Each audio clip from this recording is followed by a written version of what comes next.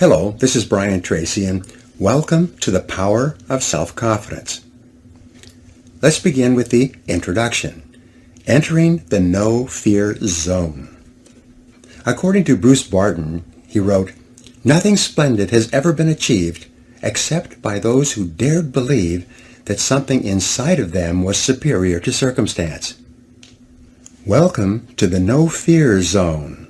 In this audio program, you will learn how to develop confidence, courage, and unshakable determination in every area of your life. You will learn to approach the biggest challenges and opportunities of your life completely unafraid, convinced of your ability to accomplish anything you put your mind to. The good news is that you have extraordinary potential for success, achievement, and prosperity, with more talent and natural ability than you could use in 100 lifetimes. The only thing standing between you and the incredible life that is possible for you is fear of all kinds. And by the time you finish this book, your fears will be gone forever.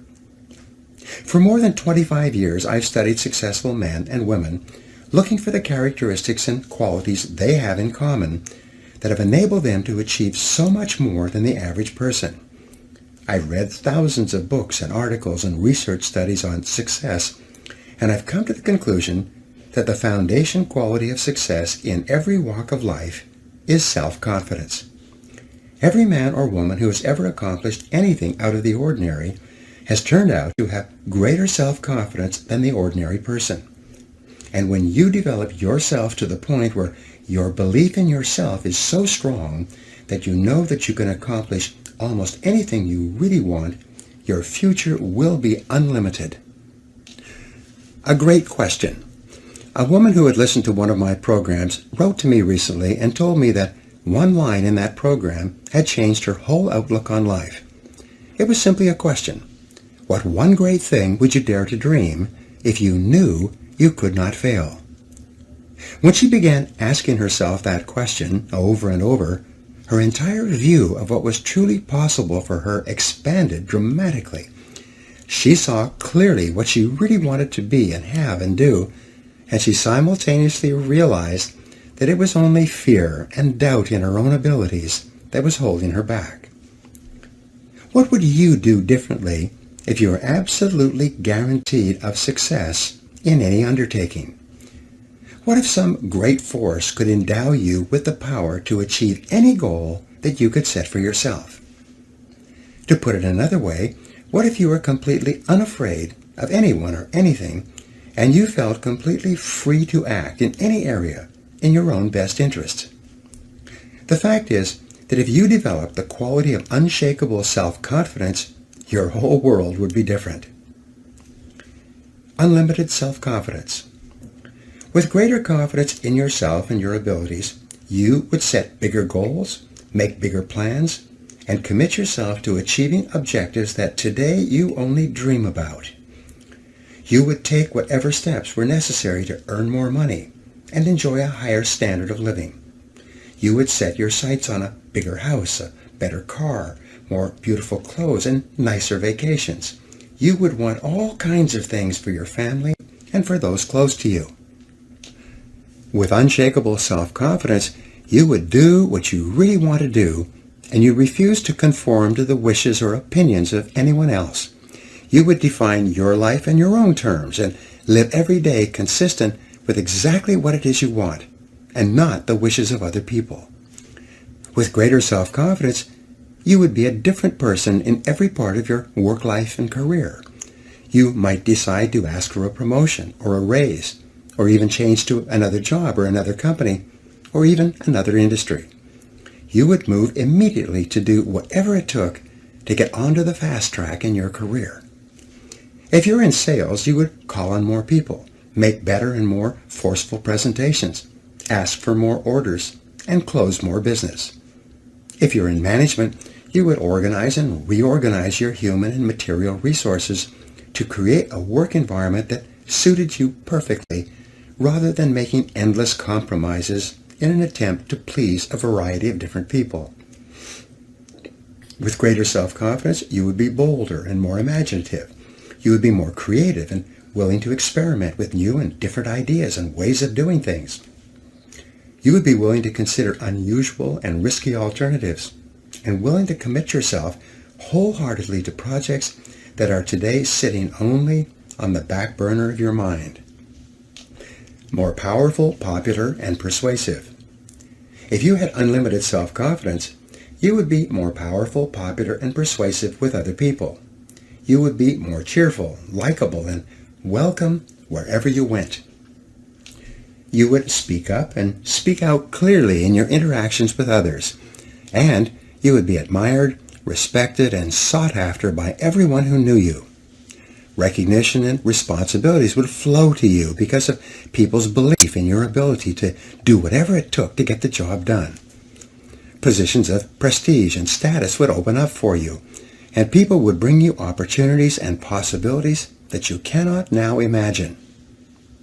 Dealing with difficulties. With greater self-confidence, you could deal more effectively with the inevitable problems and difficulties that arise in day-to-day life. You would think continually in terms of solutions and how you could turn any situation to your best advantage. You would laugh at adversities that would dishearten most people and pluck success out of the jaws of failure. You would turn lemons into lemonade. You would feel invincible and unconquerable. With higher levels of self-confidence, you would be far more effective in dealing with difficult people and situations. You would be a far better negotiator and be able to ask for and get better prices, terms, and conditions in everything you bought and sold. Feel terrific about yourself. With greater self-confidence, with an unshakable belief in yourself, nothing would be impossible for you. More than anything else, you would feel terrific about yourself. You would feel truly happy about every part of your life, knowing deep down inside that you have the ability to take whatever steps and make whatever changes are necessary to assure that your life is exactly the way you want it. You would experience a tremendous sense of control, which is the fundamental requirement for happiness, well-being, and maximum performance. You would feel like the master of your fate and the captain of your soul. With unlimited self-confidence, you would feel completely self-determined and in charge of your life. You would experience a feeling of strength and power and purpose and have a positive mental attitude toward yourself and everyone in your life and everything you do. With unshakable self-confidence, you would unquestionably be an exceptional human being. You can develop self-confidence. Unfortunately, however, this is not all that easy. Most people have limited self-confidence, and many people have no self-confidence at all. Human beings tend to be plagued with doubt about their own abilities and fears about every imaginable thing, especially the unknown. The psychologist Abraham Maslow said that the story of the human race is the story of men and women selling themselves short. The great majority of people tend to compare themselves unfavorably with others. They dwell on their own weaknesses and limitations, and they eventually settle for far less than they're really capable of. Instead of enjoying high levels of self-esteem, self-respect, and personal pride, the average person just gets by from day to day. If self-confidence and the self-esteem that goes with it is so desirable, why is it that so few people have enough self-confidence to live the lives that are possible for them? There are 1,000 reasons, but perhaps the most wonderful discovery about self-confidence is that it is a mental quality that can be learned with practice. And because it is learnable, self-confidence can be developed and built up systematically and progressively over time by following the instructions in this program. The good news is that everyone has a certain amount of self-confidence, more in some areas and less in others. And by working from that base, it's possible for you to build yourself up to the point where you are completely confident in any area that is important to you. The Great Law. Perhaps the most important of all the laws that govern our lives was put forth by Aristotle in about 350 BC. He called it the principle of causality, and proclaimed for the first time that we live in a universe governed by order and that there is a reason for everything that happens. We call this the law of cause and effect, and it's often referred to as the iron law of human destiny. The law of cause and effect can imprison us in a cell of our own making, or it can liberate us by giving us complete freedom, depending upon how we use it. The law itself, like the law of gravity, is neutral.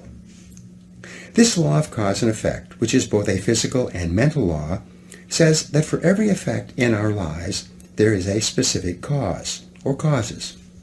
If there's an effect in our life that we want more of, like more money or greater success, we can trace it back to the cause, and by repeating the cause, we can enjoy more of the effects. If we're in sales or business, and we have successes, we can trace those successes back to the specific things that we did to achieve them, and by repeating those causes, we can enjoy the same effects again. This law also says that if there's an effect in our lives that we don't want, whether it be overweight or insufficient funds or problems with people or negative business conditions, we can trace that effect back to the causes, and by removing or changing the causes, we can achieve different effects or results. This law of cause and effect is so simple and obvious that no one seriously questions it. We live in a world and in a universe governed by law, not by chance. Everything happens for a reason. Neither success nor failure is an accident. They have specific causes, and when we repeat the causes, we get the same effects, no matter who we are. This is just the way the world works. The roots of low self-confidence. The world is full of people who are not happy with their results, and yet they continue to do the same things, think the same thoughts, say the same things, and take the same actions every day, and they're amazed that they continue to get the same negative effects. Einstein's definition of insanity was continuing to do the same things and expecting to get different results. However, this is simply not possible. The law of cause and effect applies with equal validity to our levels of self-confidence. All around us, and throughout human history, there are and have been men and women with exceptionally high levels of self-confidence who have gone on to achieve extraordinary things. In studying the lives and stories of these people, we find that some of them started out with high levels of self-confidence, which they learned from their parents in early childhood. But most of them started off the same way we all start off, with deep down feelings of inferiority and inadequacy. Because of destructive criticism, lack of love, and other mistakes that parents make with us in early childhood, we grow up with diminished feelings of self-esteem, low self-confidence, and sometimes a feeling that I'm not good enough in comparison with others.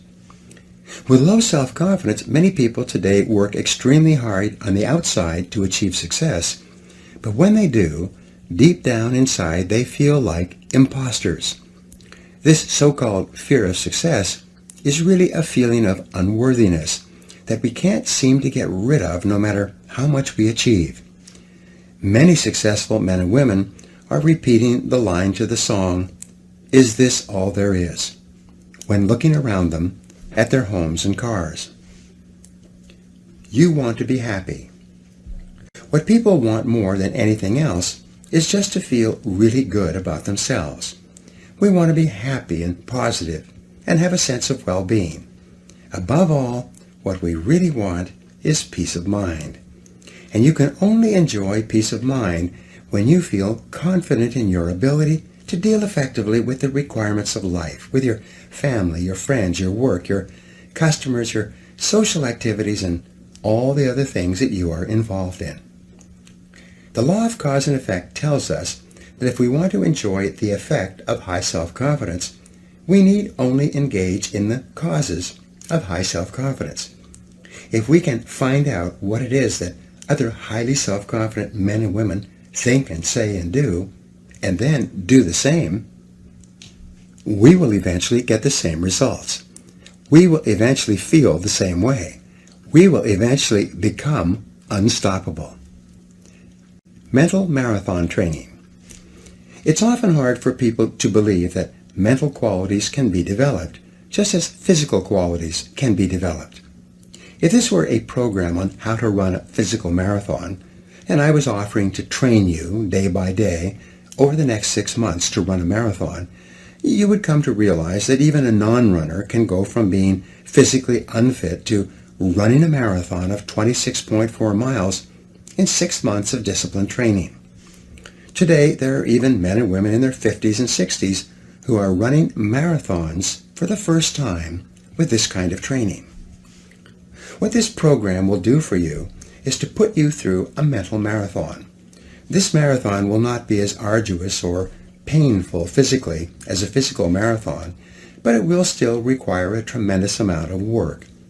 And the amount of work that you put in will exactly determine the results that you get out. If you follow these proven and practical principles, drawn from the lives and behaviors of the most successful men and women alive today, and all of which are scientifically validated by extensive research and experience, you can develop the self-confidence that you desire so that you can achieve anything you really want. So let's begin. Chapter 1. The Foundation of Self-Confidence. William Shakespeare said, "There is nothing either good or bad, but thinking makes it so." Your thoughts and feelings about yourself and what you can do or not do are the sum total result of a lifetime of experience and conditioning, and usually have little relationship to what is truly possible for you. In personal development, there is a principle or a law of becoming that simply says that each person is in a continual process of becoming or evolving and growing in the direction of his or her dominant thoughts. Your body is also in a state of becoming. At a normal rate of cell death and replenishment, you have a brand new body every 7 years. But whereas your physical evolution in becoming is affected by the food that you put into your body, your mental evolution and becoming is largely determined by the thoughts that you put into your mind. You become what you think about. The law of concentration says that anything you dwell upon grows in your reality.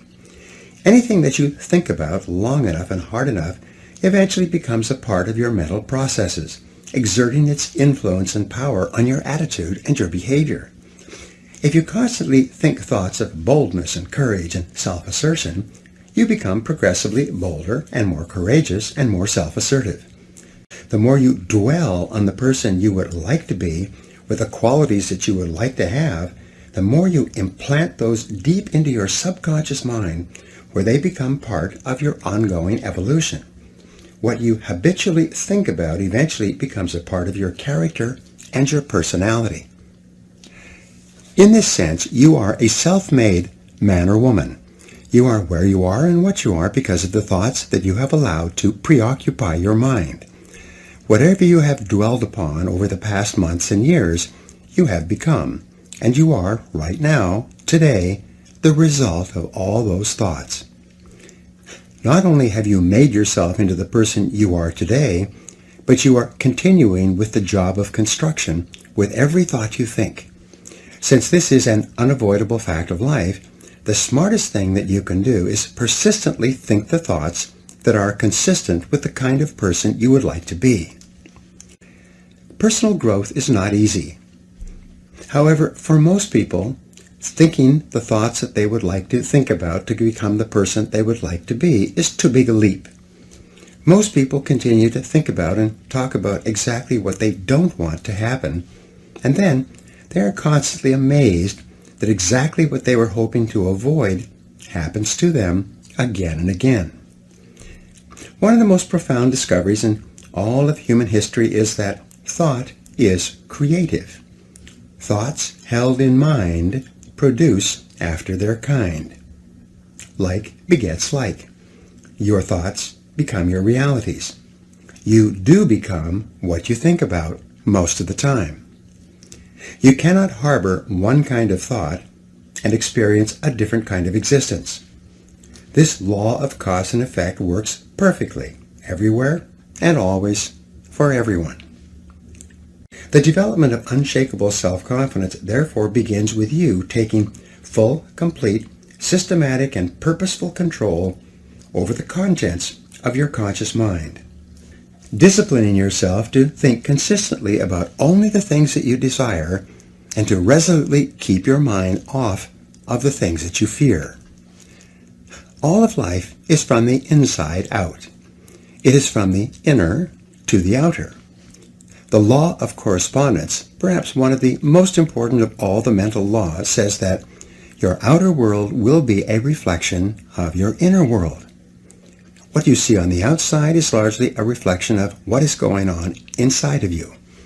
This is not only true for you, it is true for everyone around you.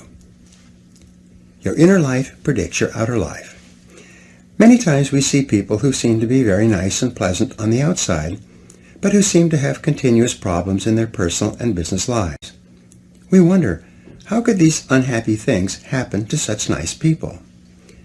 The unavoidable fact is that, with few exceptions, most of what a person experiences in his or her outer life corresponds exactly to something that is going on in their inner life, something which you seldom know. And it cannot be otherwise. True happiness and success comes from living your life in harmony with the laws that govern your being. Even though these laws are invisible, they are like the law of gravity, which is also invisible, but is to be violated only at your own peril. Happy people are those who obey and follow the laws of nature and live their lives consistent with those laws. Start with your inner life. If you want to enjoy self-confidence on the outside, you must practice complete integrity on the inside. The foundation of self-confidence is for you to live your life consistent with your innermost values and principles, while thinking and acting in harmony with your highest aspirations. Men and women with the most rock-solid self-confidence are those who are absolutely clear about what it is they believe to be right and good and worthwhile, and who live their lives consistent with these values. Everything they do or say is an expression of their innermost convictions. Your whole world can fall down around you, but as long as you know that you are doing the right thing, you will have a deep inner sense of calm that will manifest itself in an attitude of confidence and self-assurance in any situation. You'll have many ups and downs in life, but what is most important is that you remain true to yourself. And then, as Shakespeare said, "Thou canst not then be false to any man." Determine your values. The starting point of developing high levels of self-confidence and becoming a superior human being is for you to think through and decide upon your values. Superior men and women are those who have taken the time to decide clearly what it is they believe in and in what order, and they have then organized their lives so that everything that they do reflects those values. Recently, I addressed about 150 members of the national sales force of a very successful company. This company had started from an idea and had grown very rapidly in an extremely competitive market, and the company was very profitable. All the people at the meeting were remarkably positive and upbeat and had a special quality of goodness about them. When I commented on this, the president of the company showed me the value statement that the executives of the company had worked out before they had begun operations. There were 2 pages of values and principles which were given to everyone in the company when they began.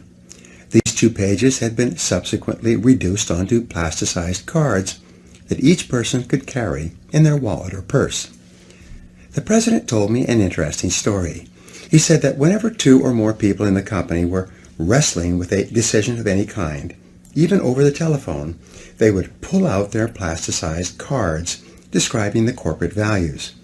They would then review the values together one by one and compare the various options available to them with each value. Whatever decision they finally made would always stand the values test without question. Values in business. In a recent study covering 25 years of business history, the researchers found that the companies that had very clear written values to which everyone in the company ascribed had earned an average of 700% greater profit over the 25 years than other companies in the same industries that did not have written codes of values. As within, so without. Whenever I conduct a strategic planning exercise for a corporation, the executives of the corporation always select integrity as their highest value and most important organizing principle for the entire corporation. In my experience, almost every corporation will select the value of integrity as one of their foremost organizing principles. Now, the word integrity, according to the dictionary, means perfect, undivided, complete, unified, a single whole, without blemish or fault. It's a fine value to choose. This is a good choice, but in reality, integrity is more than a value. It is the one value of mind that assures or guarantees all the other values that you select. The economic and personal results of individuals and corporations with clear values always tend to be far superior to those of companies and individuals whose values are vague or unclear.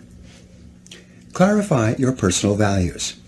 Your starting point toward higher self-confidence and personal greatness is to first of all clarify your values for yourself.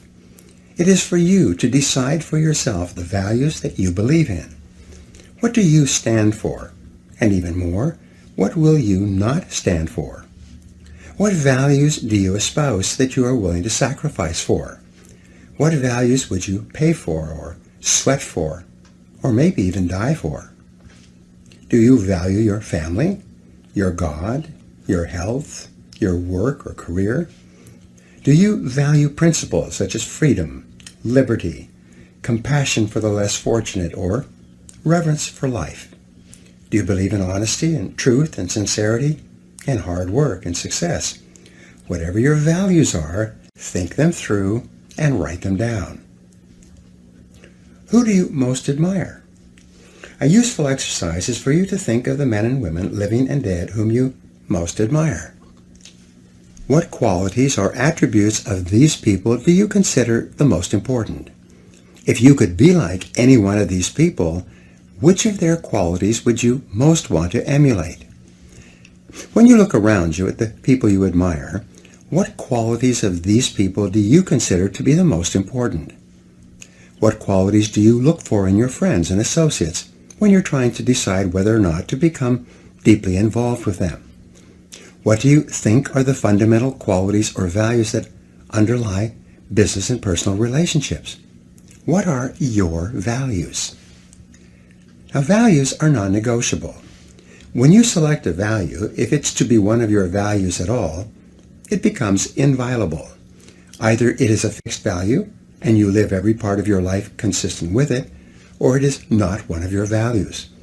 You cannot have a value when it is convenient and put it aside when it is not convenient. You cannot have a little bit of integrity. It must be all or nothing. The act of selecting your values is also the act of clearly stating to yourself, and sometimes to others, exactly how you will live your life from this moment forward.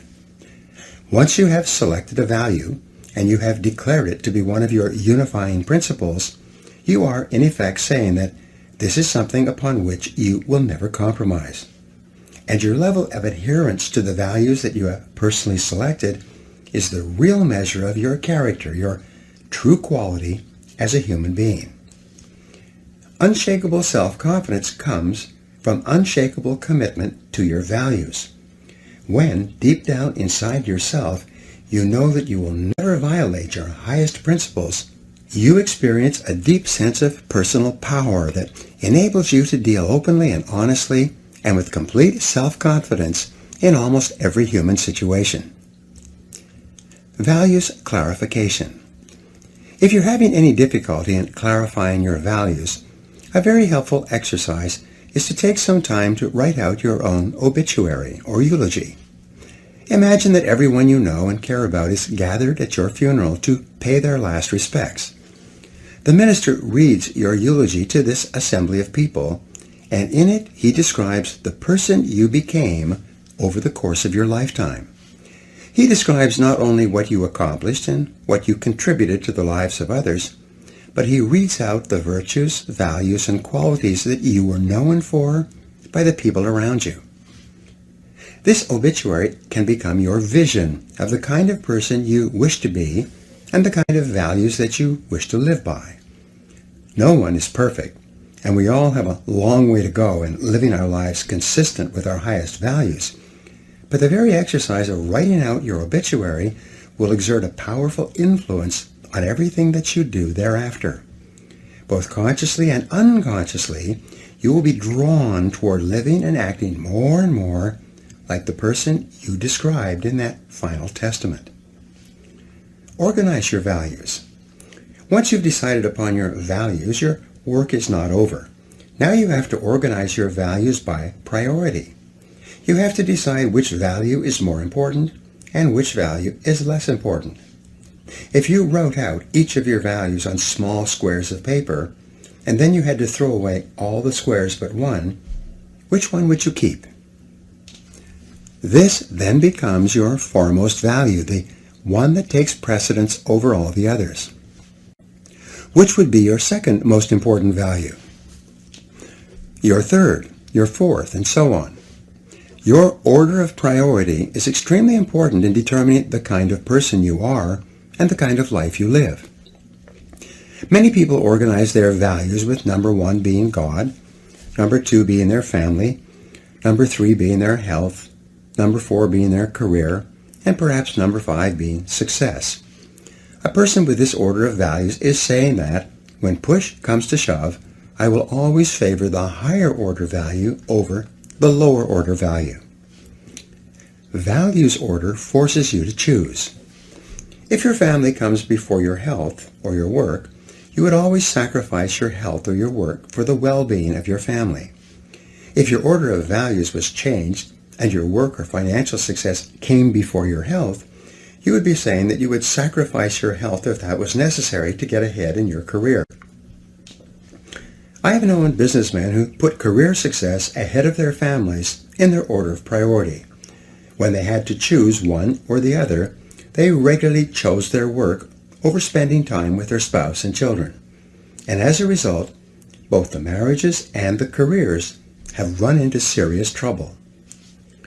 Selecting your values and then putting them in order of importance actually creates a mental and emotional structure that enables you to make better decisions and choices in every area of your life. Integrity Revisited. The principle of integrity, or adherence to your values, seems to be a law of the universe. Whenever you violate or compromise your integrity for anything, there seems to be a great power or force of retribution that will not allow you to get away with it. Integrity seems to be an absolute requirement for successful human living. A failing in integrity or compromising your values not only seems to bring about a punishment that fits the crime, whether it's in business and politics or personal life, but it seems to create a high level of stress, unhappiness, and inner turmoil in the life of the individual. This need for absolute integrity seems to require that you live in truth with all people and under all circumstances. Living in truth means that you never live a lie. It means that you never compromise your integrity for the sake of a job or money or a relationship. It means that you always do and say what you know to be right and true, no matter what the short-term cost or benefit. Living in truth means that you do not pretend or practice self-delusion. You face life, your relationships, and your circumstances exactly as they are, not as you wish they would be. Living in truth means that you never stay in a situation that makes you unhappy or which you feel for any reason is wrong for you. Set peace of mind as your highest principle. Living in truth means that you set peace of mind as your highest goal and as your core organizing principle. You select all your other goals to be consistent with it. You never compromise your peace of mind for anyone or anything else. You do and say only those things that feel perfectly right for you. You accept your own thoughts and feelings completely, whatever they are, and you systematically change each part of your life that is not giving you peace of mind. Only in this way can you enjoy the high levels of self-confidence that are experienced by the superior individual. Only by insisting that everything you do allows you to live in peace with yourself can you feel really terrific about yourself and get along wonderfully in all your relationships.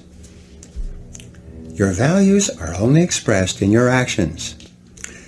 Living consistent with your values is the key to happiness, harmony, well-being, and high levels of self-confidence. And this brings us to the final point in this chapter, perhaps the most important point of all. It is that your true values are only expressed in your actions, in what you do. You can tell what you truly believe by observing what you do in any situation where you have to make a choice.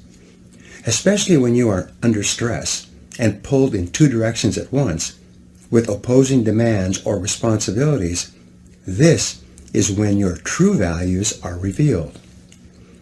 The action that you take in any given situation will tell you which of your values is uppermost, or whether you have any values at all. It is not what you say, or hope, or wish, or intend, but only what you do that counts.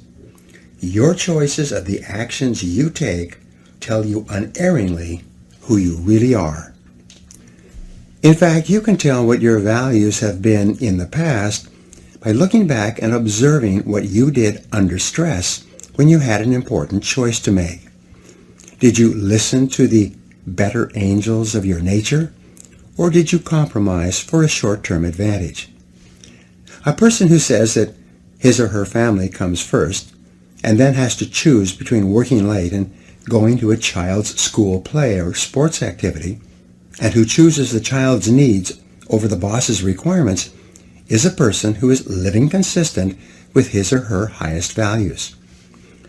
Everyone has had the experience of walking away from a job or a relationship, even though considerable sacrifice was involved, because it was the right, though painful thing to do. And you probably remember how great you felt as a result. Whenever you act consistent with a higher value, you always feel terrific about yourself, and your self-confidence soars. But whenever you compromise your values for any reason, you feel uncomfortable, inferior, guilty, and your self-confidence plummets. The law of reversibility. The fact that your true values are only expressed in your actions brings us to a little-known mental principle called the law of reversibility. This law says that just as thoughts and feelings lead to actions consistent with them, the principle is reversible, and actions consistent with particular values or beliefs actually lead to the thoughts and feelings that would have triggered the actions. What this means is that even if you start off lacking a particular quality, if you deliberately act as if you already have the quality, you will eventually create within yourself the mental quality that corresponds to the action. Dr. William James of Harvard put it this way: action seems to follow feelings, but really action and feelings go together. And by regulating the action, which is under the more direct control of the will, we can indirectly regulate the feeling, which is not. The act-as-if principle. You can develop within yourself a superb set of values by acting as though you already had those values.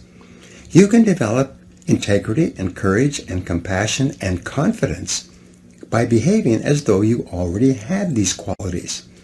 And the more you act the part, especially when you demonstrate these qualities under stress, or when you feel like doing or saying something else, the more rapidly these qualities become a permanent part of your mental makeup. The more you practice good values, the more rapidly you become a truly superior person. The keys to developing the unshakable self-confidence that will make everything else possible for you is self-control, self-mastery, and self-discipline. Self-confidence can come directly by behaving in a self-confident manner, but it comes more often indirectly by doing and saying the things and practicing the behaviors that lead to self-confidence. And the most important self-development behavior is living consistently with your highest values at every opportunity. The principle of resistance. In weightlifting, muscles are developed by repetitive lifting of heavy weights. The heavier the weight and the greater the resistance, the more blood rushes into the capillaries and the bigger the muscle becomes. In mental development, there is a principle of resistance as well. In developing mental muscles, especially the mental muscle or quality of self-confidence, you can use this principle to accelerate your own development. Whenever you exert self-mastery and discipline yourself to do or say the right thing, especially under stress, you create resistance to your natural tendencies. This resistance generates friction. This is the same kind of friction or heat that when applied to a crucible containing chemicals will cause the chemicals to crystallize and take on a new form. When you create mental friction by resisting your natural tendencies and instead doing what you know is right and true and consistent with your highest values, especially in a difficult situation, the mental heat causes your values to crystallize at a higher level and eventually become a permanent part of your character. Developing inner strength. Each human quality is subject to this same formulation. Once you have persisted through great adversity, you are always capable of persisting through lesser difficulties. Once you have acted courageously in a major confrontation, you are always able to act courageously in the face of lesser confrontations. When you behave honestly when there are large amounts at stake, you are always able later on to behave honestly when you're dealing with lesser amounts. The foundation of self-confidence, the basis of boldness and self-assertion, is a deep inner trust based on living a life of perfect integrity and then disciplining yourself to live consistent with your highest values in every situation. Each time you do this, you will feel positive and happy and wonderful about yourself. Your behaviors will further crystallize in your personality and become a more permanent part of the exceptional human being that you are in the process of becoming. Now here are some action exercises for you to apply what we just talked about. Number 1, list your 3 most important values governing your personal life. Number 2, list the 3 most important values that you practice in your work and business life. Number 3, list the 3 people, living or dead, who you would most like to spend an afternoon with. Number 4, why would you want to spend an afternoon with these people? What would you ask them or talk about? Number 5, why would these 3 people want to spend an afternoon with you? What are your most admirable qualities? Number 6, list 3 times where you have lived consistent with your highest values when you could have compromised. And number 7, what are you going to do differently from now on to assure that your values and actions are in harmony? Chapter 2, Purpose and Personal Power. Orison Swett Marden wrote, "There can be no great courage where there is no confidence or assurance, and half the battle is in the conviction that we can do what we undertake."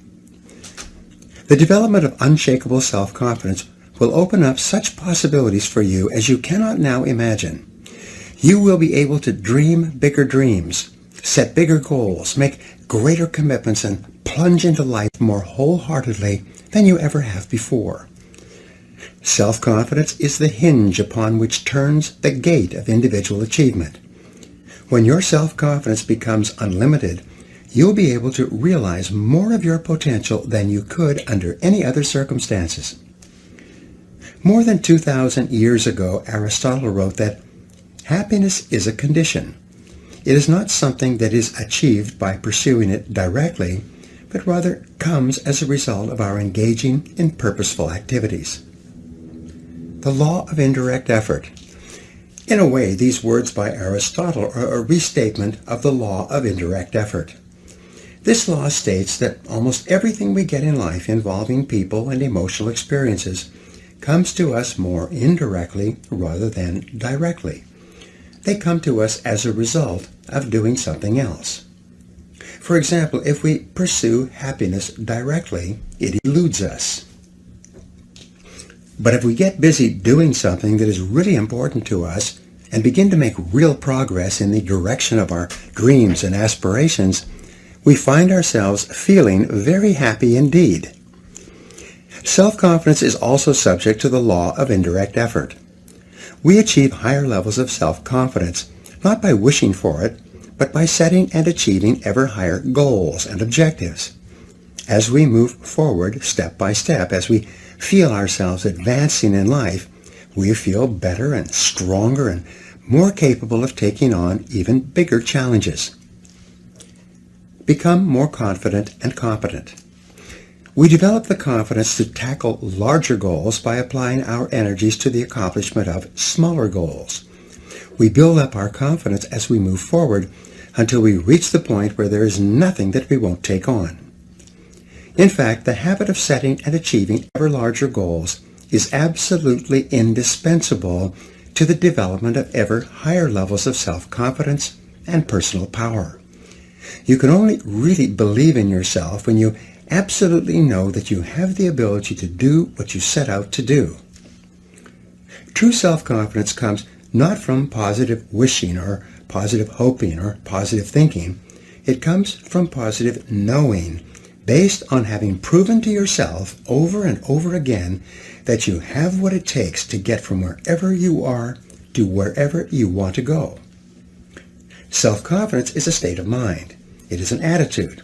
And as an attitude, it is more important than facts. But it must be based on facts to be the kind of self-confidence that you can rely upon in a crunch. Your job is to do whatever it takes to convince yourself in your heart that you are absolutely unstoppable and that you can achieve anything that you put your mind to. Thought is creative. If self-confidence is an attitude of mind, it is based on mental principles and mental laws, foremost amongst which is thought is creative. You are not what you think you are, but what you think you are. As you systematically and deliberately change your thinking about yourself, your outer reality changes to conform with it. Your thoughts create your life, including and especially your thoughts with regard to your feelings of self-confidence. The reason why goals are so important is because of these mental laws, the consequences of which are inevitable and inescapable. You are happy and successful to the degree to which you conform your life and your thinking to these laws and live in harmony with them. The first law, which we have already discussed, is the law of cause and effect. This law is so simple and powerful that you need to remind yourself of it all the time. Everything that happens in your life, success or failure, wealth or poverty, health or illness, happiness or unhappiness, self-confidence or insecurity, are all subject to this law. The Bible teaches this basic law as the principle of sowing and reaping. It says that whatsoever a man soweth, that also shall he reap. This especially refers to the thoughts you think. If you sow positive, optimistic, uplifting thoughts in your mind, you will reap positive, optimistic, uplifting events and experiences in your life. And it cannot be otherwise. If you sow clear goals and objectives in your mind, you will reap clear results and rewards in your outer life. The law of attraction. A corollary of the law of cause and effect is the law of attraction. This is one of the most important of all mental laws in explaining what happens to you. This law says that like attracts like. It says that you inevitably attract into your life the people, ideas, circumstances, and opportunities that are in harmony with your dominant thoughts. Just like a magnet attracts iron filings, you attract whatever is consistent with whatever you are thinking about most of the time. Because this is a law, you cannot think one thing and attract something else.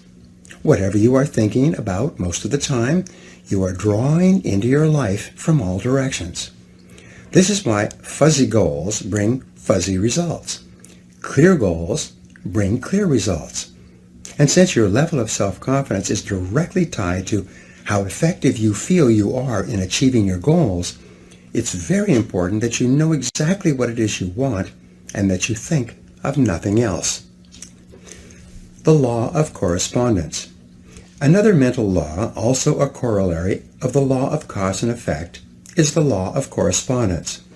This law says that your outer world tends to correspond to your inner world.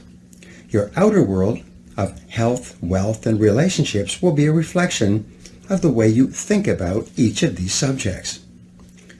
There is a saying that thoughts held in mind produce after their kind. Your thoughts and goals are like seeds, and your mind is like fertile soil. Whatever seeds, positive or negative, clear or unclear, you are planting into your mind will grow in your reality.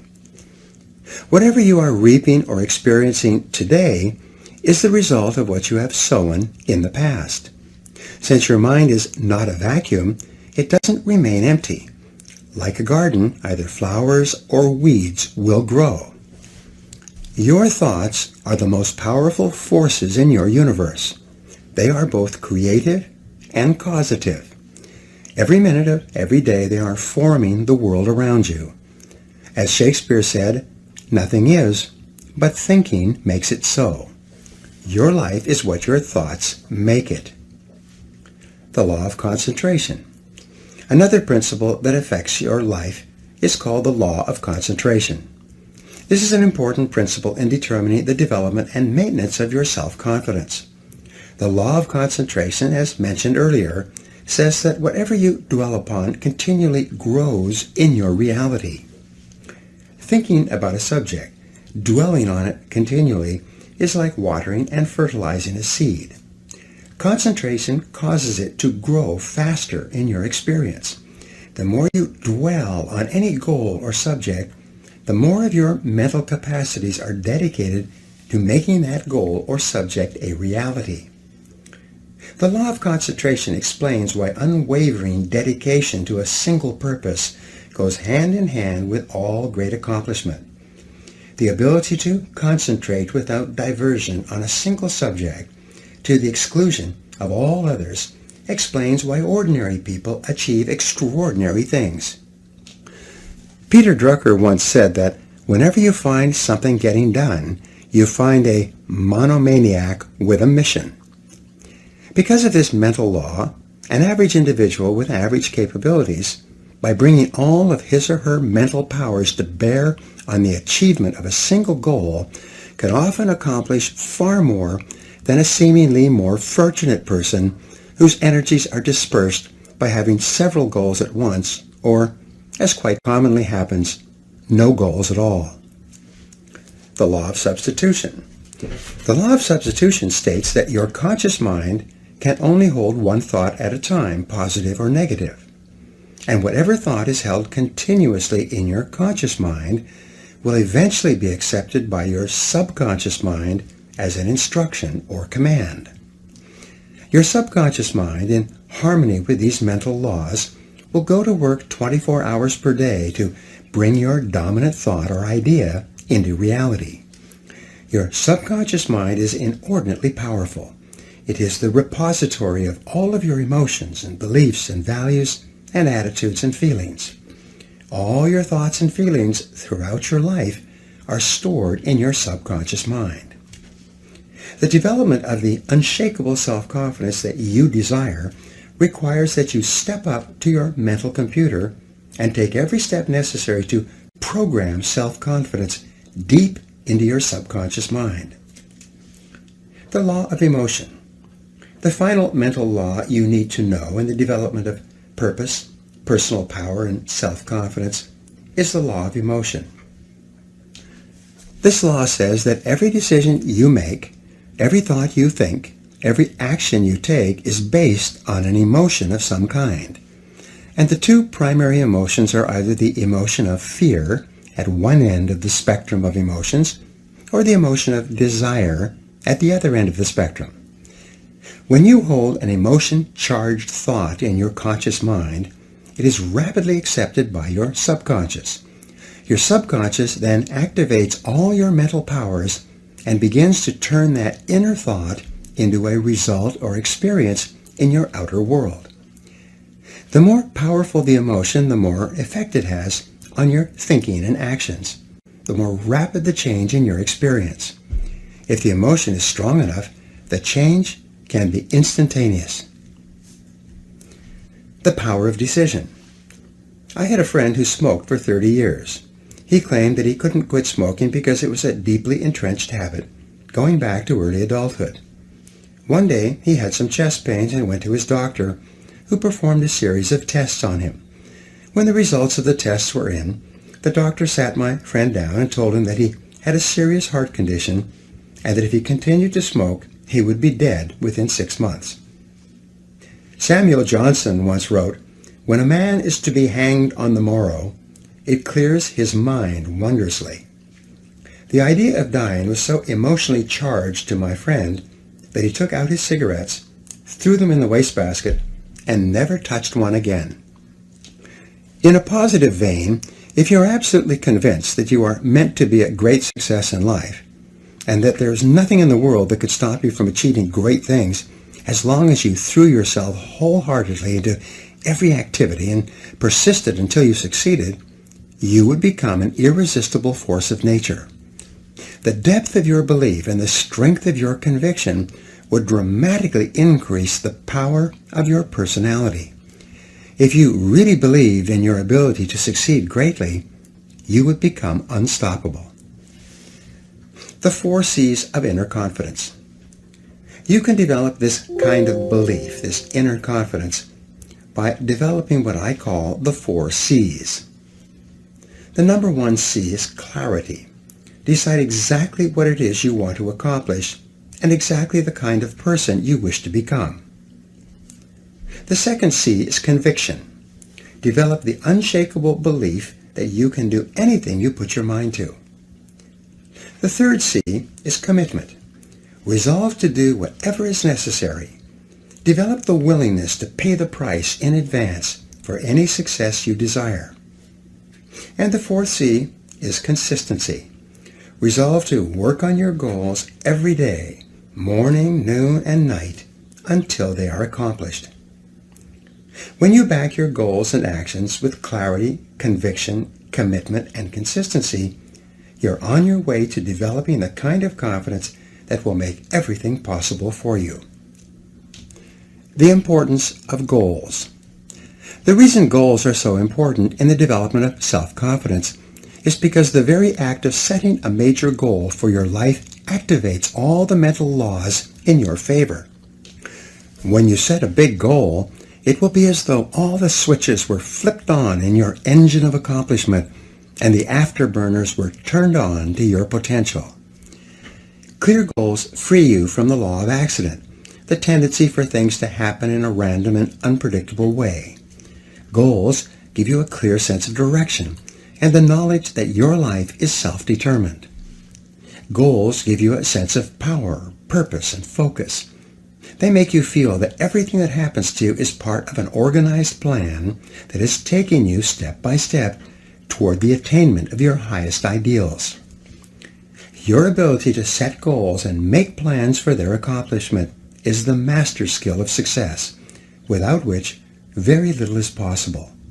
The habit of regular goal setting and goal achieving is probably more important than any other skill you could ever learn. The master skill of success. Over the years, I have personally witnessed thousands of examples among my students of the amazing powers of goal setting.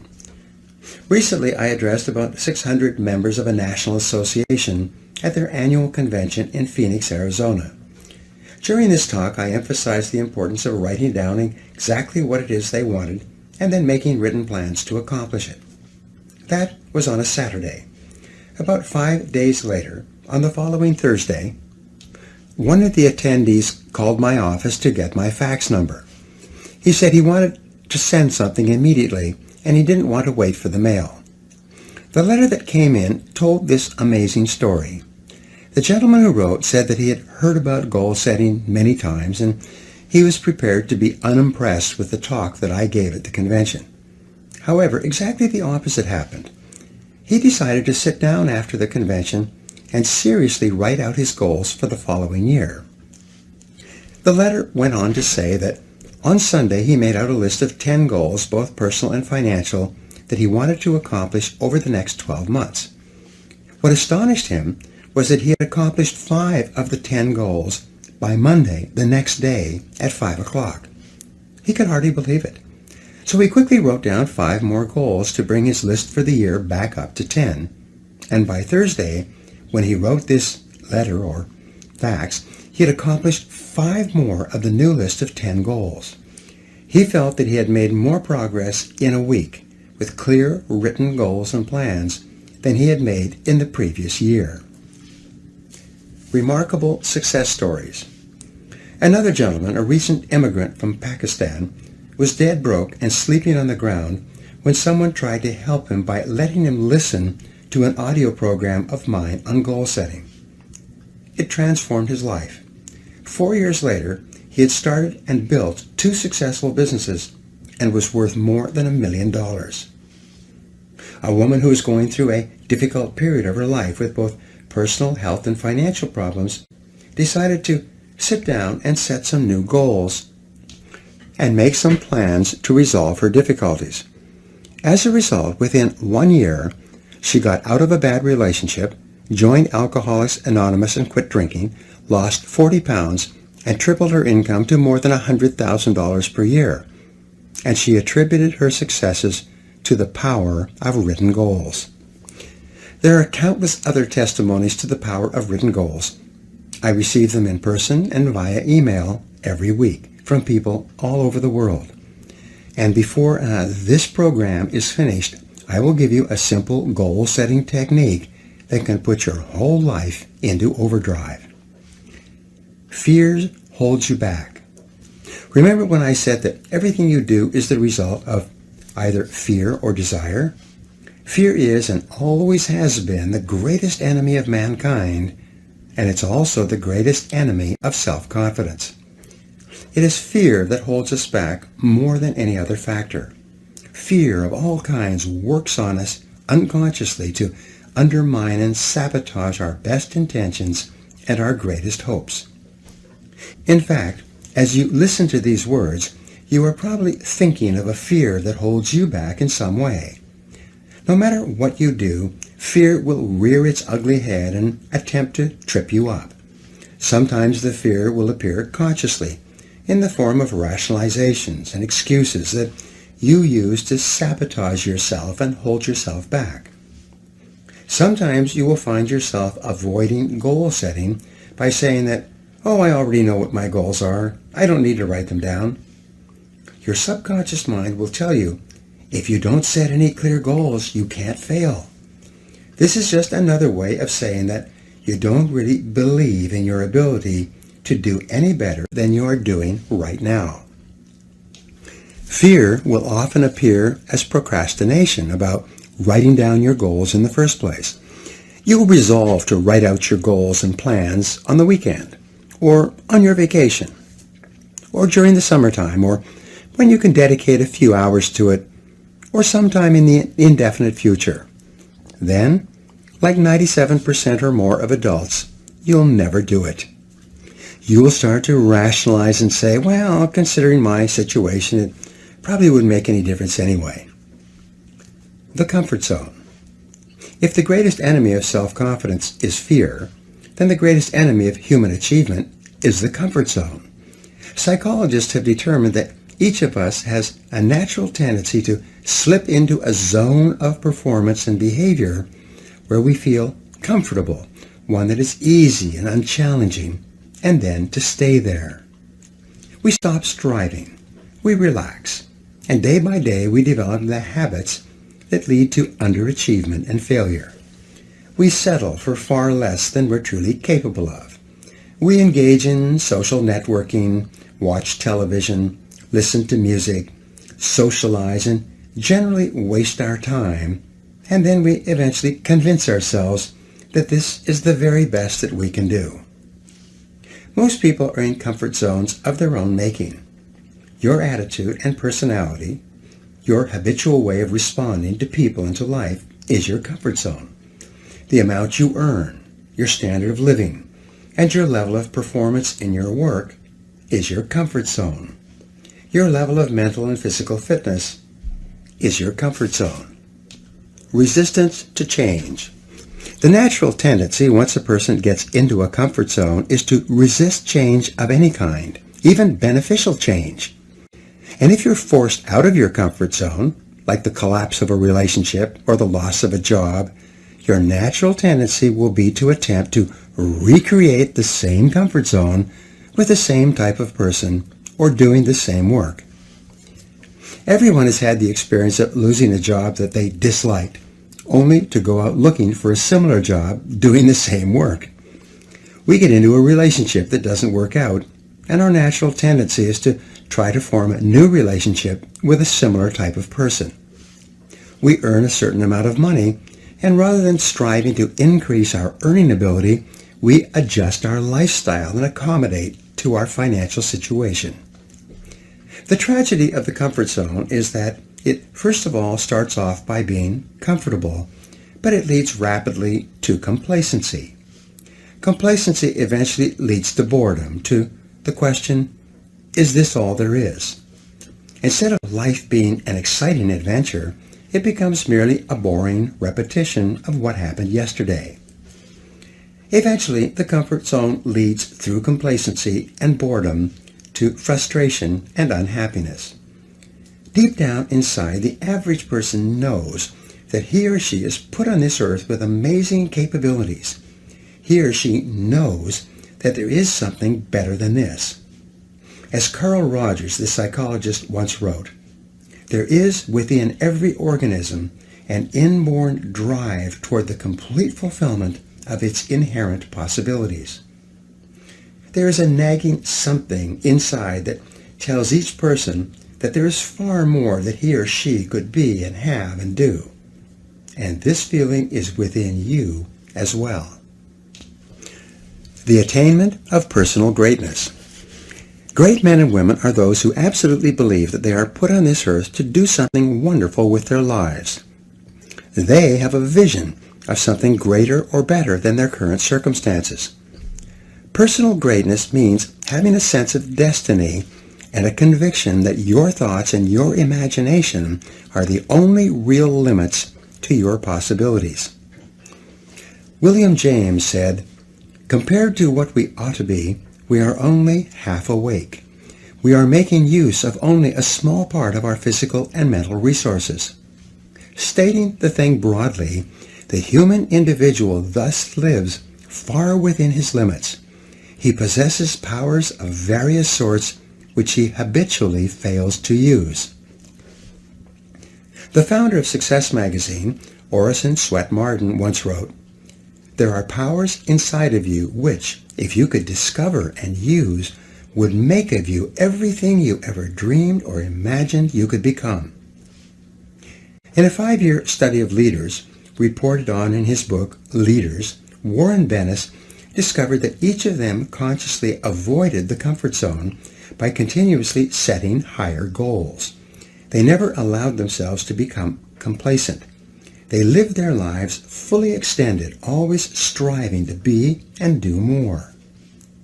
To develop unshakable self-confidence, you need to see yourself and think of yourself as a leader, and to do what leaders do.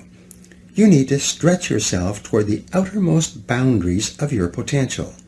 You need to set goals that draw out of you the very best that is in you. You need to work toward objectives that cause you to feel a sense of mastery and peak performance. And it all begins with a pad of paper, a pen, and you. Imagine no limitations. The starting point of setting goals is for you to throw off all mental limitations and let your mind roam freely across the entire universe of possibilities. Your primary job at the beginning is to allow yourself to dream big dreams and determine exactly what it is you want out of life in every area and in every dimension. Decide what's right before you decide what's possible. Imagine that you can be or have or do virtually anything that you really want to do as long as you know exactly what it is. First, make up a dream list. Temporarily imagine that you have no limitations of time or money or knowledge or contacts or experience or education. Imagine that anything that you can write down is possible for you. Remember, anything that you can clearly define and crystallize on paper is probably possible if you want it long enough and hard enough, and you're willing to make whatever efforts and sacrifices are necessary. There are no unrealistic goals, only unrealistic timelines. The very act of writing your goals down sets the whole universe to work in your favor and activates all the mental laws to help you. In fact, many people have had the experience of writing out a list of goals on New Year's Day, putting the list away and not referring to it again till the end of the year, and then finding that 80% of the goals have been achieved, sometimes in the most amazing ways. The very act of writing down big, challenging goals causes three things to happen. First, your self-concept improves and your self-confidence goes up immediately. The act of setting goals requires self-confidence and simultaneously builds self-confidence. Having the courage to write down what you really want improves your self-image and raises your self-esteem. The action itself generates a feeling of greater personal power and ability. Release your energy. Second, when you write down goals, you tap into your mental and emotional powers. Goal setting actually gives you a burst of physical and mental energy. Your heart rate and your respiratory rate speeds up. The very act of goal setting is inherently exciting. It sounds a little bit corny, but someone once said, "Feeling listless? Make a list." It's true. It's like stepping on the accelerator of your own mental and physical potential. And if you do it every day, the results can be amazing. Write it down. Third, commit it to paper.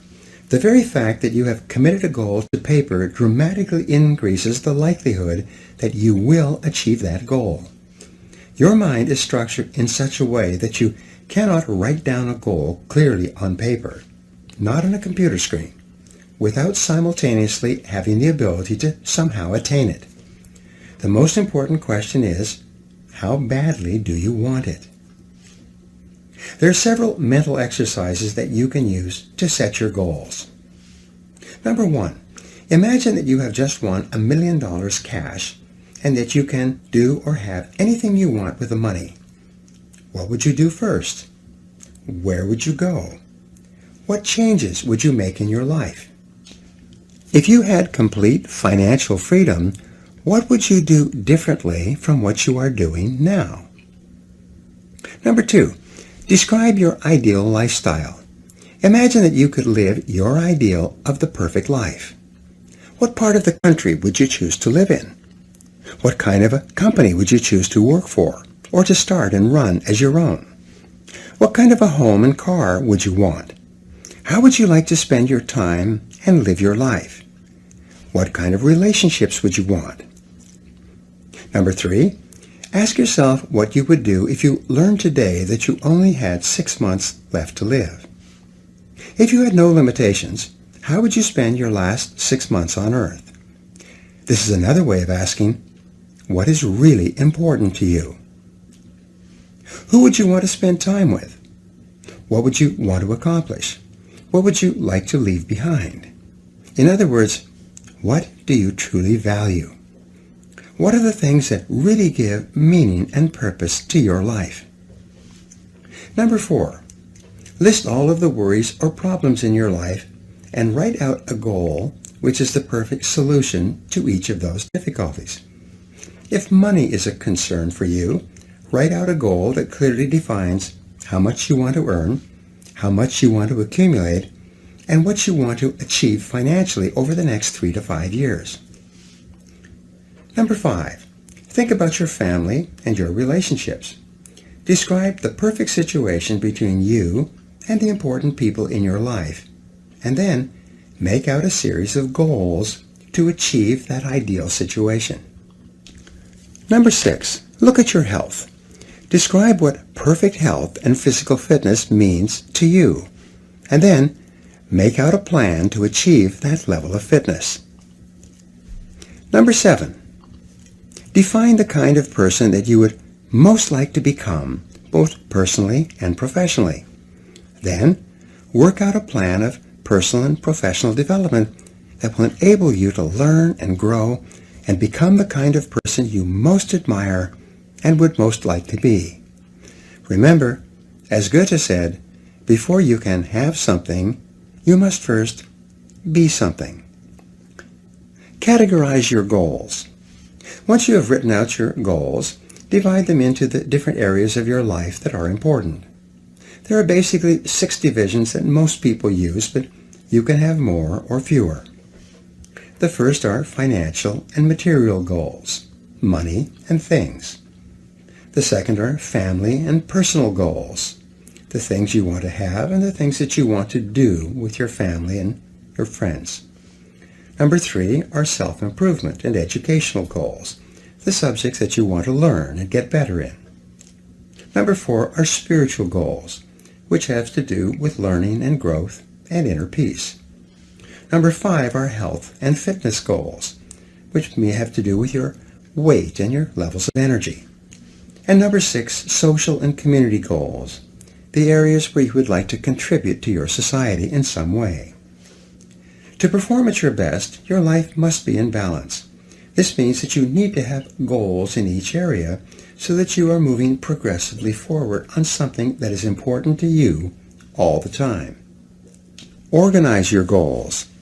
The next step, once you have all your goals in writing, is to organize them in order of priority. Select the goals that are more important than others and put them at the top of each list.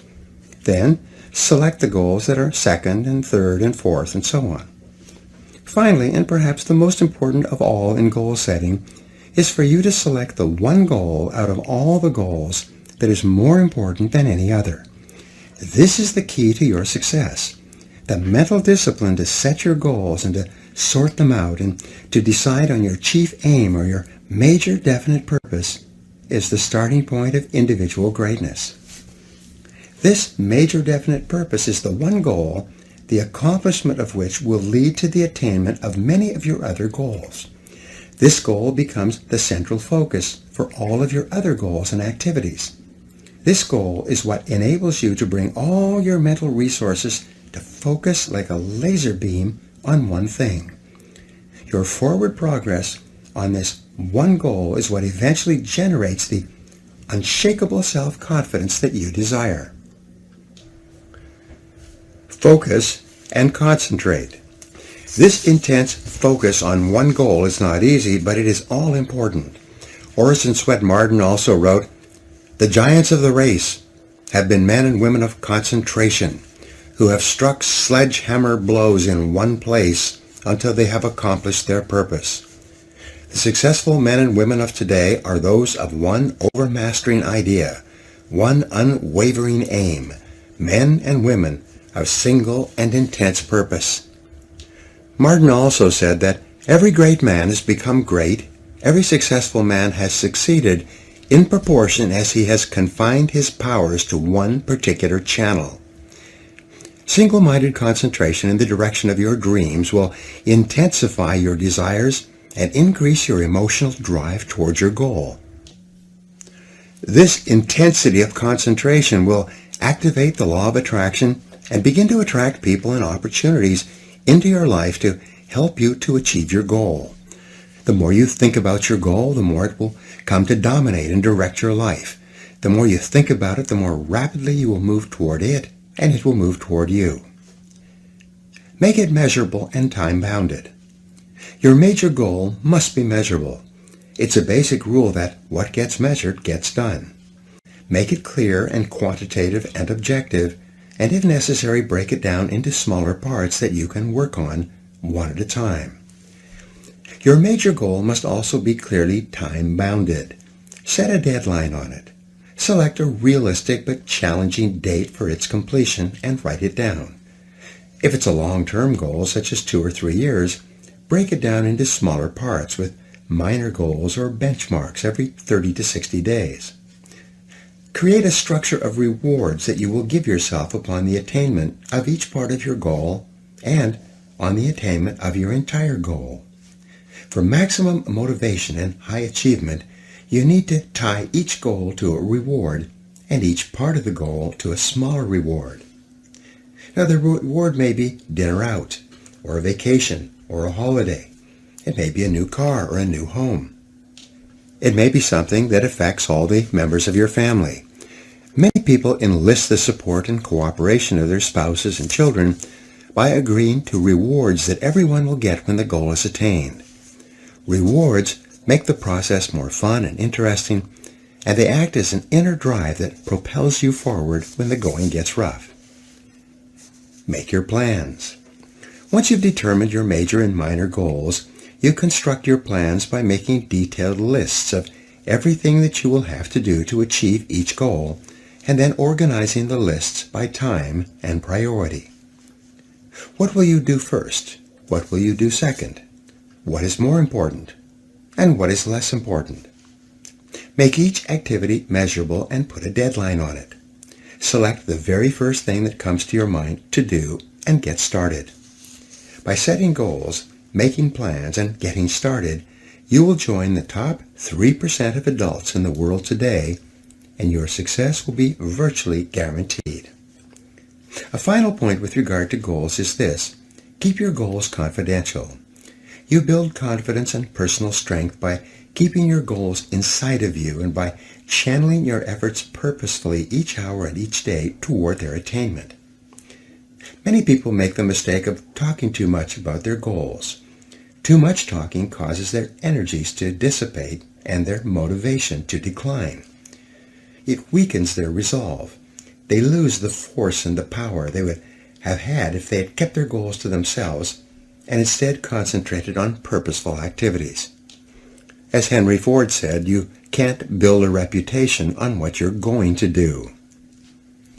A simple technique. Let me now give you a simple technique that has transformed my life and the life of almost every person who has ever used it. It is simply this.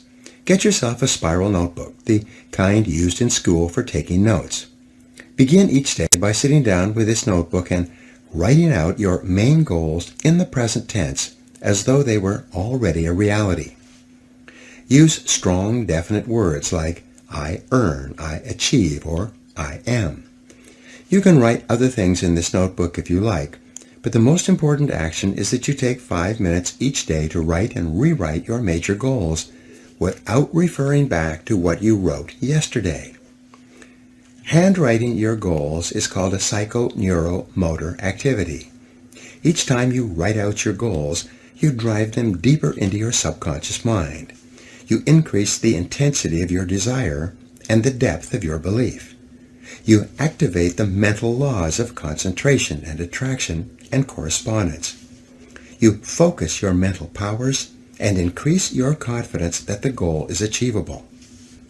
By rewriting your goals every day, they become clearer and stronger and take on a power of their own. This exercise impresses your goals so deeply into your subconscious mind that they will eventually lock on, and you will begin to move irresistibly and unstoppably toward their achievement. When this happens, your future will be guaranteed. As you develop this ability to set and achieve whatever it is you want in life, you'll develop the kind of confidence that comes from positive knowing rather than positive thinking. You will become unstoppable. Now here are some action exercises that you can use to put these ideas to work in your life. Number 1, decide exactly what you want in life. Set your goals as if you had no limitations, and whatever you wrote, you would achieve. Number 2, make a list of 10 goals that you would like to achieve in the next 12 months or so. Number 3, write your goals in the present positive personal tense. For example, you could write, I earn X number of dollars by this date. This is personal, positive, and in the present tense. Number 4, make a list of everything you will have to do to achieve your goal, and then organize the list by sequence and priority. This now becomes your plan. Number 5, review your list and ask, if I was guaranteed to achieve any one goal on my list within 24 hours, which one goal would have the greatest positive impact on my life? Number 6, take this number 1 goal, your major definite purpose, write it at the top of a new page in the present personal positive tense.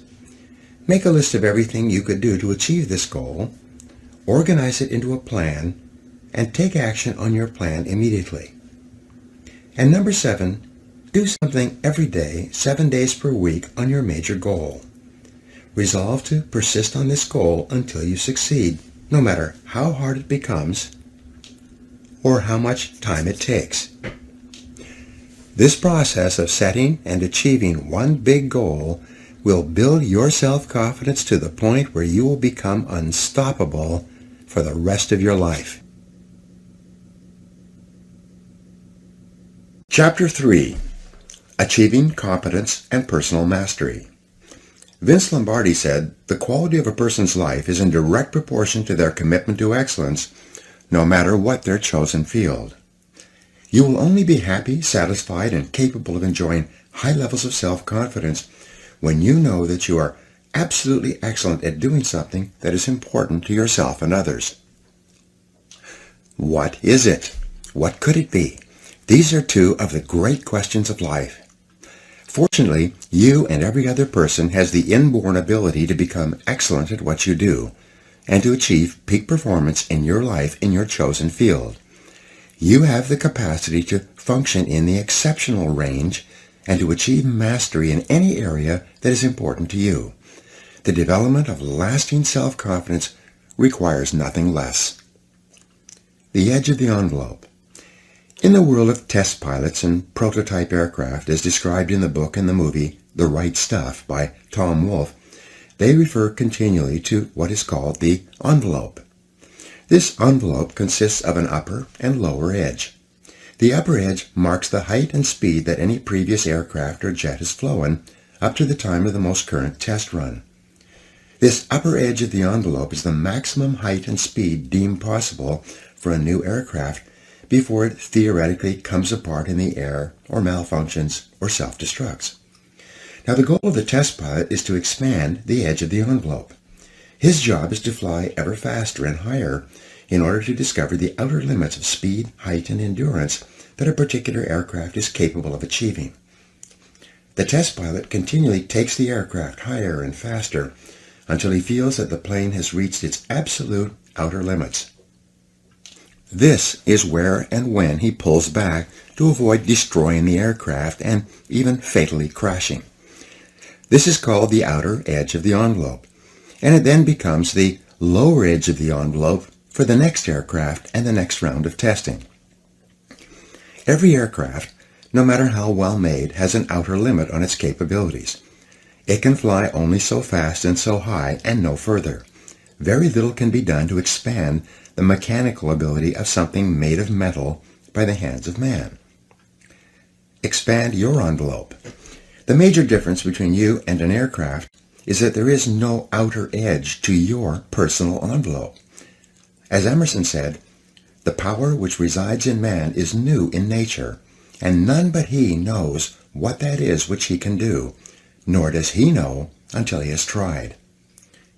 Thomas Edison said, if we all did the things we are capable of doing, we would literally astound ourselves. Maxwell Maltz, the author of Psycho-Cybernetics, said, Within you right now is the power to do things you never dreamed possible. And this power becomes available to you just as soon as you can change your beliefs. In other words, the outer limit of your envelope, or the outer limit of your potential, is not fixed in time or space, like that of an aircraft. Your limits are determined solely by your own beliefs and by your own confidence in what you think is possible for you.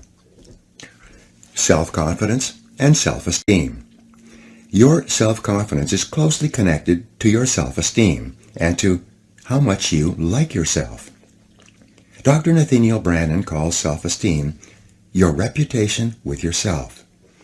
It is how you feel about yourself and your abilities in relation to any situation that determines how much you like yourself and consider yourself to be a valuable and worthwhile person. The more you like yourself, the better you do. The flip side of self-esteem is what psychologists call self-efficacy. Self-efficacy is a measure of how effective and competent you feel you are to perform a particular task or to achieve your goals. This is called performance-based self-esteem. What this means is that if your self-confidence and your belief in yourself are determined by your self-esteem, or how much you like yourself, then your self-esteem is determined by how capable you feel you are in any given set of circumstances. For example, if a problem comes up at work or at home, and you are so familiar with it that you can solve it quickly and correctly, your self-efficacy and your self-esteem goes up. You feel more capable and confident and more willing to take on other challenges and difficulties. You feel more positive and optimistic. You feel like an excellent person. If, on the other hand, a problem or difficulty came up and you were unable to do anything to solve it, and you felt frustrated or ineffective, your self-esteem would suffer and your self-confidence would go down. You would feel negative about yourself and your abilities. You might even become angry or depressed. You would feel powerless rather than powerful. That's why they say, in playing poker, the winners laugh and tell jokes, while the losers say, shut up and deal. Build your own self-confidence. The law of cause and effect applies to everything you are today and to everything that you become. If the effect that you desire is high and unshakable levels of self-confidence, then it is necessary that you engage in the same behaviors practiced by others who enjoy high and unshakable levels of self-confidence, and you will soon experience high levels of self-confidence yourself. Studies conducted on thousands of men and women who have moved from ordinary to extraordinary performance, and who have moved from feelings of inadequacy to feeling great about themselves, show that there is a direct cause-effect relationship between competence and mastery on the one hand and self-confidence on the other. Mihaly Csikszentmihalyi of the University of Chicago wrote an excellent book, Flow, The Psychology of Optimal Performance, in 2008 on peak performance. Peak experience is a form of natural high that causes you to feel absolutely terrific about yourself and gives you a wonderful overall feeling of well-being and happiness. And the causes of this effect are now well known. Achieving peak performance. To attain this wonderful, healthy feeling of optimal performance, you need clear goals, challenging standards, regular feedback, total concentration, step-by-step success, and a feeling that you are expanding your capabilities to a new, higher level. When you have created a situation where you experience all of these, you sense that you are working at the outer edge of your own personal envelope. You feel that you are getting progressively better and better at something you are ideally suited to do, and that while you are still working within the range of your capabilities, you are stretching yourself at every moment. When you are caught up in this kind of experience, you often lose track of time. You become unaware of hunger, thirst, or fatigue. You feel calm and clear-headed and euphoric. Tests show that when you are in this state of flow, your brain releases endorphins, nature's happy drug, which causes you to feel happy and energized. Often when you are in this state, the rest of the world seems to slow down. You seem to function with extraordinary clarity. You seem capable of accomplishing great quantities of work in a shorter period of time, with great accuracy and few mistakes. You realize that if you could have this flow experience on a regular basis, you could do incredible things in your work and your life. Getting into the flow experience. Everyone has had this heightened experience at some time, usually when they have been under a tremendous amount of stress or pressure to get a lot done in a short period of time. But at the same time, they had clear goals and a strong belief that they were capable of meeting the challenge. At this point, they kicked into flow and felt as though they had taken off and left the ground. You have had this experience yourself in the past. Often, it was so extraordinary that you remembered it for many months or even years. And here's the point. Men and women who achieve extraordinary things in life are merely ordinary men and women who have learned how to put themselves into flow and to function at peak performance more often than the average person. And what someone else has done, you can do as well. In every study of success and self-confidence, in every situation where a person enjoys high levels of self-esteem, self-respect, and personal pride, we find that they all have one thing in common. And that one thing is that each high-achieving man or woman is in the right place at the right time, doing exactly the work that he or she is uniquely qualified to do. Not only are these people the happiest and highest performing men and women in our society, but you personally will never be truly happy and truly satisfied until you take your rightful place among them. Find your true place. One of the greatest joys of human existence is to find your true place, the job or occupation that is ideally meant for you, and then to throw your whole heart into doing it and doing it well. The most fortunate people in our society are those who are so totally absorbed in their work that they don't know where their work ends and their play begins. If they could, many of them would do what they love for free, and many do. If they won $10 million in the lottery, this is what they would consciously choose to do for the rest of their lives, or until the money ran out. Spiritual teacher Emmett Fox referred to this as your heart's desire. He said that you are here on earth to do something special, something that perhaps only you can do, and that you will never be truly fulfilled until you find it and completely commit yourself to it. And the remarkable thing, said Fox, is that you almost always have an idea of what it is. You only need to listen to yourself and then trust the guidance you receive. Grandma Moses. When Grandma Moses, as she came to be called, was a young farm girl, she had a desire to paint. But her family and friends told her that that was nonsense. They told her that, as a farm girl, her role in life was to marry a farm boy and to have and raise farm kids. So she put her heart's desire aside and did what she thought she was supposed to do. She had children by the time she was out of her teens, and more children in her 20s. In her 40s, she became a grandmother, and in her 60s, a great-grandmother. When she turned 75, her husband was dead and her children were grown, and the doctor told her she was too old to work on the farm any longer. She felt that she didn't have much time left, so she decided to fulfill her heart's desire and to do some painting before she passed on. She went to a nearby town and visited an art store. The person in the art store sold her some paints and canvases and brushes and showed her how to use them. She went back to her farm and sat down and began painting what came to be called primitive American landscapes. Grandma Moses finished her first painting when she was 78. When she was 101 years old, a major gallery in New York held a showing of her works. In the last 10 years of her life, some of her paintings were selling for more than $100,000 each. Now here's the rub. She was told as a young girl that she couldn't paint because it cost too much and no one could afford it. Yet, when she began painting, she earned more in a year from her paintings than she and her husband had earned in an entire lifetime of hard work on the farm. She was not only a complete natural, she was also a totally original talent. It's been estimated that If she had begun painting in her late teens, as she really wanted to do, and her paintings had been as successful commercially as they still are today, she might have become one of the richest women in America. Follow your heart.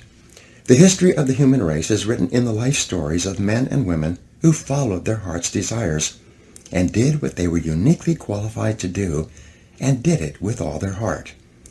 And no matter what your situation is, this possibility lies open to you right now.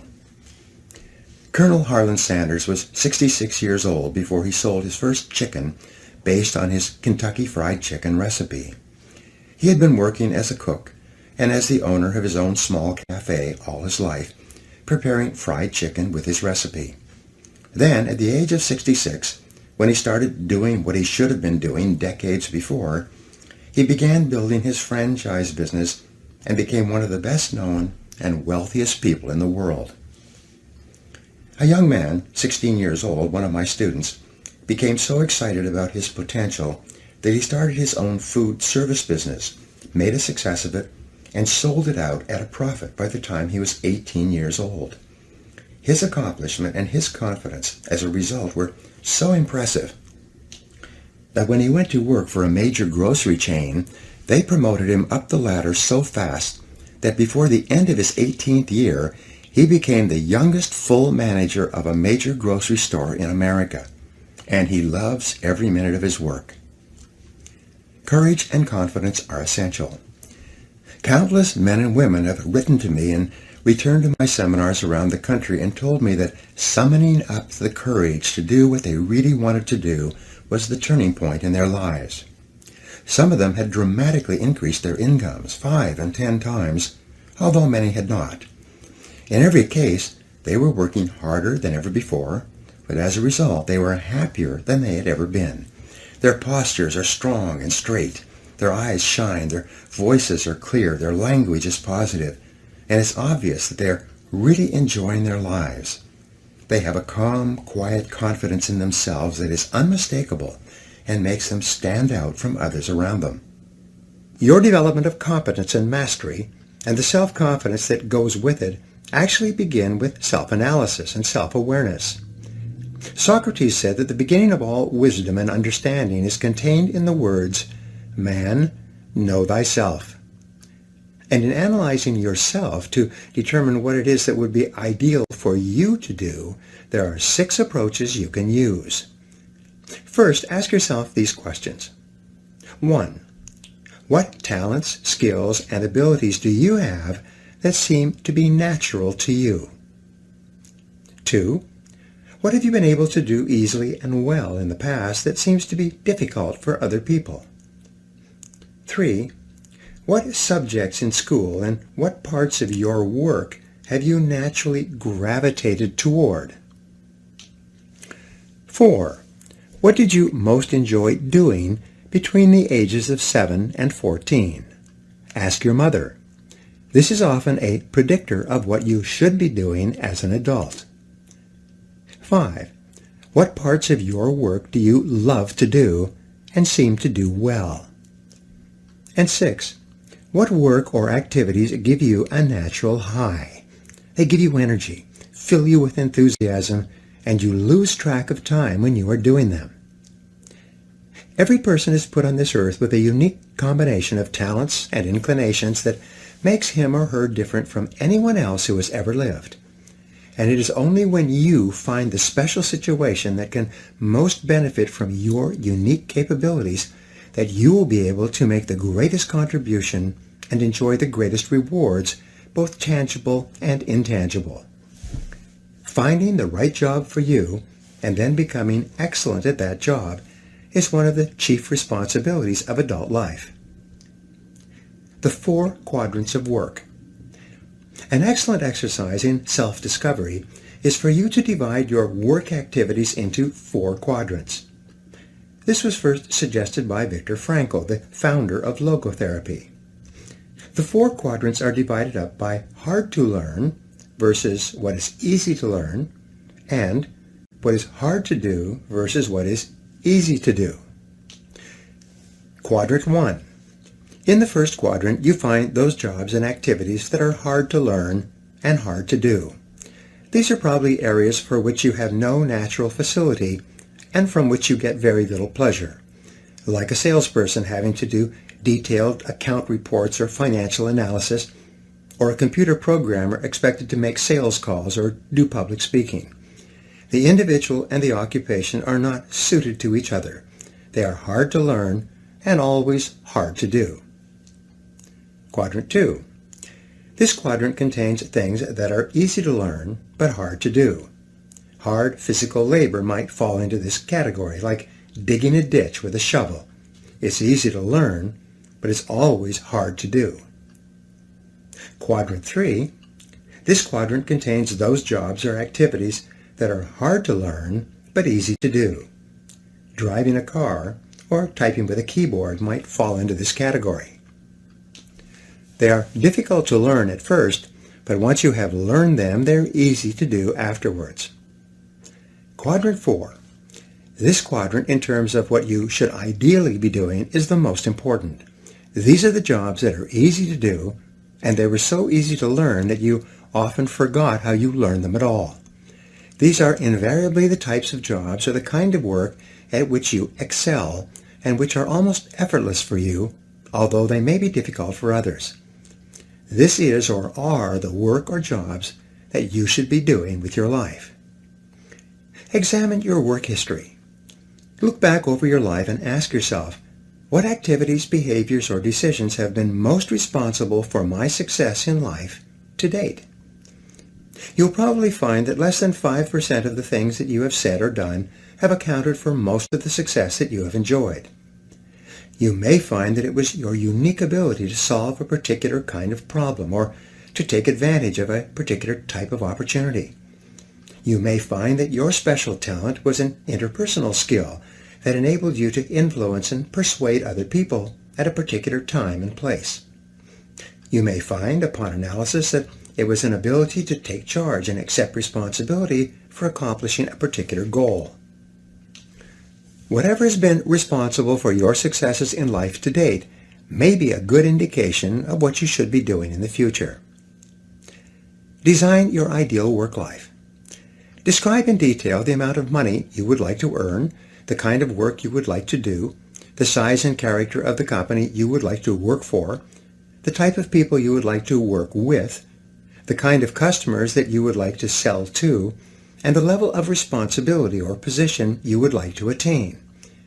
As you think through the kind of job that would make you happy, you may find that it is a completely different field than the one you're in now.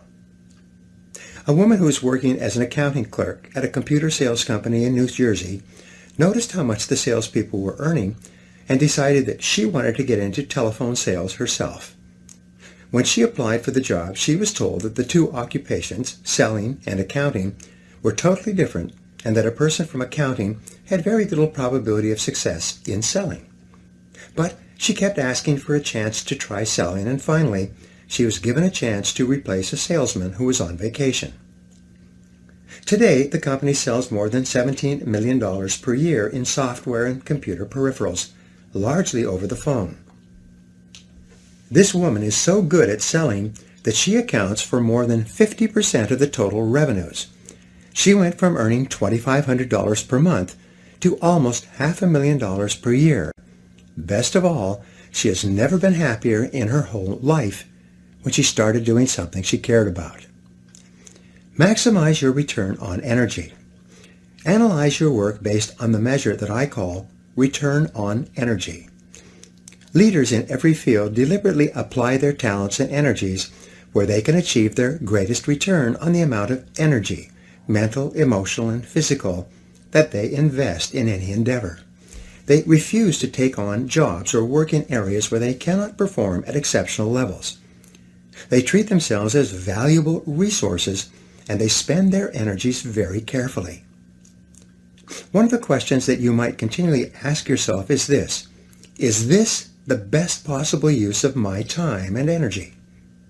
Is what you are doing right now the most valuable thing that you could be doing, given your particular combination of talents and abilities? Often, Answering this question will help you to see that there is a vast difference between what you are currently doing and what you should be doing if you want to be fulfilling more of your potential. Do what you love. Marcia Sinitar wrote a top-selling book a few years ago whose title says it all. Do what you love, the money will follow. Almost every really successful, happy man or woman will say that the reason for their success is that they are doing what they love to do. Whenever a person is unhappy for any reason, I always ask them how much they enjoy their work, and would they choose to do this type of work if there were other options open to them. Invariably, when someone is generally unhappy with their life, especially a man, they are dissatisfied with their work for some reason. Unfortunately, there's an old myth in our society that suggests that work is a penalty you pay during the day so that you can get your enjoyment from other things in the evenings and on the weekends. Many people view work as a punishment, but something that is unavoidable. They try to do it as well as they need to so they don't get fired, but they never really think about whether they enjoy it or not. However, this attitude is not for you. Your life is too precious and valuable to spend it doing something you don't enjoy. Every minute of it should be spent doing things that you love and care about and which make you happy. The wonderful thing is that the highest paid people in America and worldwide are often working at jobs that they enjoy so much that they hate to go home at night. And the lowest paid people are invariably found at jobs they dislike, where they are just going through the motions. 2 questions to test job suitability. Here are 2 simple tests to determine whether or not you are in the right job for you. Number 1, would you continue to work at that job if you won $1 million in the lottery tomorrow? If the first thing that you would do would be to quit your job if you had enough money, then this simply means that you are in the wrong position for you. Number 2, use what I call the clock test. People who are in the wrong job watch the clock all the time. They are very aware of what time they start and what time they quit. People who are in the right job are seldom aware of the clock, except to know how little time they have left to do the work they really enjoy. However you measure it, choosing the right work for you is central to you enjoying high feelings of self-esteem and self-confidence, not only in your work, but in every other part of your life. Commit to excellence. Once you have chosen your ideal job or occupation for this stage of your career, your biggest responsibility is to make the decision to become very good and then to become excellent at what you do. In a lengthy study on successful Americans, the Gallup organization discovered that expertise, or being recognized by your peers as one of the very best in your field, was one of the essential ingredients for success in American life. We said before that self-confidence comes from positive knowing rather than positive thinking. And it's only when you know that you are outstanding in your chosen field that you really feel terrific about yourself and that you enjoy high levels of self-confidence. Men and women who are good at what they do and who know that they are good at what they do are very different from those who are only average. They walk and talk and dress and behave differently. They have an attitude of assurance and certainty about themselves, which causes them to stand out in any group. They have a deep-down sense of self-worth and self-confidence that is evident to everyone around them. Excellence is learnable. A man in his mid-20s came up to me at a seminar in Pittsburgh recently. He said that he had started in sales just over 4 years ago. When he began, he had no experience and knew nothing about either how to sell or anything about his product and how it could benefit his prospects. He told me that his basic sales training was provided to him by his manager in the form of my audio program, The Psychology of Selling. As he listened to this program, which taught him how to sell professionally step by step, he became excited about learning and about professional development. He listened to the audios over and over and then bought additional audio programs and began reading voraciously in the field of selling. He told me that in his first year in a very competitive market, he earned $22,000. But as he read and listened to audio programs and attended seminars, he got better and better. In his second year, he earned $48,000. He became totally committed to continuous learning, and in his third year, he earned $94,000. In his fourth year, he earned just over $175,000 selling the same products in the same competitive market to the same customers at the same prices and under the same economic conditions. And he had driven to the seminar in his new Mercedes. Not everyone can experience such extraordinary financial results, but the most important thing about this young salesman was that he exuded self-confidence and personal pride from every pore. He had a positive self-image and high self-esteem. He was admired and respected by the people around him, and he was held up as a model to others of what they might become if they just worked on themselves and on their jobs hard enough. This brings us to a very important mental principle called the law of accumulation. The application of this law is a fundamental reason for success in every field, including yours. This law says that every great life or great career is an accumulation of hundreds and perhaps thousands of efforts that nobody ever sees or appreciates. Great success is the result of countless hours, maybe even months and years of preparation and hard work toward the goal of becoming very good at what you are doing. This law of accumulation says that life is very much like a balance sheet, with both credits and debits. Every time you do something positive to enhance your abilities and to improve your life, you get a credit on the credit side of your ledger. Every time you waste your time or neglect to take advantage of an opportunity to learn and grow, you get a debit on the debit side of your ledger. Here's the key. Everything counts.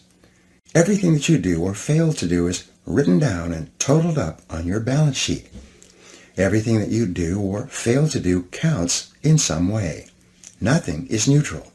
Everything is either moving you toward a better life or moving you away from it. Everything counts. A successful, happy, self-confident person is an individual who has consciously and deliberately built up a lot of credits on his or her balance sheet. An unhappy, negative, or insecure person is a person who has a lot of debits on his or her balance sheet.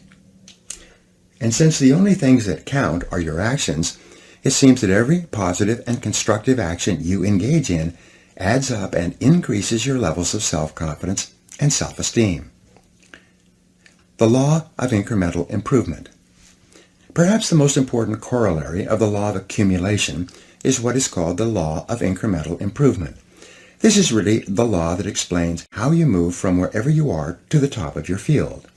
This is the law that explains all great success in America or anywhere else in the world. This law simply states that a person becomes good at his or her chosen field by improving incrementally, continuously, over a long period of time. My friend Darren Hardy has written a book entitled The Compound Effect, in which he explains how it is that everything positive you do in your life compounds and multiplies, growing with force and power over the months and years. As Einstein said, compounding is the most powerful force in the universe. Pattern recognition. In a study on the subject of mastery, reported on in the magazine Psychology Today some years ago, the researchers concluded that mastery consisted of the ability to recognize a great variety of patterns in a given situation based on what they called a high level of integrative complexity. Integrative complexity is defined as the ability to recognize patterns in a situation and to accurately predict what is likely to happen and the best action to take based on previous experiences with similar situations. For example, a salesperson would achieve a high level of confidence and capability in a sales situation by having both studied his or her profession and by having been in countless previous sales situations. He or she would have developed the ability to integrate his knowledge and experience and to recognize a particular pattern in the sales situation based on previous sales situations that were similar to this one. An excellent business person is one who has developed this same capability of recognizing a pattern when it occurs again, drawing upon previous experiences, and is therefore able to respond effectively and do and say the right things to complete the business transaction successfully or make the correct investment decision. The Grand Masters. The researchers found that a Grand Master in chess, for example, was able to recognize as many as 100,000 different patterns or layouts on the chessboard and had developed a strategy to deal with each one. A national chess champion was able to recognize perhaps 50,000 patterns. A tournament chess player was able to recognize perhaps 10,000 patterns on the chessboard, and so on. Their conclusion was that it takes several thousand hours of research and practice to achieve and perform at exceptional levels in any complex field or any difficult occupation or profession. Although there are prodigies, people who succeed in a short period of time, these are very rare. Malcolm Gladwell, in his best-selling book Outliers, quotes the extensive research that shows that it takes several years on average for a person to become excellent in his or her chosen field. According to Gladwell, mastery in any field requires 10,000 hours or 7 years of hard work, or both. Most people only become wealthy after the age of 40 or 50 if they achieve it at all. It takes them many years of hard work, continuous learning, and experience to develop an extensive enough repertoire of patterns so that they can recognize and take advantage of opportunities that appear to them. Up to that time, they make many mistakes.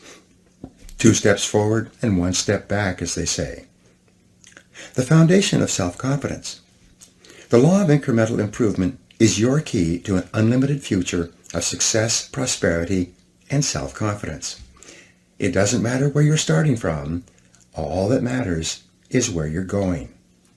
As Theodore Roosevelt said, do what you can with what you have where you are. By applying the law of incremental improvement to yourself and your work, you can begin moving upward toward joining the great ones in your field.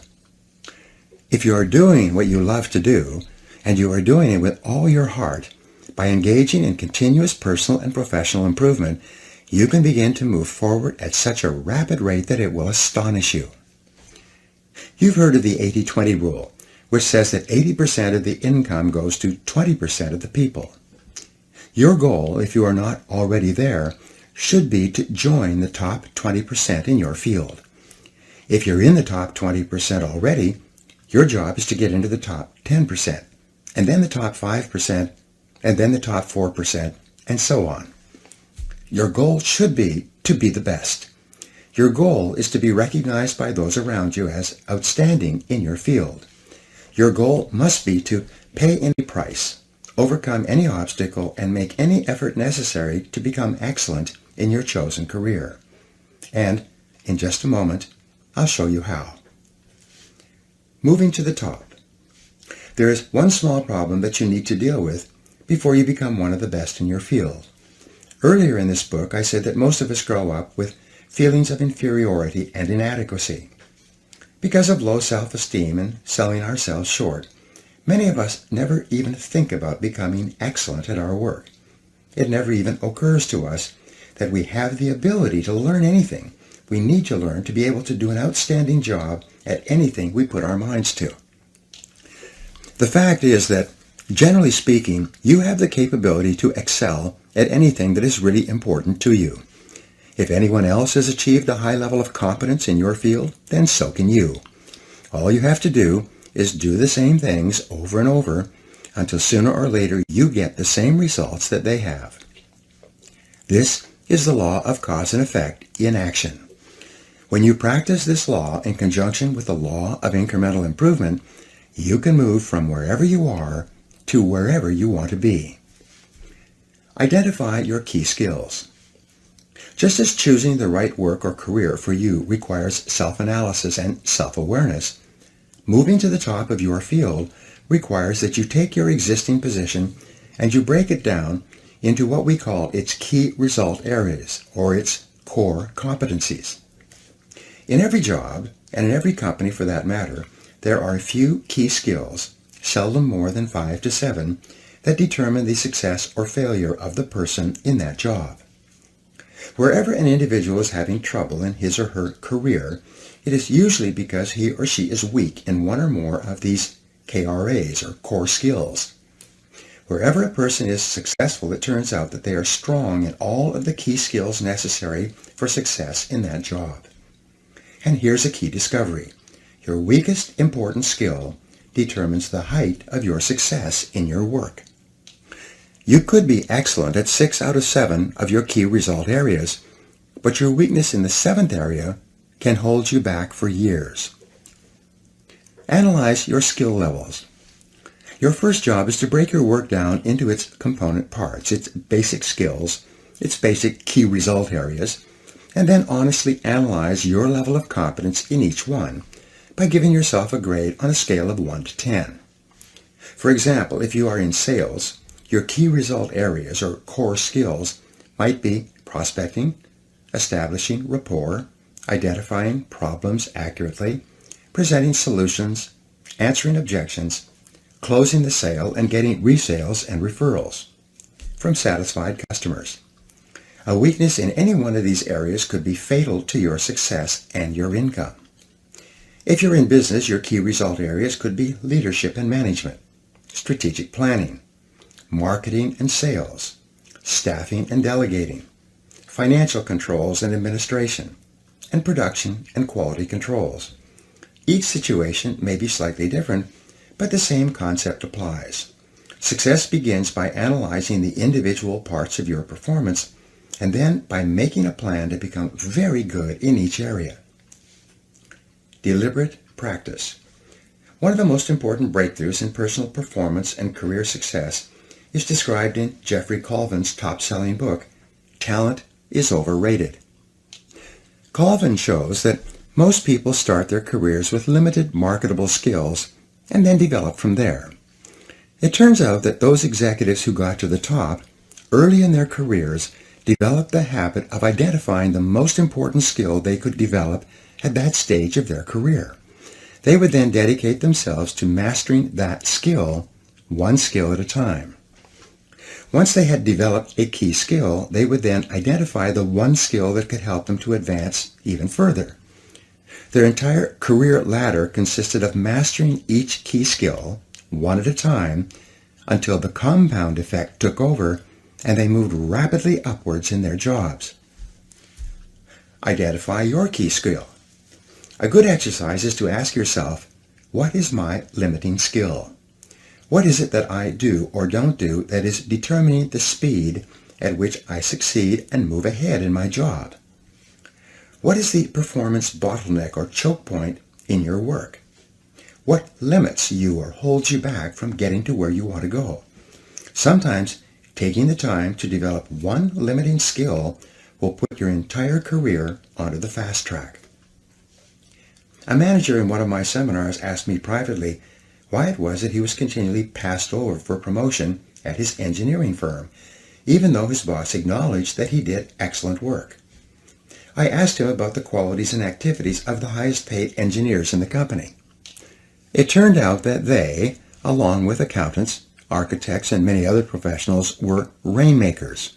They had the ability to make presentations to clients and to sell them on the idea of giving work to their firm.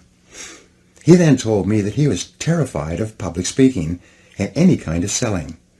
I told him that if he wanted to move up in his firm, he should take a course in public speaking, overcome his fears, and begin bringing in business to his company. A year later, I was giving another management seminar which he attended.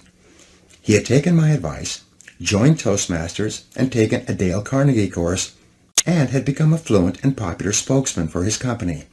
He had been promoted twice, his income was up 40%, and he was one of the most respected people in his firm. His whole life and career had been transformed by the development of a key skill. All skills are learnable. Once you have defined your ideal job and then broken that job down into its constituent parts or core skills, and then made a plan to become very good in each part of your job, then your final key to self-motivation and a feeling of growth is to commit yourself to continuous, never-ending self-improvement. Make a decision right now to dedicate yourself to a lifetime process of personal and professional development. Here are 3 simple rules that will change your life. Number 1, invest 3% of your income back into yourself. Spend 3% of what you earn on personal research and development, on upgrading your skills and abilities, and on becoming better at performing the most important tasks that are required of you. If you invest 3% of your income back into yourself, you'll never have to worry about money again. Number 2, read for 1 hour or more each day in your chosen field, underlining and taking careful notes that you can review regularly. A simple technique is to read and underline with a red pen, and then go back and transfer all of those key points into a spiral notebook. You can dictate the key points and have them typed up for you, or use dictation software that translates your voice, and which you can then print out. You will then have a synopsis of the most important ideas in any book. When you review them, which only takes about 10 minutes or so, 5 or 6 times, you memorize all the key points. This method is used by some of the most successful men and women in America. Number 3, listen to audio programs in your car. Turn your automobile into a mobile classroom, a university on wheels. Never drive your car without your educational audio programs playing.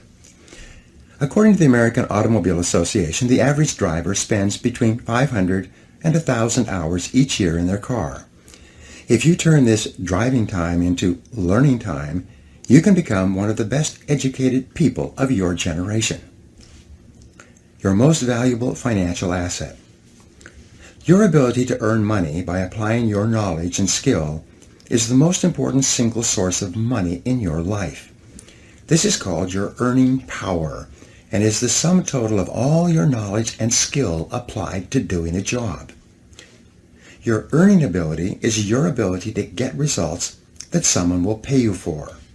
This capacity represents as much as 80 to 90% of your total net worth.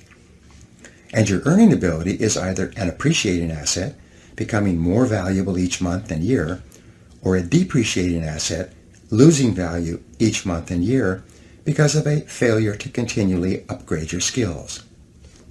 One of the smartest expenditures you can make is to invest in your earning ability, to become better at what pays you the most. This continuous investment in yourself will put you behind the wheel of your own life.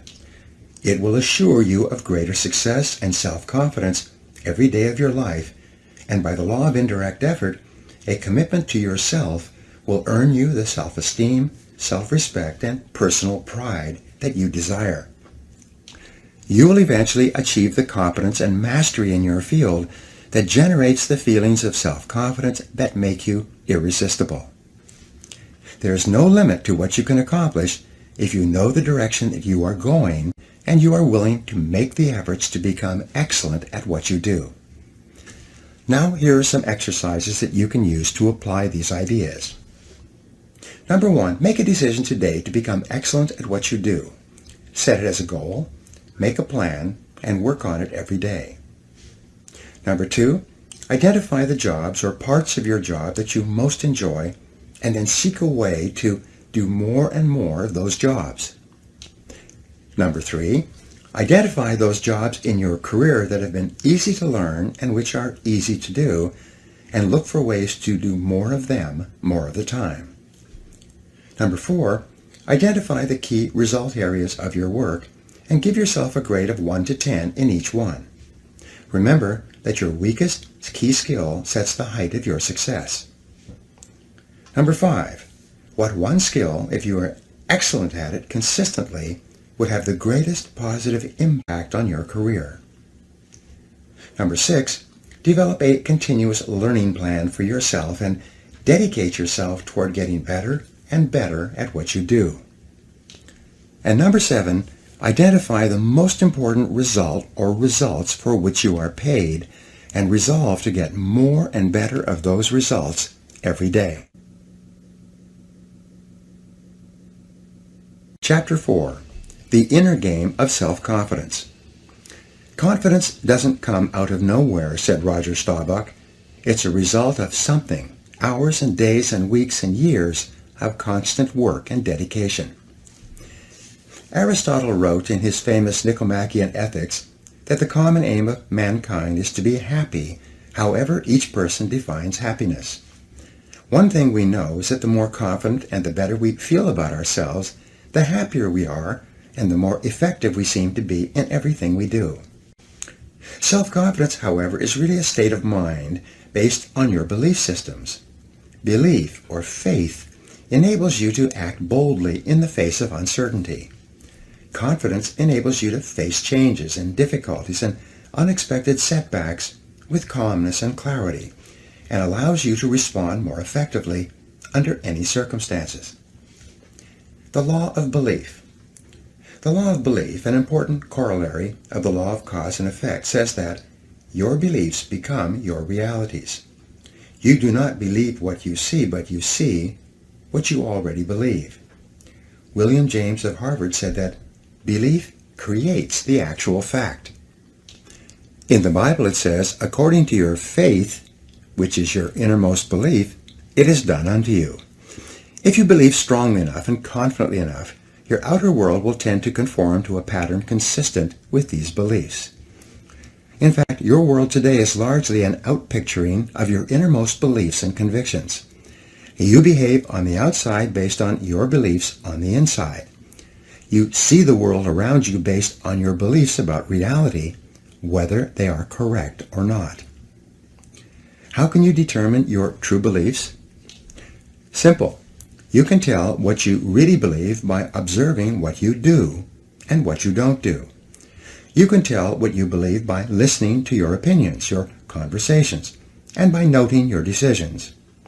When you truly believe yourself to be an exceptional human being, possessed of remarkable capabilities, you will walk and talk and act that way, and your inner convictions will become your outer realities. As the Bible says again, all things are possible to him that believeth. The power of belief. There's a story about a man many years ago whose business was in serious trouble. He had lost some big sales, he was deeply in debt, and his suppliers and creditors were closing in on him. He didn't know whether he should continue struggling or just declare bankruptcy and let his business fold. He decided to go for a walk in the park that evening and think it over and decide what to do. He was standing in the park on a small bridge looking down at the water when an older man appeared out of the darkness. Seeing his downcast look, the older man stopped and demanded to know what the matter was. For some reason, the businessman told him all about his financial problems and how close his business was to collapsing, even though it was a good business and had a good potential future. The older man listened intently and then said, "I think I can help you." He pulled a checkbook out of his pocket, asked the man his name, and wrote out a check for him, pushed it into his hand, and said, "Take this money. Meet me here exactly 1 year from today, and you can pay me back at that time." Then the older man turned and disappeared into the darkness. The $500,000 check. When the businessman returned to his office, he opened up the check and found that it was for $500,000. He thought it was just a joke until he read the signature. The signature read, John D. Rockefeller. He had received a check for $500,000 from the richest man in the world at that time, the man who had formed the Standard Oil Company and who was well known for giving money away to others. At first, he thought he would cash the check and solve all his financial problems. But then he decided that instead, he would put the check in his safe, knowing that he could draw upon it at any time. He would use this knowledge of having this amount of money to deal more confidently with his suppliers and creditors and to turn his business around. With renewed enthusiasm, he plunged back into his business and made deals, negotiated settlements, extended terms of payments, and closed several large sales. Within a few months, his business was back on top, out of debt, and making money. The man on the bridge. 1 year later, he went back to the bridge in the park with the uncashed check still in his hand. He could hardly wait to tell the older man what had happened. At exactly the agreed upon time, the older man emerged from the darkness once more. Just as the businessman was about to give him back his check and tell him his exciting story of success and achievement over the previous 12 months, a nurse came running out of the darkness up to the old man and grabbed his arm. She apologized to the businessman, saying, "I'm so glad I caught him. I hope he hasn't been bothering you. He's always escaping from the rest home and going around telling people that he's John D. Rockefeller." She took the old man's arm and led him away. The businessman just stood there, stunned. All year long he had been wheeling and dealing, buying and selling, and building his business with the calm, confident knowledge that he had a $500,000 check in his safe that he could cash at any time. It suddenly dawned on him that he had made his business successful based on his beliefs, even though the information upon which his beliefs were based was false. It had been his self-confidence in action that was responsible for the turnaround in his affairs. First, convince yourself. Your job is to achieve the same level of confidence and belief as that possessed by that businessman. The world will largely accept you at your own estimation. It is yourself that you have to convince before you can convince anyone else. But once you are absolutely sure that you have what it takes to master any situation, you will act in such a way that your beliefs will become your reality. We're really talking here about what we call mental fitness, or the hardy, resilient personality. And mental fitness is subject to the law of cause and effect. You can develop the kind of unshakable self-confidence that you desire by simply repeating certain thoughts and actions over and over until they are driven deep into your subconscious mind and take on a power of their own. You can build your level of mental fitness just as you would build your level of physical fitness by working on your mental muscles in a specific way until they are as strong and as effective as you want. The power of suggestion. Perhaps the most powerful influence in determining your mental and emotional state at any time is the power of suggestion. The power of suggestion begins influencing you even before you're born and continues from infancy and throughout your life, making you the kind of person you are today. Experts say that fully 95% of what you do, say, think, and feel is determined by environmental and psychological suggestive influences around you. For example, the average person is so susceptible to suggestive influences that a rude word from another person may cause him or her to be upset and angry for hours. On the other hand, a kind word of praise or recognition may cause him or her to be positive and happy for the rest of the day. We are all very susceptible to the suggestive influences that surround us. Control your suggestive environment. To enjoy high levels of self-confidence, you must be able to make up your own mind and free yourself from any influences that cause you to feel negative or unhappy for any reason. You must take full control over your own thinking and over your own suggestive environment, making sure that what you are allowing into your mind is consistent with the things you want and the person you want to be, and you must work to keep out all other influences. There are 3 forms of suggestion that can determine how you feel about yourself and how you think. The first is called external suggestion. These are all the activities that go on around you, from the moment you get up in the morning until your last communication or information input in the evening. Depending upon how open and receptive you are, you can be inordinately influenced by television, radio, newspaper, the internet, conversations, work experiences, feedback from superiors, interactions with members of your family, even problems in traffic or changes of temperature on the outside. The great majority of people allow much of their lives to be determined by what is going on around them, convincing themselves that they are thinking independently, when instead they are merely reacting to whatever happens. Control your emotions. This is why the negative emotions that upset and disturb you are usually unconscious, unthinking reactions that are triggered by external events. We know this is true because no one would consciously and deliberately decide to feel negative, angry, or upset. When people are in control of their emotions, they choose to feel happy. For example, one of the most common expressions of negative emotions has to do with what are called conditioned responses. These are automatic responses that we engage in when somebody pushes one of our hot buttons. A hot button is a habitual negative way of reacting to an experience or to something that someone says. Each person has a series of these buttons, and when we know a person well, especially in an intimate relationship, we know just what buttons to push to get whatever reactions we want. When one of your buttons is pushed, such as when someone mentions someone or something that you feel very strongly about, you respond with anger and defensiveness. If you hate to get cut off in traffic and somebody cuts you off inadvertently, your hot button will be triggered and you'll be talking angrily to yourself and to anyone else who will listen for the foreseeable future. Think before you react. One of the ways to take control over your mind is to identify the various external factors that cause you to become angry or upset in advance.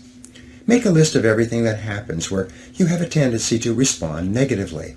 Then, consciously make the decision that in the future, when one of these issues comes up, you will instead respond calmly and positively and not allow yourself to become upset and angry. Each time something happens that would normally trigger a negative response from you, consciously decide not to respond or to react in any way. Smile, take a deep breath, and remain calm. The more you practice this, the easier it will become. You will become more positive and optimistic. Your self-confidence will go up and you will feel more in charge of your own life. You will begin to free yourself from being a slave to external suggestions that control your mental state. The power of self-suggestion. The second form of suggestion is called self-suggestion. Self-suggestion is when you put both hands on the controls of your own mental life or step up to the keyboard of your own mental computer and consciously program your subconscious mind with the thoughts and feelings that you desire. Self-suggestion is your key to building the kind of belief system deep within yourself that leads to unshakable self-confidence. And the reason that self-suggestion works so well is because of the law of substitution. The law of substitution says that your conscious mind can only hold one thought at a time, positive or negative. If you consciously choose to hold a positive word or picture in your mind, you simultaneously block out the various inputs from external sources that might cause your thinking and feeling to be negative or inconsistent with your true desires. For example, if whenever you begin to feel tense or uneasy or angry about something, you instead switch your mind and start thinking about your goals, your mind will switch from negative to positive instantly, and you will feel good about yourself again. The thought of a goal, which is positive and future-oriented, is inherently uplifting. You cannot think about your goal and be upset or angry at the same time. By using the law of substitution, you take full control over your suggestive environment and over the information that reaches your subconscious mind. Make self-control into a game. When something negative or unexpected happens to you, immediately seize upon the moment as an opportunity to demonstrate calmness and self-control. Make it a game. Instead of allowing yourself to feel negative, deliberately force yourself to substitute something positive. Here's an affirmation that's been very helpful to me. I repeat it over and over until it becomes automatic in almost every situation.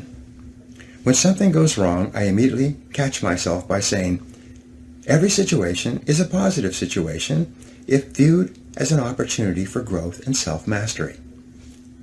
Whatever it is, I take a deep breath, relax, smile, and say, every situation is a positive situation if viewed as an opportunity for growth and self-mastery.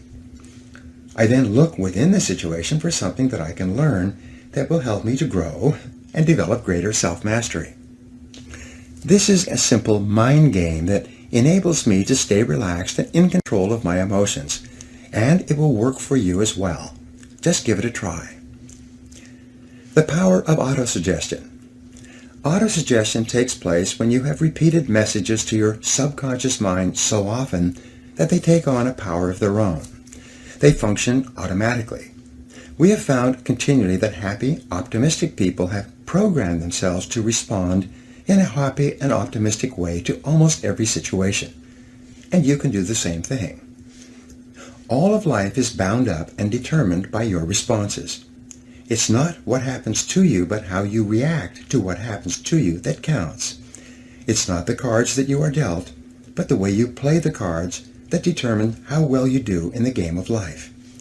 Your job is to consciously decide to use your willpower to keep your mind clear and to keep yourself positive and functioning at your best. A quick review.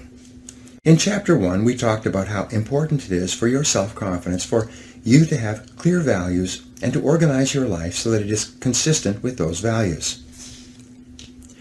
In Chapter 2, we talked about the importance of having goals for every part of your life and assuring that your goals and your values are congruent.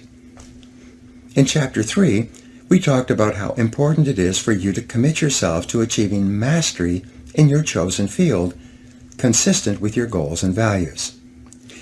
In this chapter, you will learn a series of mental fitness techniques that you can use to program your subconscious mind. You will learn how to develop the absolute conviction and confidence that you can achieve anything you set your mind to, and you will learn how to make this self-confident response an automatic reaction to anything that happens. Take charge of your life. The starting point of taking full control over your conscious and your subconscious mind is for you to accept complete responsibility for everything that you think or say or do. You are responsible for whatever happens to you, and especially you are responsible for your responses to the inevitable ups and downs of daily life. As Eleanor Roosevelt said, no one can make you feel inferior without your consent. I used to think that setting goals and making plans was the starting point of success in life. After a while, I changed my mind because I realized that something else actually comes first.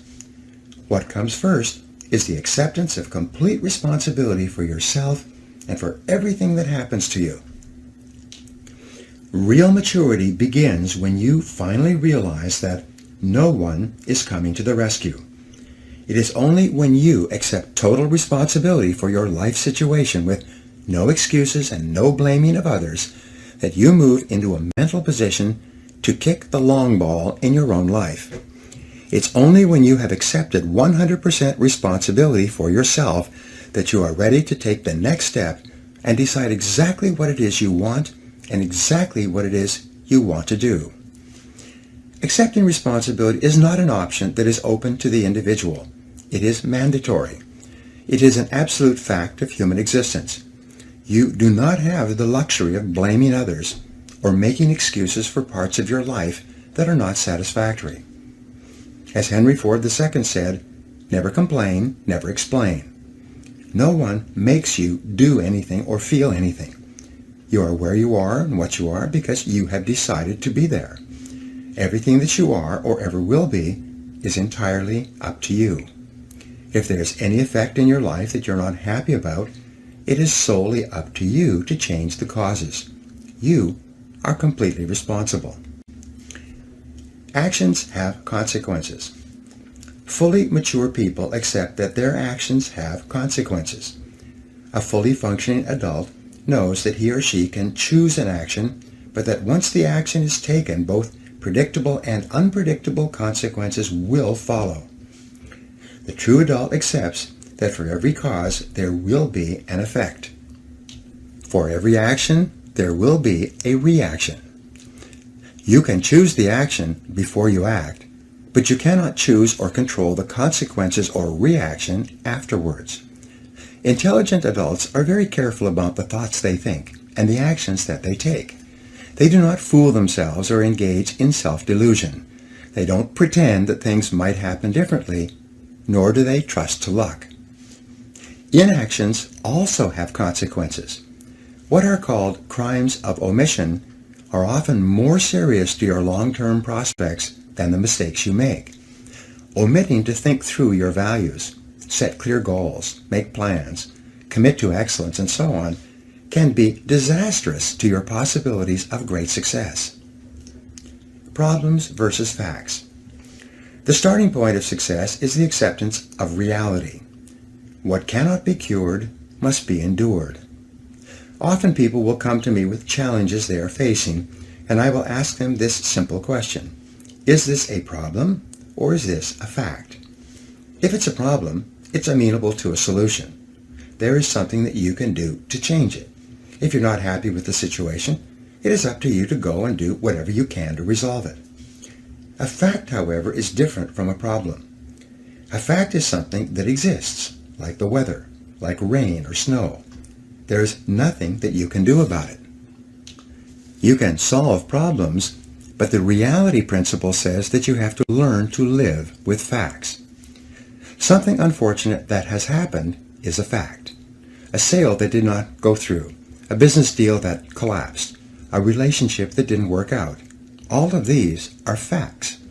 Many people waste an enormous amount of emotional energy struggling with facts when they would be much better off concentrating on doing better in the future. Accepting responsibility is the beginning. Your goal is to be happy, confident, and optimistic.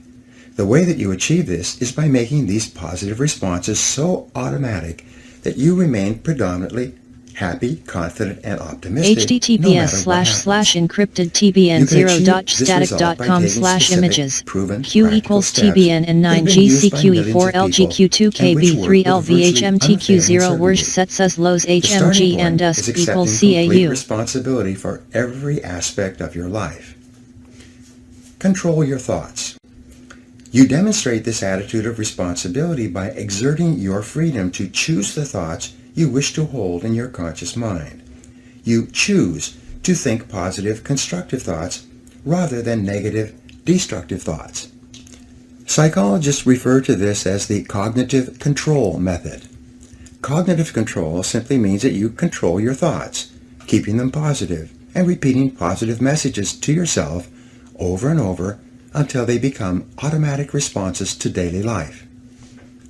Positive self-talk. The first mental fitness technique is that of positive self-talk, or the use of positive affirmations. The way you talk to yourself has an inordinate impact on your thinking and feeling. Many researchers, including Dr. Martin Seligman of the University of Pennsylvania, have discovered that high-performing men and women talk to themselves differently from low-performing men and women. Basically, your self-talk, or your inner dialogue, determines the tone of your emotional life. You are happy or sad, positive or negative, depending upon what you say to yourself and how you interpret events to yourself as you go along. For example, if you're cut off in traffic and you immediately become angry and begin thinking about how stupid and irresponsible and what a bad driver the other person is, you will trigger a very different reaction than if, when you are cut off in traffic, you excuse the other person by thinking to yourself that he or she must be late or distracted or must not have seen you. It may be exactly the same external event, but the way you interpret it and your ensuing conversation with yourself will determine whether or not you experience positive or negative emotions about the situation. Your interpretive style. The starting point of using positive self-talk is to interpret everything that happens to you in a favorable way. Become what wealthy W. Clement Stone called an inverse paranoid. Imagine that the whole world is in a giant conspiracy to help you to be successful and happy. Imagine that everything that happens is happening to teach you something valuable and to move you closer to achieving your most important goals. Just as a paranoid is convinced that there is a conspiracy against him, an inverse paranoid is convinced that there is a conspiracy for him or for her. Practice the wonderful mental quality of serendipity. In the fairy tale, the three princes of Serendip traveled around finding that every apparently negative or calamitous event they witnessed turned out to be positive and beneficial in the end. Make it a game to look for the good in every situation. practice positive expectations. The law of expectation says that whatever you expect with confidence becomes your own self-fulfilling prophecy. When you develop an attitude of positive self-expectancy, you become a more optimistic and cheerful person. Whatever happens, you immediately interpret it in the best way possible. In Napoleon Hill's famous book, Think and Grow Rich, he wrote that one of the characteristics of the most successful men and women in America is that they always look for the opportunity or benefit within every setback or obstacle. Because of the law of substitution, if you're looking into every difficult situation for the lesson you can learn, or for the possible opportunity it might contain, your mind will remain positive and you will continue to function at your best. Talk to yourself positively. Whenever you think of an upcoming event, talk to yourself in positive language. Perhaps the most powerful affirmation of all for building self-confidence is for you to repeat over and over 50 or 100 times per day the words, I can do it, I can do it, I can do it. These simple words are the verbal antidote to the fear of failure, which, as you know, is the great destroyer of self-confidence and probably the primary reason for failure in adult life. But you can diminish the fear of failure in any situation by repeating, I can do it, I can do it, I can do it. Whenever you think of an event that causes you to feel nervous or insecure, whenever you have something coming up that fills you with trepidation, exert your powers of self-talk and self-suggestion by saying, I can do it, to cancel out and override any negative emotions associated with it. Control your thoughts and feelings. The most powerful affirmation for building self-esteem are the words, I like myself, I like myself, I like myself. These simple words, repeated often enough with energy and enthusiasm, will eventually be accepted by your subconscious mind. As your subconscious mind accepts this message of self-liking, your self-esteem goes up, and your ability to perform and your levels of effectiveness improve in every area of your life. If you want to do your work better, just say, I love my job, I love my job, I love my job. In their best-selling book, Success Through a Positive Mental Attitude, W. Clement Stone and Napoleon Hill recommend that you repeat several times a day the words, I feel happy, I feel healthy, I feel terrific. One of my favorite affirmations, whenever I'm worried about anything, is to cancel it by saying, I believe in the perfect outcome of every situation in my life. I believe in the perfect outcome of every situation in my life. You will find that it's almost impossible to worry and fret about anything while you're repeating this kind of positive message to yourself.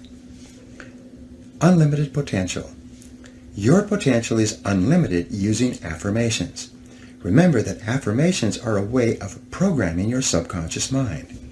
By repeated affirmations, you can instill within your mind powerful, positive commands that will eventually determine your automatic thoughts, feelings, and responses. In order for affirmations to work, they must be phrased using the 3 Ps. They must be in the present tense, positive, and personal.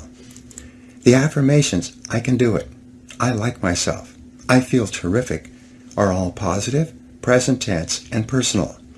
The subconscious mind is very literal in nature and can only accept commands phrased in the present tense. For some reason, it ignores negative commands and focuses only on the positive message. If a person says, I will not smoke again, the subconscious mind drops out the will and not and only accepts the message, I smoke again, I smoke again. It's better to say, I am a non-smoker. The subconscious mind can form a clear picture of a non-smoker and will eventually adjust a person's habits and tastes to the point where they stop smoking altogether. You can create affirmations for each of your goals, and by repeating them continually, you program them deeper into your subconscious mind until they take on a power of their own. You then find yourself automatically motivated to do the things necessary to achieve them. Written affirmations. The second technique you can use to keep your mind positive and to achieve your goals faster is to write out your goals in the form of affirmations on 3x5 index cards. Write them in large black letters and then read and reread the cards several times each day, reciting the affirmation to yourself each time. This and every other method or technique that you use to convince yourself that your goal is achievable will also help to build your self-esteem and self-confidence. This attitude or belief will cause you to take the specific actions that will eventually make your goals a reality. Practice visualization. The third technique for building self-confidence is the use of positive visualization. This is the process of creating clear mental pictures of the person that you want to be, doing the things that you want to do, and achieving the goals you want to achieve. Because your subconscious mind cannot tell the difference between a real experience and one that you vividly imagine, it will give you the thoughts and feelings that would accompany your realization of your mental pictures. What determines the impact of visualization is the amount of emotion that you combine with the picture when you hold it in your conscious mind for reception by your subconscious. The more emotion with which you visualize, the faster the visualization will emerge in your reality. Mental rehearsal. An effective way of visualizing is a peak performance technique called mental rehearsal. In mental rehearsal, you go through an upcoming event in your mind, detail by detail, and imagine it happening perfectly, with you being completely successful in the end. Prior to any event of importance, you recall and relive a previous experience where you performed well. You take a few moments to replay in your mind a picture of the last time you did this particular activity successfully. If you have to write an exam of any kind, take a few moments to close your eyes, breathe deeply, and see yourself writing the exam easily, knowing all the answers. If you have to make a sales call, take a few moments prior to the sales call, close your eyes, and see yourself in the sales call, perfectly relaxed, calm, positive, and in complete control. See the prospect or customer responding positively towards you and signing the contract or check at the end of your visit. If you have an interview coming up, take a few moments to rehearse the interview in your mind. Go through every stage of it. See yourself performing at your very best and visualize the other person responding to you in a positive and productive way. Improve your mental pictures. All improvement in your life begins with an improvement in your mental pictures. If you want to wear beautiful clothes, you should purchase and read magazines filled with pictures of models wearing the kind of clothes you desire. Visit clothing stores of the very best quality and try on clothes that you eventually want to own. Flood your mind with pictures and sensations of the reality that you desire to experience. If you want to drive a better car, go and test drive exactly the automobile that you desire. Get the brochure on the car and put pictures of the car all over your house or apartment. A friend of mine used this exact technique to get his dream car. He cut out a picture of the new BMW he wanted and put it on the steering wheel of his car. Each time he looked down, he imagined he was already driving his dream car. Within 1 year, he had it. When you take your desired car for a test drive, fill your senses with every detail of the automobile. Touch it and smell it and look at the upholstery and the dashboard and the interior design. Your main job is to get a clear picture for your subconscious mind to go to work on. Get your dream house. If you wish to live in a nicer home, go out to open houses in the neighborhood that you desire to live in. Walk through the homes and imagine living there. Don't worry for the moment whether or not it was possible or how high the prices are. Your primary job is simply to get the picture. Get magazines filled with pictures of beautiful homes and read them from cover to cover. Practice the law of concentration by allowing your mind to dwell on the things you want over and over. And especially get the feeling. The key to activating your mental powers through affirmation and visualization is for you to also imagine exactly how you would feel if you had already achieved your goal. Imagine the feelings of pride and happiness and self-esteem that you would enjoy as a result of obtaining your objectives. This emotional component is the catalyst that causes the other mental programming techniques to work more rapidly. The end of the movie. One of the best methods for programming your mind and building your beliefs is what is called the end of the movie exercise. This is a tremendous tool for building self-confidence prior to any upcoming situation. It's very simple. Imagine that you have gone to a movie only to find that there are 10 minutes left of the movie before it begins again. Instead of waiting in the lobby, you decide to go into the theater and watch the last 10 minutes. You see how the plot works itself out, how the drama is resolved, and how the movie ends satisfactorily. You then wait for a few minutes, and when the movie starts again, you watch the movie from the beginning. Only now, however, you know that it turns out all right. You know how each part of the plot eventually resolves itself satisfactorily. Instead of becoming caught up in the drama and uncertainty and tension, you simply relax peacefully, knowing how it all turns out at the end of the movie. You can apply this same technique to almost everything you do. You can manufacture your own self-confidence by imagining that no matter what your situation, everything turns out perfectly in the end. Create that end-of-the-movie feeling in yourself whenever you think of an upcoming event or problem that causes you any tension or insecurity at all. Prior to a meeting or a sales call for an interview, take a few moments to get that end-of-the-movie feeling. Then, just relax. No matter what happens in the interim, you don't have to worry at all. You already know that the situation resolves itself with good for all concerned. The interesting thing is that if you do this repeatedly, not only will you experience higher levels of self-confidence, but events in your life will have a tendency to turn out as well or better than you could have asked for or expected. Feed your mind. The fourth mental fitness technique, and another way to build your self-confidence, is to continually feed your mind with books, magazines, and audio programs containing positive and uplifting messages. Just as you become what you eat, you do become what you think about as well. Everything that you take into your conscious mind, positive or negative, is either raising or lowering your self-esteem or self-confidence.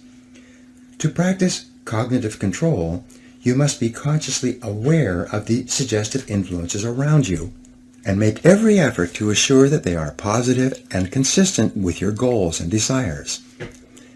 Get around positive people.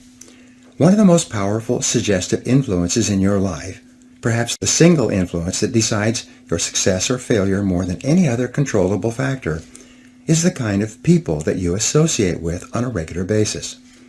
The fifth technique to keep yourself confident and optimistic is to get around positive people and get away from negative people.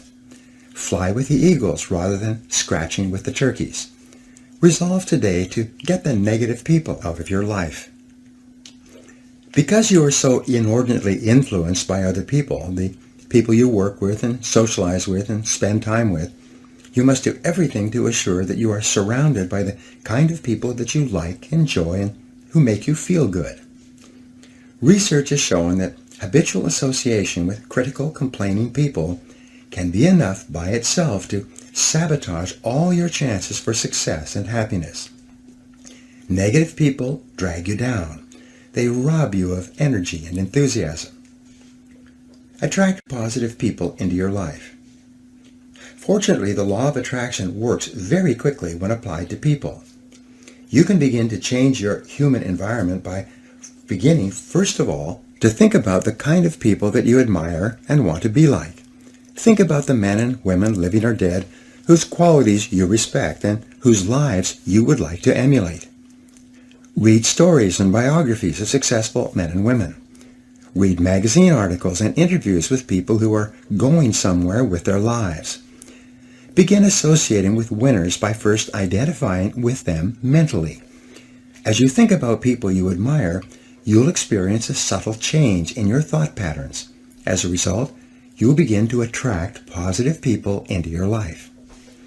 At the same time, you will activate the law of repulsion, and negative people will start to move away from you. Just as positive, goal-oriented people will start to find you interesting as you become a more positive person, negative people will tend to find you unenjoyable and uninteresting. In no time at all, your human environment will begin to change for the better. Everything counts. And by the way, if all these exercises in mental programming seem like a lot of work, remember that both actions and inactions have consequences. Like the law of sowing and reaping, whatever you sow or fail to sow is going to determine what you reap in the end.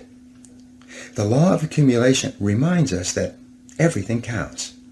Every positive step you take is moving you toward building a great life for yourself.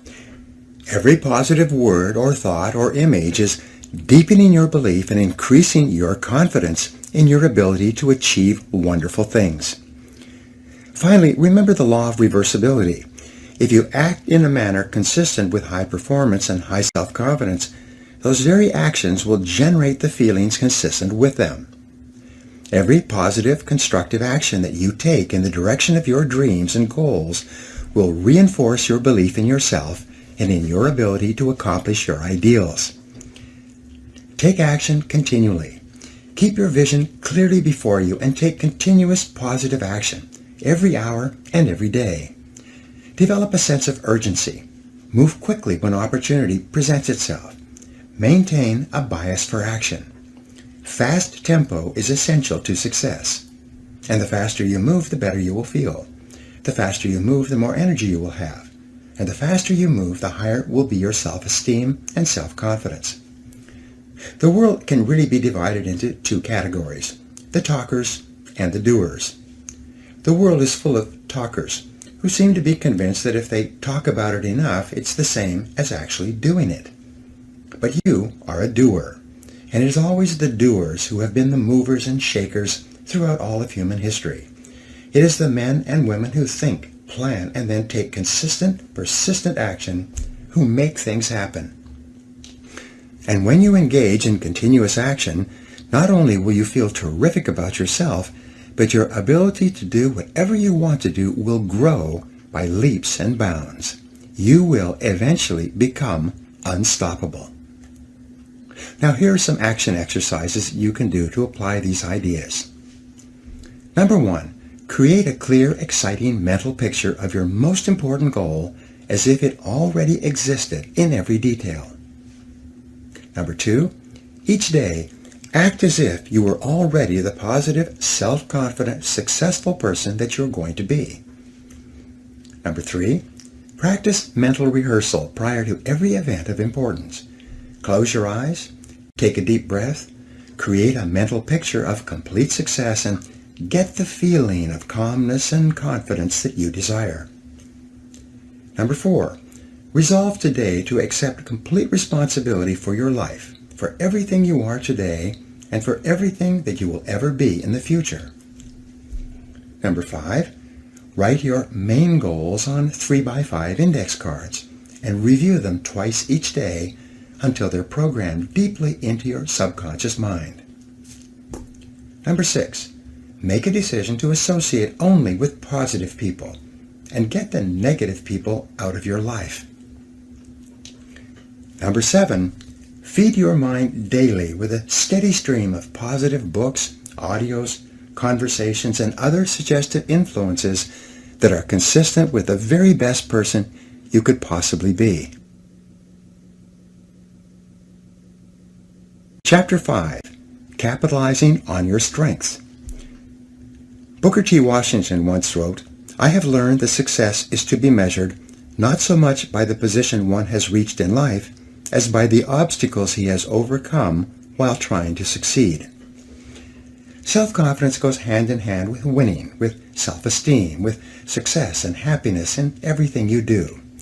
The more self-confidence you have, the more things you will try, and by the law of averages, the more things you are likely to achieve. The more self-confidence you have, the less you will be affected by temporary setbacks and disappointments. The more self-confidence you have, the more likely it is that you will have a long, exciting life full of riches and rewards and self-satisfaction. And achieving these goals is the whole aim of this program. One of the starting points of self-confidence is for you to recognize that you have tremendous strengths of ability and character that you can bring to bear to accomplish almost anything you want. You are extraordinary. The odds are more than 50 billion to 1 against there ever being anyone with the unique combination of talents, skills, and abilities that you bring to your life and to your world. And the incredible things that you can do and be, no one knows, not even you. But the one thing that we do know is that virtually everything noteworthy that you will ever achieve will come from your ability to identify your areas of greatest strength and then to capitalize on them in every situation. Your area of excellence. Each person has one or more areas of excellence that, if properly exploited, would enable them to be, have, and do almost anything they could possibly want. Each person, as the result of years of education and experience, has developed possibilities that make him or her different from all other people. And the men and women who are achieving the most in every field are invariably those who have taken the time to identify their areas of greatest strengths and then to capitalize on them continuously. We said earlier that life is a study of attention. Where your attention goes, there will your heart be also. The people, things, and events that hold your attention are indicative of your entire mental makeup. The things you are interested in are an indication of what you should be doing more of. Choose the right field. In one longitudinal study examining 1,500 men and women who started out eager and ambitious at the beginning of their careers, they found that only 83 of them, over the course of 20 years, became millionaires. When they went back and studied the attitudes and decisions of these people, as they had evolved over 20 years, they found that every millionaire had one thing in common. They had all chosen a field they enjoyed and then become totally absorbed in what they were doing. They had gone to work in an area of endeavor in which they were extremely interested and which held their entire attention. They had then thrown their whole hearts into becoming very good in that area, developing the strengths necessary to succeed in that field. They had then capitalized on those strengths by becoming better and better progressively over time. The conclusion of the study was that success, wealth, and happiness seemed to occur when a person was completely preoccupied doing something else. The wealthy people in this study never set out to make a lot of money. Instead, they set out to find a field that they really enjoyed, and then devoted themselves to it. The money came as an afterthought. Happiness and satisfaction. The flip side of this equation is that you will never really be happy or satisfied until you have found a way to apply your unique human capabilities to your life and to your career. In the book Working by Studs Terkel, he reports that more than 80% of Americans do not feel that their full potential is being utilized in their work. They may be busy and they may be reasonably satisfied, but way down deep, they feel that there is far more that they could do if given the right situation and the right opportunity. You probably feel this way yourself from time to time. This is called the feeling of divine discontent. It is a feeling of uneasiness and dissatisfaction that arises whenever you are not fully challenged by what you are doing. To enjoy high levels of self-confidence and self-esteem, you must be working at the outer edge of your envelope. You must be stretching your capabilities continually. You must have a feeling that you are growing day by day with the challenges that your work is putting on you. Without that feeling of challenge and growth, you'll experience a nagging discontent. And this is a good sign. Discontent and dissatisfaction almost always precede a constructive change that forces you to change and starts you growing once more. living congruently. In Chapter 1, we spoke about how important values are to your self-confidence. Men and women with clear values who are living their lives consistent with their highest aspirations are those who have a deep down sense of self-confidence and well-being. We also said that the most important value you can have is the value of integrity. Integrity is the value that guarantees all the others. Having integrity means that you will not compromise on what you believe to be right in any area. Integrity is absolutely essential if you want to capitalize on your strengths. It means more than anything looking at yourself honestly and making your decisions based on the fact that you are an extraordinary human being. Your feelings are very valuable clues to your choices and behavior. Your peace of mind and personal satisfaction is perhaps the most accurate guide you will ever have to doing what is right for you. Courage is essential. In combination with integrity, courage is the most important quality you can have if you want to be happy and self-confident. If integrity means being honest with yourself, then courage means having the strength of mind to follow where your heart leads you. Courage means having the ability to push aside all other considerations in order to remain true to the very best that is in you. Winston Churchill said, "Courage is rightly considered the foremost of the virtues, for upon it all others depend." You know by now that fear is the greatest single enemy of self-confidence and self-fulfillment. It's not that people don't know what to do. It is usually that they are afraid to do what their hearts tell them to do. But when you build up your courage act by act, you gradually overcome your fears. With courage, your whole world opens up before you. Your self-confidence increases. You reach the point where there are no longer any limitations on what you will attempt and what you will commit yourself to. Follow your heart. One of the greatest of the Impressionist painters was a man named Paul Gauguin. He lived in Paris, had a family, and worked in the post office for many years. But in the evenings he visited the cafes frequented by the Impressionist painters of Paris, getting to know them and asking them questions. He was fascinated by painting. The whole idea of painting absorbed all his attention. It was all he thought about, and yet with a family and a full-time job, there was no way he could devote himself to the painting he wanted so badly to do. One day, in a move that shocked everybody, he gave up his job as a postal inspector, left his family, and moved to the South Sea island of Tahiti. There he began painting, poor quality at the beginning, but gradually improving as he developed his skill. His paintings now are worth hundreds of thousands, even millions of dollars, and hang in the finest museums in the world. He is considered by many to be one of the most important painters of the last 300 years. In a way, he was like Grandma Moses in that he finally decided to follow his heart and concentrate on what he had been interested in for all those years. Be honest with yourself. To follow your heart, you don't necessarily need to make dramatic changes in your life or your relationships. What you do need to do is to see yourself honestly, as you really are, and have the courage to channel your energies and focus your strengths into your areas of greatest potential. And when you do this, you will soon realize that you have made one of the best decisions of your life.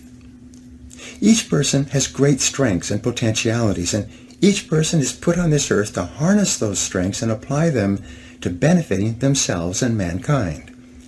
The life stories of the great men and women of history are usually stories of people who discovered their strengths and utilized them to the fullest degree. Churchill was a great statesman and orator. Florence Nightingale was a tremendous organizer. Florence Chadwick was an incredibly strong swimmer. Abraham Lincoln was a far-sighted and compassionate politician and president. Mother Teresa was a truly loving human being with an infinite capacity to care for and support the sick and dying people of Calcutta. Joe Montana was a quarterback with an incredible throwing arm with the San Francisco 49ers. All around you, you see men and women who have grabbed their major talents, like catching a pass in a football game, and are running for the goalposts. And you can do the same if you have the courage to follow your heart. compensating for weaknesses. No discussion of strengths would be complete without a discussion of weaknesses. Strong people have strong weaknesses as well. In fact, most people have far more weaknesses than they have strengths. You may be strong in a few areas, but weak in hundreds of other areas. Weaknesses are an inevitable and unavoidable fact of life. As Peter Drucker said, all innovations must be simple if they are to work, because there are only incompetent people to carry them out. The one thing that we will always have in abundance is incompetence. Drucker wasn't being unkind. He was being realistic and pointing out that most people are incompetent, or at best average, just in different areas. The challenge with human weaknesses is that unhappy and unsuccessful people have a tendency to focus on them. They become preoccupied with their weaknesses and think about their lacks of talent and ability too much of the time. They lose sight of the fact that each person has strengths that may need to be developed, and that these strengths can and will bring them everything they want. Instead, they dwell continually on their areas of lesser competence rather than on their areas of potential excellence. Developing strength and resiliency. We are all brought up with feelings of inferiority and inadequacy. Our self-esteem and self-confidence are fragile. Our positive feelings about ourselves are like balloons, easily popped. We have to work on ourselves for a long time to build ourselves up to the point where we are tough and resilient, especially in the areas where we make mistakes and drop the ball. Every person is a combination of peaks and valleys. You have areas of great potential strength, and you have multiple areas of weakness where you perform in an average or mediocre way. Drucker also wrote, "The goal of business is to maximize strengths and to make weaknesses irrelevant." The law of concentration has an inordinate impact on the person you become. Whatever you dwell upon grows in your life. Strong, competent people are those who dwell upon their strengths and abilities. Weak people are those who dwell upon their weaknesses and their inabilities. You always have the choice of looking at your glass as being either half full or half empty. But to develop and maintain high levels of self-confidence and the success and happiness that go with it, you must consciously choose to dwell upon your strengths most of the time. You are a bundle of resources. One of the most obvious characteristics of leaders in life is that they view themselves as bundles of resources that can be utilized in many different ways, like a tool can be used to achieve different results. Leaders are adamant about applying themselves only in those areas where they can perform well and make a significant difference. They focus only in those areas where they can succeed because of their special talents. One of the best questions you can ask yourself over and over is, what can I and only I do that if done well will make an extraordinary difference in my situation? The law of concentration also says that all great successes in life come from single-minded, focused concentration on doing one thing or a few things extremely well. Success comes from staying at a particular task, the most valuable and important task you could be doing, until you succeed. Every great human achievement is preceded by an extended period of dedicated, concentrated effort. But there is little to be gained by digging determinedly if you're digging in the wrong place. As Benjamin Trigo, the management consultant, said, "The very worst use of time is to do very well what need not be done at all." Assess your strengths and weaknesses. This brings us to the importance of self-assessment with regard to your strengths. When we do strategic planning for corporations, we deal continually with what is called concentration of power. Where can the company focus and concentrate its resources to achieve extraordinary results in a competitive market? We start from the viewpoint that a company has a certain degree of flexibility in determining what it offers to justify its existence in the marketplace. We say that the purpose of a business is to create and keep a customer. The customer, or the person that the company is organized to serve in some way, is central to every calculation and every decision. We put the imaginary customer in the middle of the table and conduct the strategic planning process with him or her in mind.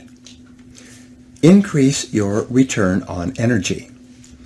The critical issue in corporate strategic planning is to increase the return on equity invested in the corporation. It is to allocate and deploy assets in such a way that the rewards that the company earns are greater than they would be in the absence of the planning exercise.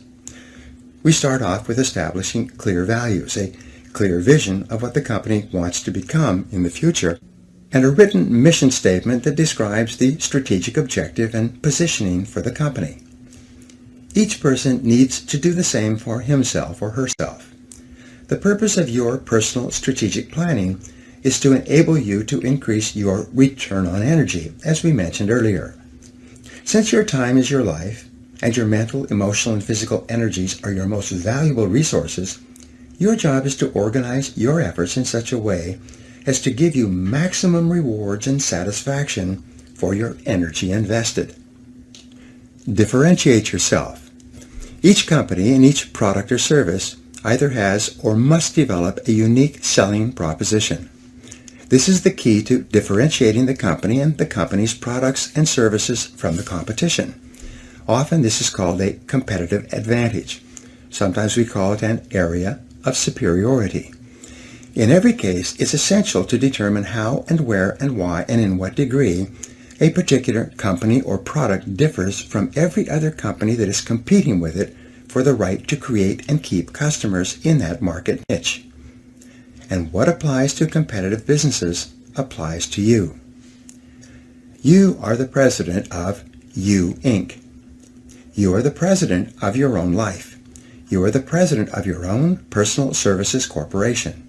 You are in business for yourself. You are self-employed.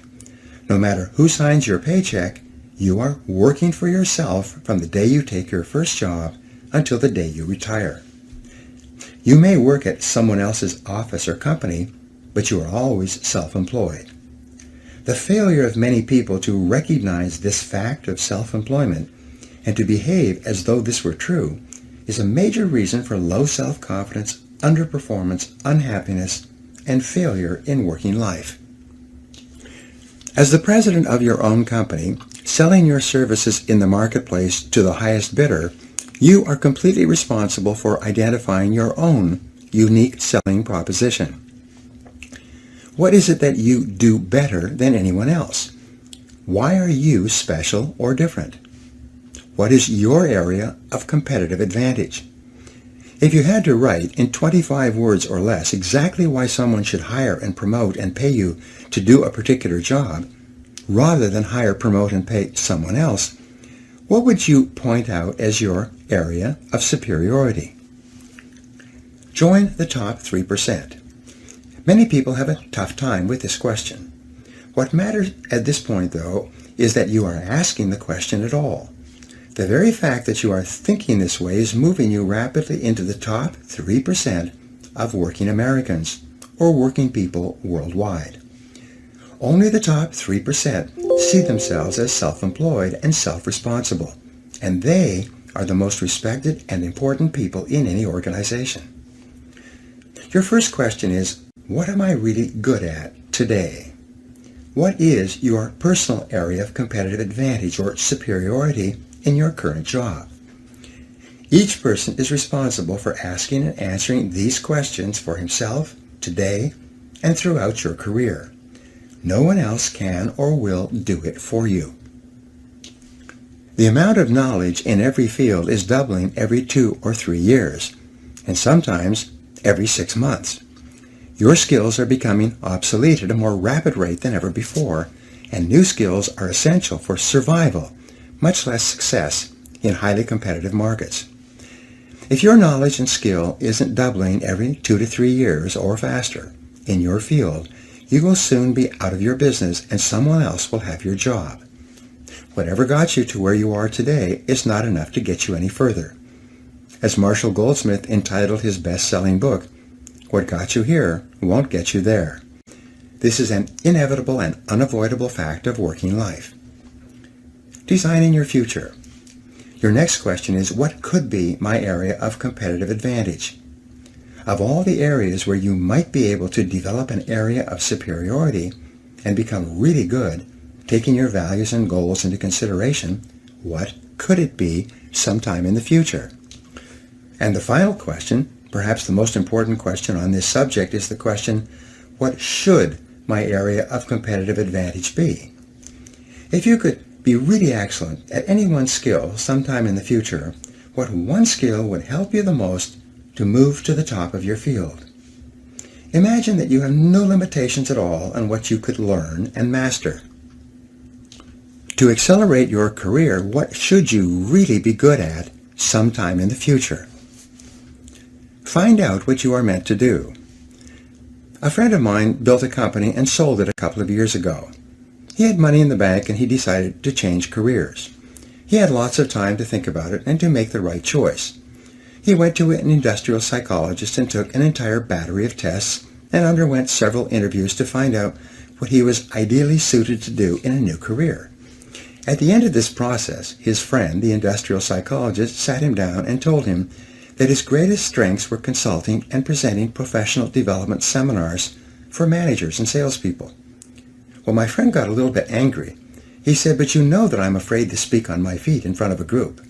You know that it makes me nervous and I become tense even thinking about it." His friend said, "Yes, I know that's true, but you didn't ask me to tell you what would be convenient and easy for you to do. You asked me to tell you what would be the right thing for you to do. And the area where you have the greatest potential strength at this time is in consulting and training managers and salespeople. Be prepared to develop new skills." My friend realized that what he was saying was true. He then went out and took courses where he learned to overcome his fear of public speaking. He learned how to give presentations to a professional audience. It didn't take long, and 6 months later, he began his own consulting and training business. He is now doing extremely well, and he's never been happier in his whole life. It often happens that your strengths are like muscles, undeveloped and requiring a long period of exercise to build up to the point where you can begin to win competitions.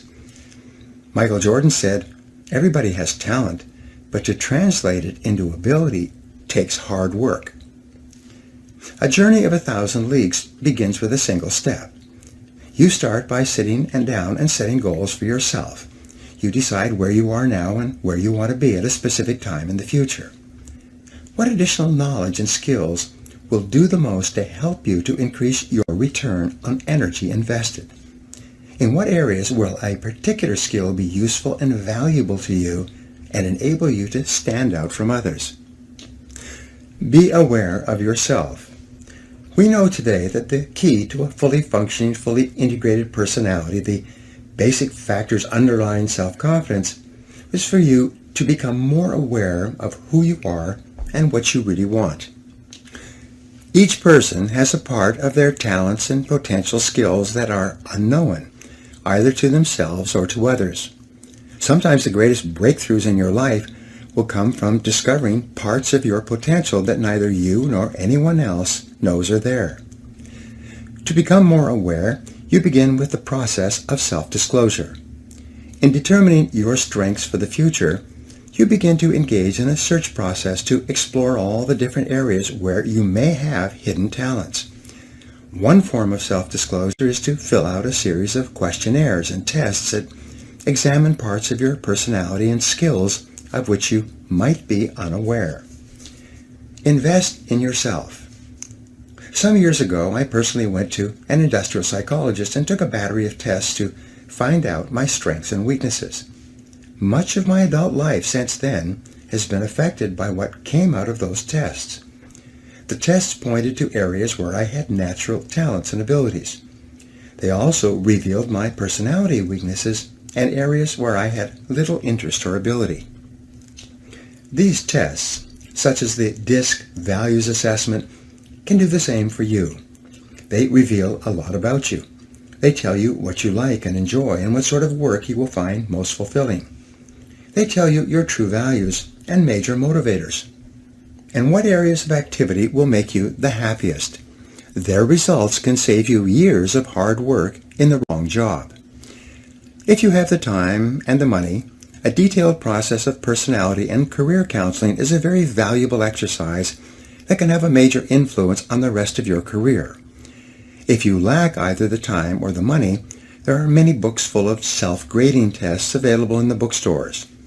You can take these tests yourself and they will give you very accurate feedback. There are several companies that have developed entire batteries of self-grading assessment instruments, each of which can give you insights into your strengths and weaknesses in particular areas. Self-analysis and self-disclosure. There are also a series of exercises in self-analysis and self-disclosure that you can complete yourself with just a pen and paper. These exercises can often open your eyes and help you to see possibilities that may surprise you. The first exercise is for you to realize that you have already done many things and played many roles in life. Starting in childhood, you have learned how to do and perform a remarkable variety of tasks. You have a tremendous number of skills and talents that you have developed over time, many of which you simply take for granted. Once, some years ago, I applied for a job as an extra in a movie. On the application form, one of the questions asked was, "What skills do you have that might make you more valuable as an extra in different scenes in the movie?" They gave me a checklist of about 200 different things that a person might be called upon to do in a movie. My job was to tick off all the activities with which I had a previous experience. As I went down the list, I still remember being astonished at the incredible number of things that I had learned to do without even thinking about it. They ranged from a variety of sports to driving a variety of vehicles, to riding horses, to holding babies, to washing dishes, climbing ladders, swinging on ropes, swimming, diving, jumping, tumbling on the ground, and so on. Perhaps one of the reasons why so many people have such low self-confidence is because they've never sat down to make up a list of how talented and capable they really are. List all your current skills and abilities. The first exercise for you is to write down a list of everything that you do on a regular basis. Write out all your roles and the parts you play, from the time you get up in the morning until the time you go to bed at night. If you play sports or exercise with various equipment, write it out. If you're a parent, cook, dishwasher, a driver, a shopper, a reader, a writer, a worker performing various jobs, a buyer, a seller, a negotiator, a teacher, a manager, a salesperson, a typist, a telephone answering person, and whatever else you can think of, write it down. Be as detailed as possible. Walk through your day, minute by minute and hour by hour, and write out everything that you do over the course of a day, a month, and a year. When you've completed this list, you'll be astonished at how many skills you have developed and which you use on a regular basis. Cluster your roles and activities. The second part of this self-disclosure and self-analysis exercise is for you to make a new list where you begin to cluster the various things you do into categories. One of your categories may be as a parent. Under the parent heading, write down all the things you do as a parent that are part of parenting. As a wife or husband, write down everything you do as a wife or husband that you perhaps would not do if you were not married. If you're a manager or a salesperson, or if you hold any other position, write down everything that you do in your job, day in and day out. You might use a heading entitled Friend, and under this heading you would write all the things you do as a friend. You phone people, visit, write letters, socialize, go out for dinner, meet after work, and so on. If you play sports, put sports as a heading and write down all of the physical activities that you engage in. If you're interested in reading, write down all of the subjects that you read about on a regular basis. Set priorities on your roles. When you've completed clustering all of your roles and activities into groups, the final step in this exercise is to set priorities on each group. Which group of activities is most important to you? Which group of activities is second most important to you? If you were going to be sent to a desert island for an indefinite term, and you could only take 2 or 3 of these activities with you, which ones would they be? When you have numbered your clusters or groups by priority, you will have created a very clear picture of who you are and what is valuable to you in life. Your next questions might be, 1. What do I need to do in each of these areas in order to get the very most satisfaction and enjoyment from this area? 2. What do I need to do more of or less of? 3. What do I need to get into or get out of? 4. What is more important within each cluster and what is less important? And number 5, if I had to choose, how would I choose and select among the various things that I do? You will be amazed at the kind of answers you start to come up with.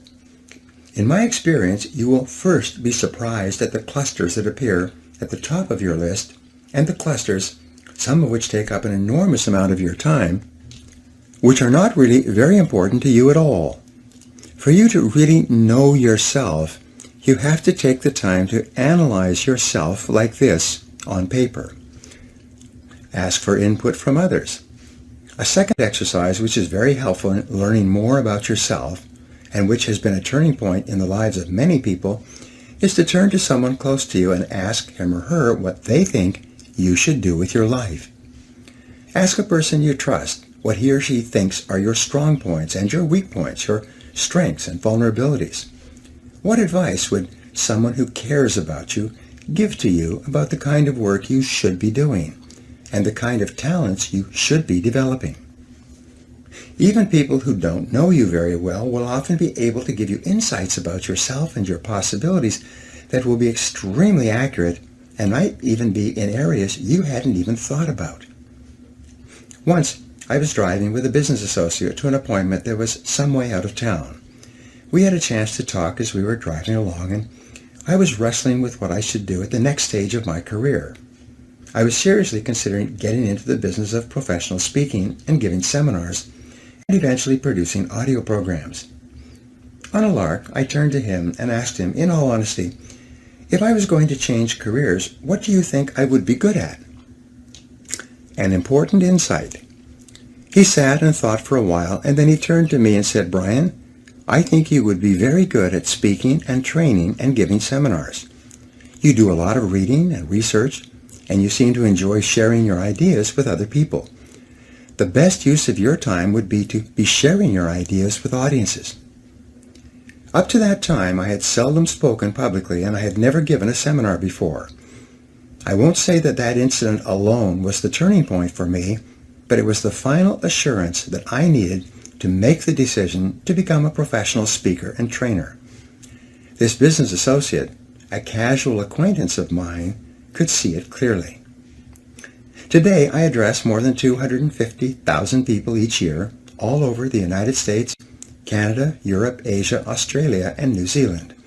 I've spoken on every island in the Caribbean and in Mexico. So, it must have been the right decision. Determine what motivates you. A third method of self-analysis is to apply the work of Dr. David McClelland of Harvard to assessing your own areas of greatest potential. McClelland developed a method of interviewing people to find out what sort of jobs they would be best at doing. His conclusion was that people fall into three basic categories. You can usually tell whether or not a person will be suited to a particular job by finding out whether or not they fall into one of these three areas. The method of interviewing, which you can do on yourself, consists of asking the job candidate detailed questions about previous peak experiences or moments of personal pride in his or her past. The categories were determined by analyzing what most motivates a person. What are the sort of activities that a person most enjoys and has been most successful at in their previous life and work? There are basically three motivational profiles, and each person falls into one of them, as do you. The first is called the achiever profile. The achiever is a person whose greatest sense of accomplishment comes from achieving something that is almost exclusively an individual activity. A person who enjoys climbing a mountain, or completing a course of study, or running a race, or overcoming any obstacle to win through by himself or herself would be classified as an achiever. There are specific strengths that achievers have and specific jobs that achievers would be best at. One of these would be in the field of selling. Because selling is an individual activity, the people who are the very best at selling are those who most enjoy individual activities and individual accomplishment. The second type of motivation is the leader profile, or that of power. A person with a strong power orientation is one who enjoys getting things done through others. Power in this context refers to being able to influence and coordinate the activities of others over a period of time to complete a complex task. A coach of a sports team or a manager at work who really enjoys what he or she is doing would be a person who is most motivated by this kind of power or influence. The third kind of motivation is called affiliation. A person with an affiliation motivation is one who most enjoys working harmoniously with other people as part of a team. This person enjoys both supporting others and being supported by others. He or she enjoys cooperating with others toward a common goal and seeing the goal achieved successfully. Questions to ask. When you apply this test to yourself, you ask yourself the following. 1. What do I like to do more than anything else? 2. What have I done in the past that has given me my greatest feelings of self-esteem and personal pride? 3. What have been my personal peak experiences in life? Whatever you seem to have enjoyed the most is a good indication of where your strengths lie. Your strengths may be completely hidden, but by asking yourself these questions and facing the answers unblinkingly, you will begin to uncover those strengths. When you uncover a potential strength in yourself and begin to develop it so that you can use it in your life, you begin to feel really terrific about yourself. Make a real difference. Your most important job is to apply yourself where you can make the greatest positive difference. This will be the area where you get your highest return on energy.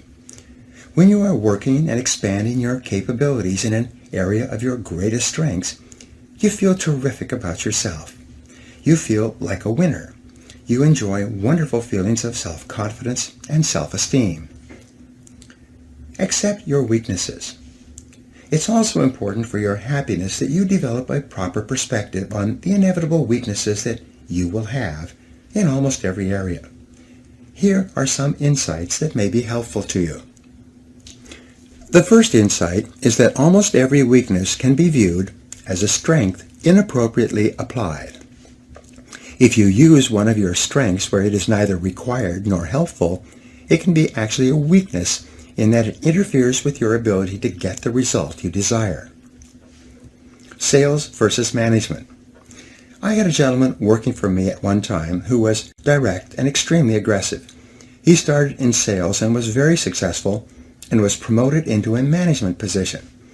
As a manager, his aggressiveness made him the kind of person that no one wanted to deal with.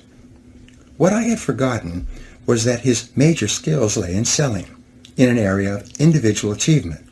His aggressiveness was a strength in selling, but a weakness when he was put into a management position where his strength could not be used properly. Many of the so-called weaknesses that you might have are merely strengths being used in the wrong place and for the wrong purposes. Situational weaknesses. A weakness may simply be situational. There's an old saying that when you go into the woods, you must expect the mosquitoes. Sometimes you will be criticized for the things you do, and you may conclude that you are weak in these areas.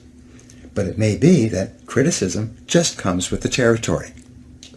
I speak on sales, management, and motivation to a great number of people. Occasionally people come up to me or write and tell me that they didn't like my talk. Even though more than 99% of the emails and letters that I receive are highly favorable, there are inevitably people who, for some reason, are not happy. These are the inevitable mosquitoes that go along with my profession. You will find that there are inevitable complaints and criticisms that go along with whatever you do. They may not be indicative of a weakness at all, merely an opinion or an observation by another person. You may be hypersensitive.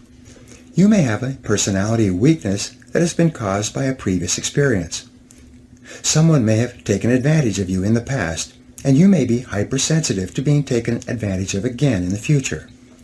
You may have been raised with destructive criticism and have therefore developed a very thin skin as a result. The slightest suggestion that a person does not completely approve of your behavior might cause you to react negatively. This may be seen as a personality flaw or weakness, when, in reality, it's merely a result of your previous reinforcement history.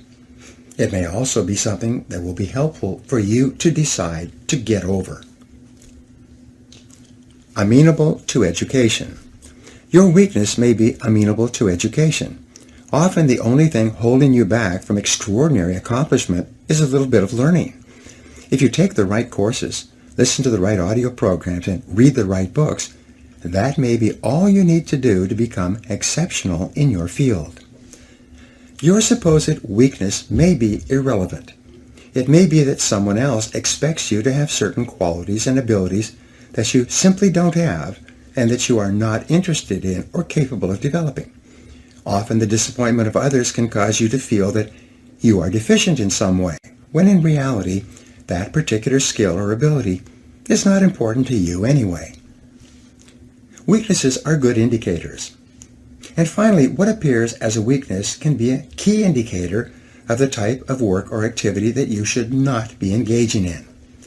It may be that you don't enjoy that area of endeavor at all. If you try to do a job or task and you consistently do it poorly, this may be a way of nature telling you that this is the wrong field for you. Strengths and weaknesses. The most important point to remember with regard to your strengths and weaknesses is that everybody has both. There are areas where you are strong and there are areas where you can become extraordinary in your performance. There are areas where you are weak, and you probably should not be spending any more time there than is necessary to assure that you are good enough not to hold yourself back. Take the time to analyze yourself carefully. By practicing self-disclosure with yourself and others, both in written and spoken form, you will develop a higher level of self-awareness and self-honesty. As you become more knowledgeable about your strengths, you'll become more self-accepting of who you really are. And as your level of self-acceptance increases, and you begin to respect yourself for your unique talents and abilities, your level of self-esteem and self-confidence will go up as well. When you minimize or downplay your weaknesses and simultaneously identify and maximize your strengths, you will become a peak performer in everything you decide to do. Now, here are some action exercises that you can use to apply what you've just learned. Number 1, decide today that you are going to become very good at what you do, that you're going to join the top 10% of people in your field. Number 2, identify the most important skills you have, those skills that are most important to your doing your job in an excellent way. Number 3, determine your natural strengths and abilities, those jobs and tasks that you do well and most enjoy. Number 4, what is your competitive advantage? What is it that you do better than almost anyone else? What should it be? What could it be in the future? Number 5, what sort of work motivates you the most? What activities give you the greatest sense of personal satisfaction? Number 6, in what areas do you achieve your highest return on energy? What do you do that really makes a difference to yourself and your business? And number 7, take some time with a pen and paper to complete one or more of these exercises explained in this chapter, so that you can be sure that you are doing exactly the right work for you. Chapter 6, Triumphing Over Adversity. The miracle or the power that elevates the few is to be found in their industry, application, and perseverance under the promptings of a brave, determined spirit. Mark Twain. True self-confidence comes from positive knowing rather than positive thinking. Your goal should be to develop the kind of unshakable self-confidence that makes you an unstoppable force of nature. Your job is to take every step possible to make yourself so positive that you become irresistible and able to accomplish any goal that you set your mind to. And one of the most important things you need is an absolute faith in your ability to overcome any adversity that the world can throw at you. Persistence is essential. Napoleon Hill wrote that persistence is to the character of man as carbon is to steel. He also said that before success comes in any man's life, he is sure to meet with much temporary defeat and perhaps some failure. When defeat overtakes a man, the easiest and most logical thing to do is to quit. That is exactly what the majority of men do. In reality, your persistence is your measure of your belief in yourself and your ability to succeed. If you absolutely believe without question that if you persevere long enough and hard enough, you will ultimately win through, then nothing will stop you. And when you build within yourself this absolute assurance, then virtually anything becomes possible for you. Your self-confidence goes through the roof. The reality habit. Robert Ringer, in his best-selling book, $1 Million Habits, said that the most important of all the habits that lead to great achievement is what he calls the reality habit. It explains the attitudes of men and women who have achieved greatness in almost every field. Happy, successful people are intensely realistic. They do not allow themselves the luxury of self-delusion. They face the world as it is rather than the way they wish it would be. They accept the unalterable facts of life, and they work and plan their activities around them. In learning how to triumph over adversity, the application of the reality principle is to simply accept that problems are inevitable. Problems, setbacks, and disappointments are an unavoidable reality of life. Your ability to deal with these difficulties has as much to do with your self-confidence as any other factor. The test of character. It's easy to feel good about yourself and to have high levels of self-confidence when everything is going well. But the true test of a man or woman is when you can keep your head and continue to function when things seem to be falling down around you and everyone else is discouraged and often blaming it on you. These are the times when you really show the kind of stuff you are made of.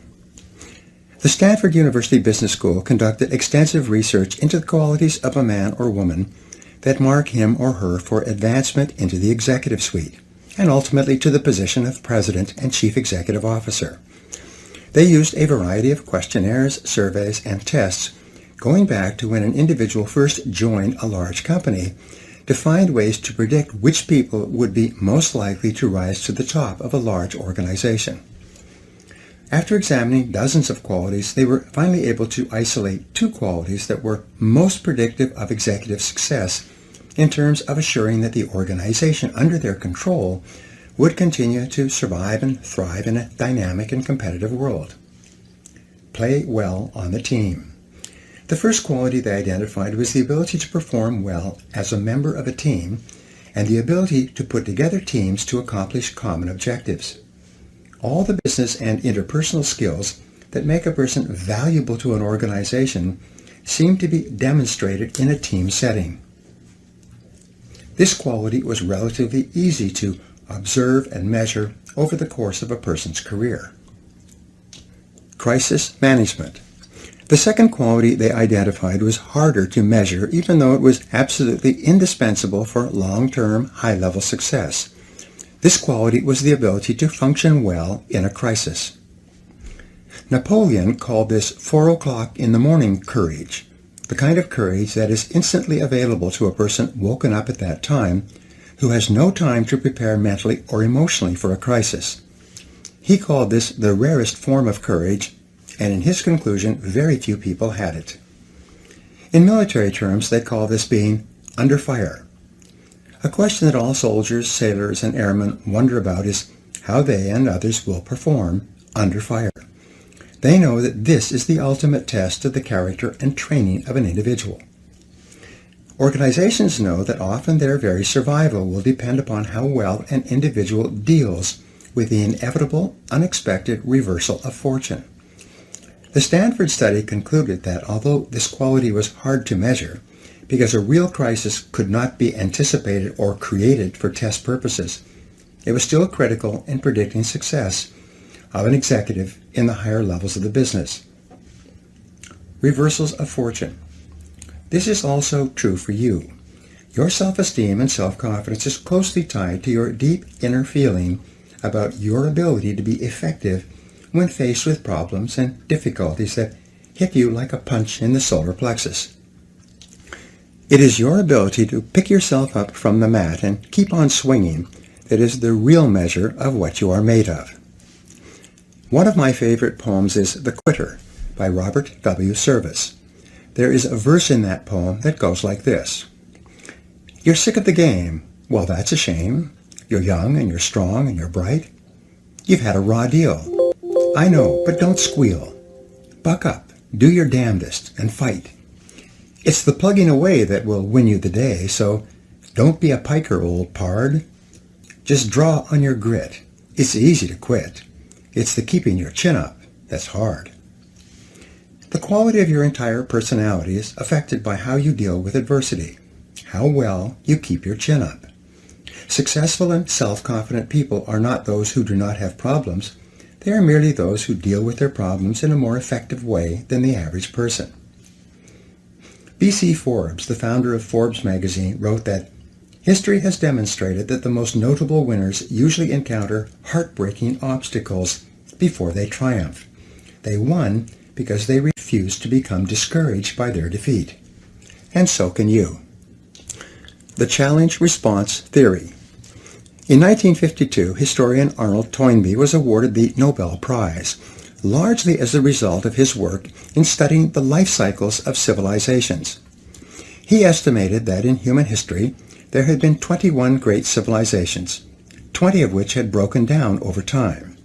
He considered the American civilization to be the 21st.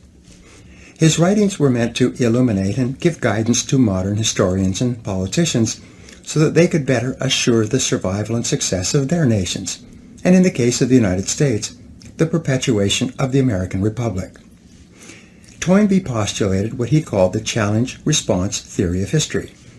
He said that every large civilization began as a small group of people that eventually found itself facing a challenge from the outside. In most cases, this challenge was composed of enemy forces bent on its destruction. But in some cases, the challenges came from weather or geography. Deal with the challenge effectively. When faced with the challenge, if the small group of people responded in a positive and constructive way, they would overcome the challenge, and in so doing, they would grow. But in growing, this group or tribe would trigger another, even larger challenge, usually aggression from other tribes. Once again, the group would have to reorganize itself internally to face the even larger challenge. If it again responded in a positive and constructive way and overcame the challenge, it would continue to grow. At each stage of growth, the size of the tribe or nation or state would trigger ever greater challenges. At each stage, as long as the civilization continued to respond effectively to the challenge, it continued to grow. The turning point came when the civilization no longer had the will or ability to rise to the challenge of the time, and as a result it began to decline and was eventually swept away by the events of history. All civilizations eventually decline. Sometimes, as in the case of the Roman civilization, it took several hundred years before Rome faded as a major Mediterranean power. Once the Roman people became addicted to bread and circuses and various forms of government welfare and handouts, they lost their will to resist the external challenges represented by the barbarian tribes from the north. Sometimes the civilization fell rather quickly. In less than 5 years from his landing at Veracruz, Cortés was able to destroy the foundation of the Aztec civilization that had endured for hundreds of years. The centuries-old Austro-Hungarian Empire, weakened from within, fell apart in the 4 short years of World War I and never recovered. However long the period of decline, the critical event was always the loss of will and the inability to rise to the external threat or difficulty. Toynbee concluded that with very few exceptions, civilizations decline from within before they are conquered from without. The story of your life. The reason why Toynbee's theory is so relevant to you and I is that it explains much of our lives. No matter how well our parents protect us when we are growing up, sooner or later we face challenges and difficulties in our relationships, our work, and in our other activities. Each time we face one of these external challenges, we have the choice of either responding positively and constructively or of letting it overwhelm us. If we choose deliberately to respond in a positive and constructive way, to keep our minds calm and cool, and deal effectively with the inevitable problem, we learn and grow and become stronger. Our self-confidence goes up. Our belief in our ability to achieve our goals increases. Our self-esteem rises. We develop a better self-image, and we become more self-assured, confident, and optimistic. The rise and fall of a business. Every small and large company goes through the same cycle of challenge and response. If a small company is capable of rising to the inevitable setbacks and reversals it experiences, it continues to grow and, in so doing, triggers even greater challenges, reversals, and setbacks. Peter Drucker said, "A company stays in business as long as it continues to make enough money to pay for its mistakes." One business consultant estimated that every 3 months a small business has a crisis that, if not responded to properly, will lead to the collapse of the enterprise. You and I are similar to small businesses in many respects. Fortunately, an inability to respond will not lead to something as final as a business collapse. But if, for any reason, we don't get on top of the challenges, but rather let them get on top of us, our self-esteem and self-confidence will decrease, and our ability to deal with subsequent difficulties will diminish dramatically. Your responses determine your future. Almost everything that happens to you is determined by your responses to the ups and downs of daily life. Your responses are the result of everything you have learned and experienced over time. Thomas Huxley said, "Experience is not what happens to a man, it is what a man does with what happens to him." Your life and everything about you is demonstrated in the way you react. It's not in what happens to you, it's how you respond to it. This is why the Stanford study was quite clear about this quality when it stated that the proven ability to function in a crisis is the absolute prerequisite for promotion to a senior position. In a way, what we are really talking about here is character. One of your aims in life should be to develop your character, to become a better and finer and stronger human being. And the development of character, essential to your long-term happiness and well-being, requires that you go through the crucible of setback and temporary defeat and emerge victorious. Problems and difficulties come unbidden. You probably make every effort to organize your life in such a way that you minimize the unexpected and usually unpleasant surprises that may occur. You use your intelligence, education, and experience to arrange your life and affairs so that you avoid adversity whenever and wherever possible. You probably plan and prepare carefully in advance to assure that things go smoothly at home and at work. You are especially careful with your health and with the well-being of members of your family. You are thoughtful about the things that you can do to assure a greater likelihood of success in your business or career. You lock doors, insure properly, drive carefully, and otherwise reduce your potential exposure to unhappy events. Almost everyone does this, except for those who are thoughtless and irresponsible. Yet, in spite of making every effort to avoid adversity, you experience adversity nonetheless. Adversity comes to you unbidden. You tend to be blindsided by adversity. It befalls you in spite of your very best efforts to the contrary. Adversity and character development. But yet, in the absence of adversity, you cannot develop a stronger character. You cannot become a better person. You cannot develop resilience, perseverance, and resoluteness of personality. You cannot develop into the kind of person who enjoys high levels of self-confidence and a feeling that you can meet and master whatever you are faced with. You cannot grow stronger without the adversity that you so conscientiously avoid. Caught in this conundrum, you have only one choice. You can choose in advance to be equal to the occasion. Ann Landers summed it up beautifully in these words. She wrote, "If I were asked to give what I consider to be the single most useful bit of advice for all humanity, it would be this. Expect trouble as an inevitable part of life, and when it comes, hold your head high, look it squarely in the eye, and say, I will be bigger than you. You cannot defeat me. Your responsibility is the key. Frederick Robertson said, it's not the situation that makes the man, but the man who makes the situation. It is not what happens to you, but how you respond to what happens to you that determines your whole life. In the responses chosen are contained the determining factors of human greatness or depravity. Great men and women are simply those who have responded well when the chips were down, and the rest is history. Dr. Abraham Zelznick of Harvard is one of the few people who has ever done extensive research into the subject of disappointment. What he found in studying the way that different people respond to disappointment was that you could largely tell how high and how far a person was going to go in life by simply observing how they reacted when they faced frustration and setbacks in reaching their goals. Dr. Zelznick found that the great majority of people do not prepare mentally for the inevitable disappointments that come in life, and when they arrive, they tend to be taken off guard and emotionally overwhelmed. They then generalize these disappointments and allow themselves to feel that because they have not succeeded, they're not really very good at what they do. They tend to interpret these disappointments as being indicative of their lack of ability and competence. As a result, they become easily disappointed in themselves, and they lose the courage and confidence that they need to press forward. Often they become depressed, and in the majority of cases, they gradually give up. They stop setting goals and working on themselves and become more concerned about security and potential loss than about taking chances and potential gain. Responding well to disappointment.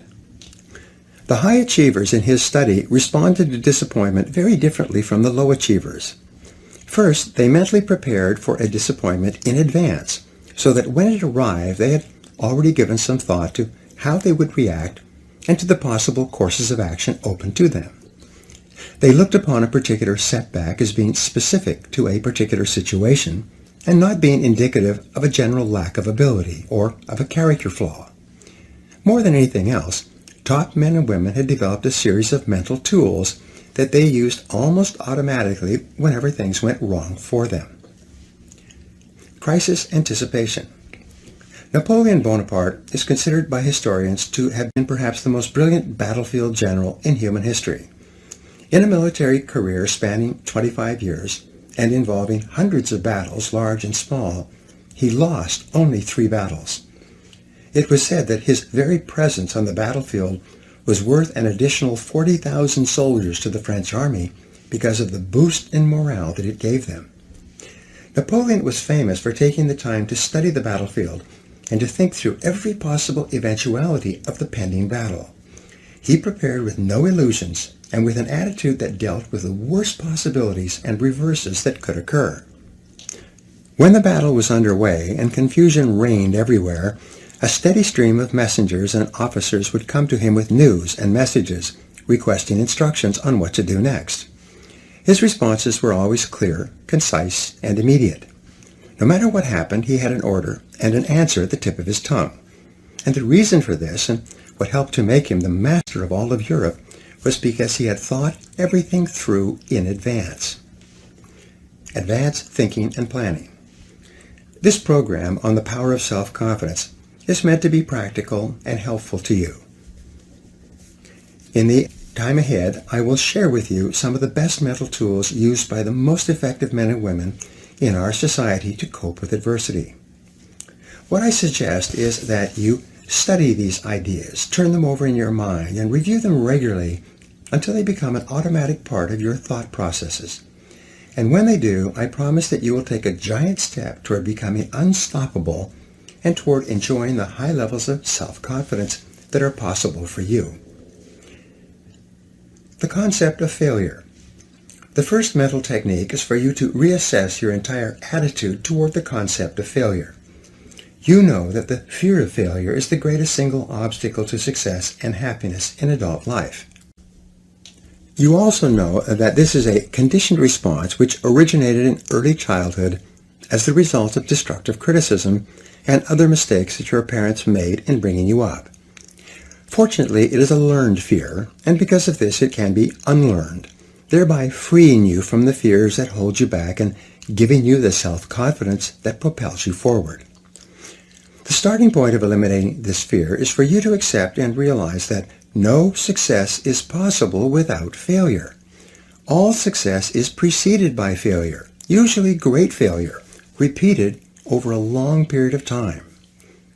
Abraham Lincoln was considered one of the great failures of American politics, a man who lost his business, lost his sweetheart, and was defeated for election over and over again. However, by learning from every defeat, he won the final election and became one of the most important and respected presidents we have ever had. As Stanley Judd wrote, "Don't be afraid to fail. Don't waste energy trying to cover up failure. Learn from your failures and go on to the next challenge. It's okay to fail. If you're not failing, you're not growing." Double your rate of failure. You only learn how to succeed by failing, and no success is possible without it. Thomas J. Watson, the founder of IBM, was once visited by a young journalist who asked him how he could be more successful faster. Watson replied with these wonderful words, "Do you want to be successful? Then you must double your rate of failure. Success lies on the far side of failure." Every man or woman of great achievement has been at one time a magnificent failure. The greatest successes of our generation and of our history books are the stories of men and women who failed so many times that they finally learned how to succeed. On the David Susskind show some years ago, they had 4 men who had all become entrepreneurial millionaires before the age of 35. They asked them during a break to add up and calculate the total number of different businesses that they had started or tried before they found the business where they made their fortunes. It turned out that the 4 men had started an average of 17 businesses each, an average of 16 of which had been unsuccessful. But it was the 17th business that had made them rich. Now the obvious question is this: did those young men fail in each of their previous business experiences? And the answer is clear. They did not fail.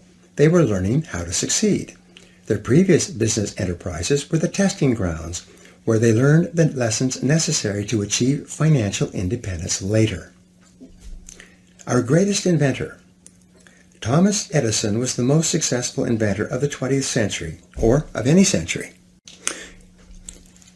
He developed not only the electric light bulb, but the electric power company that made it possible to deliver electric current and sell electric light bulbs to every city, town, and village in America. He patented more than 1,000 devices at the U.S. Patent Office, almost all of which were brought into commercial production within his lifetime. Our way of life and the way of life of almost everyone in the world has been profoundly affected by his successes in the area of invention. But Thomas Edison was also an extraordinary failure as an inventor. He failed more times than any other inventor of his age. He failed thousands and thousands of times in attempting to find the proper filament for the first electric light bulb.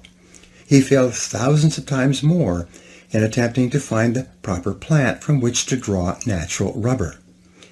In his laboratories at what is now known as General Electric, he brought together some of the finest scientific minds of the age so that they could dramatically increase the number and speed of their failures. Success is a numbers game. Edison knew that success is a numbers game. It is based on intelligent effort and the law of probabilities. If you try enough different things in enough different ways, and you learn from each test or failure, then you must inevitably be successful. The fear of failure, on the other hand, causes people to try fewer and fewer things, thereby lowering the probability that they will ever achieve anything of consequence. In the same year that Babe Ruth hit more home runs than any other batter in America, he also struck out more than any other batter. When the ball was thrown, he swung with every ounce of strength he had, often spinning around and falling down on the ground as a result of his efforts. But he also set an American baseball record that was not broken for decades and became a legend that we still talk about today. Henry Ford, who was bankrupt at the age of 40 and who went on to become one of the world's richest men, wrote, "Failure is just another opportunity to more intelligently begin again." Dr. Joyce Brothers wrote that the person interested in success has to learn to view failure as a healthy, inevitable part of the process of getting to the top. Learn from every failure. Your job is not to fear failure or to avoid failure so much that you also avoid success. Your job instead is to move forward and take intelligent risks, thinking them through in advance and learning everything you can as you go along. Zig Ziglar said that you can tell how high a building is going to be by looking at how deep they dig the foundation. The height to which you rise in life will always be determined by the depth of your own personal foundation, which is almost always the quality and quantity of your failures and what you have become as a result of them. Napoleon Hill wrote, "When defeat comes, accept it as a signal that your plans are not sound. Rebuild those plans and set sail once more toward your coveted goal." Dale Carnegie wrote, "The successful man will profit from his mistakes and try again in a different way." The starting point of triumphing over adversity is to overcome the fear of failure to the point where you are willing to proceed boldly in the direction of your dreams. Whatever your emotions, fear, or desire, they control your decisions and everything you do. When you write down clear goals and make detailed plans for their accomplishment, and then think about your goals all the time, you build up within yourself the white-hot heat of desire, which can eventually become so powerful that it overcomes any fear of failure that might hold you back. The more you think about your goals and talk about your goals and write out your goals on paper, the more determined you become to make them a reality. And the more likely it is that you will push yourself forward to overcome the fears that might hold you back. Plan for the future. The second mental technique that you can use to deal with adversity is called crisis anticipation, and it refers to your ability to think. Your mind is the most powerful tool that you have with which to apprehend reality. Everything you feel and all your reactions are initially determined by how you think about any subject. If you change the quality of your thinking, you change the quality of your life. And this begins by applying your ability to think to your existing situation. Crisis anticipation is the exercise of looking down the road 6 to 12 months and making a list of everything that could go wrong in the areas that are important to you. It's similar to what Napoleon did in anticipation of an upcoming battle. If you're in business, make a list of all the problems that might arise that could threaten the survival of your business. If you're in sales, make a list of all the things that could happen that could dramatically decrease your sales volume. With regard to your family, or even when considering a family vacation, make a list of all of the unexpected events that could occur that would derail your plans and goals. Spread the risk. In one business I worked with, the owner found that more than 60% of the sales were coming from 2 of the 11 salespeople. If one of those people quit, or worse, went to work for a competitor, the company's sales volume would decline dramatically and its ability to survive might actually be threatened. Once the owner was clear about this, he immediately began an intensive sales training program for all his people. Simultaneously, he began recruiting and looking for better salespeople while making arrangements to encourage his poor performers to go elsewhere. Within 6 months, no single salesperson accounted for more than 15% of the business. And when it happened that one of his previous top salespeople did decide to leave, the business was able to absorb the temporary drop in productivity and continue to grow. What could go wrong? What are the likely crises that might occur in your life? What if interest rates doubled or your business dropped by 50%? What if your best-selling product stops selling, or your best customers stop buying? In what areas are you overly dependent on someone or something else for your continuing success? And what steps could you take starting today to guard against a crisis should it occur? You will be amazed at how much more self-confidence you will have when you have thought through the critical areas of your life and made plans in case something goes wrong. Otto von Bismarck, the Iron Chancellor of Germany, was considered to be one of the finest statesmen of the century. He was famous for always having what came to be called a Plan B for every situation. No matter what happened, and no matter how hard he had worked to bring about a particular result, if he was not successful, he could always reach into his drawer and pull out a fully developed backup plan ready to go. This habit of preparing for the unforeseen outcome led to him becoming one of the most powerful statesmen in Europe. Become intensely solution-oriented. Think about the solution, about what can be done, rather than what has happened and who is to blame. Don't waste a minute being upset or angry about something that has happened and that cannot be changed. Consciously choose the future over the past. Become intensely solution-oriented rather than problem-oriented. Think about what can be done immediately to resolve the difficulty.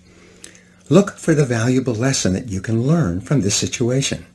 Think how you can minimize the damages and maximize any opportunities that might arise out of this setback. As Friedrich Nietzsche, the philosopher, once said, "What doesn't kill me makes me stronger." The only real antidote to worry and negativity is positive, purposeful, constructive action in the direction of your goals. As soon as you take action, your self-esteem and self-confidence start to increase again. You begin to feel more in control of your emotions and of your life. You stop making excuses and you start making progress. You start thinking about how you can turn this situation to your advantage. Never consider the possibility of failure. In the final analysis, you triumph over adversity by having clear values, clear goals and plans, and complete control over your mind and your thinking. You win by thinking about winning all the time and refusing to consider the possibility of losing.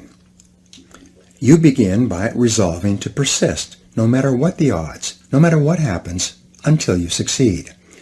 You recognize that persistence is a form of courage.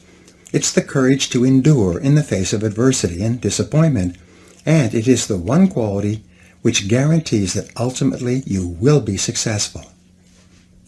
Calvin Coolidge, President of the United States, summed this up when he wrote, "Nothing in the world can take the place of persistence. Talent will not. Nothing is more common than unsuccessful men with talent. Genius will not. Unrewarded genius is almost a proverb. Education will not. The world is full of educated derelicts. Persistence and determination alone are omnipotent." Courage and persistence. Persistence is self-discipline in action. Each time you exert the self-discipline to persist in the face of adversity and disappointment, your self-esteem goes up. When you practice persistence, you build up your resistance to taking the easy way out. You create the friction that comes from going against your natural tendencies. You generate the heat that crystallizes your character at a new, higher level. And with this higher level of persistence, self-discipline, and character, your self-esteem, self-respect, and personal pride increase. Your belief in yourself serves as a deep foundation of confidence upon which you build a great life. You become more positive, more optimistic, and more unstoppable in everything you do. And you do this because, as Churchill said, you never give up. Never, never give up. Now here are some exercises that you can use to apply these ideas. Number 1, identify one major adversity that you dealt with and recovered from. What did you learn that has helped you to become a better person? Number 2, determine the worst possible thing that could happen in your business or career. What could you do now to minimize the negative effects if it did occur? Number 3, what are the 3 worst things that could happen in your personal and family life, and what could you do to prepare against them? Number 4, what are the 3 biggest mistakes that you have made, and what did you learn from each one? Number 5, what is the most effective way you could respond to your biggest problem today? Number 6, in what areas should you be prepared to take action and move forward rather than playing it safe? And number 7, what one action are you going to take immediately to face your fears and to move forward toward the achievement of one of your most important goals? Chapter 7, Self-Confidence in Action. James Allen said, "Above all, be of a single aim, have a legitimate and useful purpose, and devote yourself unreservedly to it." One of the most valuable experiences you can engage in accomplishing any goal you can set for yourself, is to ask yourself, what is my limiting step? What is the one factor that determines the speed at which I achieve my goal, or whether I achieve it at all? Your ability to identify your limiting step is one of the best demonstrations of your intelligence, and your capacity to eliminate this limiting step is one of the best demonstrations of your overall competence in achieving anything you want. Self-confidence is critical. In studying everything that has been written or said about personal success, the conclusion I came to was that your level of self-confidence is probably the critical factor in everything you accomplish. When you have enough self-confidence, you will try almost anything. Because success is largely a matter of averages or probabilities, the more things you try, the more likely it is that you will achieve greatly. For many years, Amoco Petroleum was famous amongst oil companies for having consistently developed and maintained higher levels of oil and gas reserves than any other major oil company. The president of Amoco was asked why his company was so successful in this area. He replied simply that, "We drill more holes." They didn't purport to be better or smarter than their competitors. They just focused on drilling more wells. And by the law of averages, they ended up drilling up more successful wells and becoming one of the most profitable oil companies in the world. Try more things. The same is true for you. When you set more goals, try more things, engage in more activities, and explore more opportunities, your probabilities of success increase dramatically. The only real limiting step that you might have is your level of self-confidence. When you reach the point where you believe in yourself absolutely, the barriers that exist in your external world will not stop you. The major obstacles to success always lie within the mind of the individual. They are not contained in external circumstances, situations, or people. As soon as you win the inner battle, the outer battle seems to take care of itself. The development of self-confidence has been the turning point in my own life. The reason I feel so strongly about the subject is because of what it has meant to me. The development of greater self-confidence has enabled me to go from rags to riches, from limited means and worries about money to national and international renown. I've been able to go from living in a small, rented, one-bedroom apartment and being deeply in debt to living in a beautiful home on a golf course and driving a new Mercedes. An inauspicious beginning. Talent and ambition have been very helpful, but without the development of self-confidence, my inborn abilities would have lain dormant and unused, as they did for many years. Before I gained enough self-confidence to commit completely to my goals, I was going nowhere with my life. I started with few advantages. I came from a home with 3 younger brothers, and while I was growing up, we never seemed to have any money. My father was a good man, but he was not always employed. I remember from my earliest days that we could never afford anything. My mother used to dress us by buying used clothes from the Goodwill and the St. Vincent de Paul rescue missions. We would wear pants and shirts that had been given away by other families. Sometimes the kids at school recognized that the clothes I was wearing were their old clothes that their parents had given away. Christmases and birthdays were not occasions of great celebration. We had little to give and little to share. Early behavior problems. I became a behavior problem at an early age.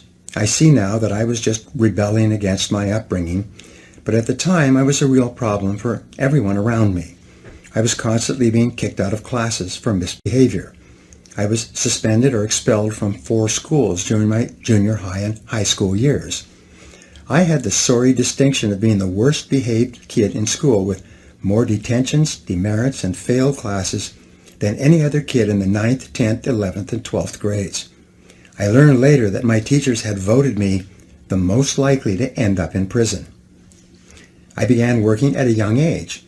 I worked at a part-time job and then full-time jobs to earn my own money, buy my own clothes, and eventually get my own car.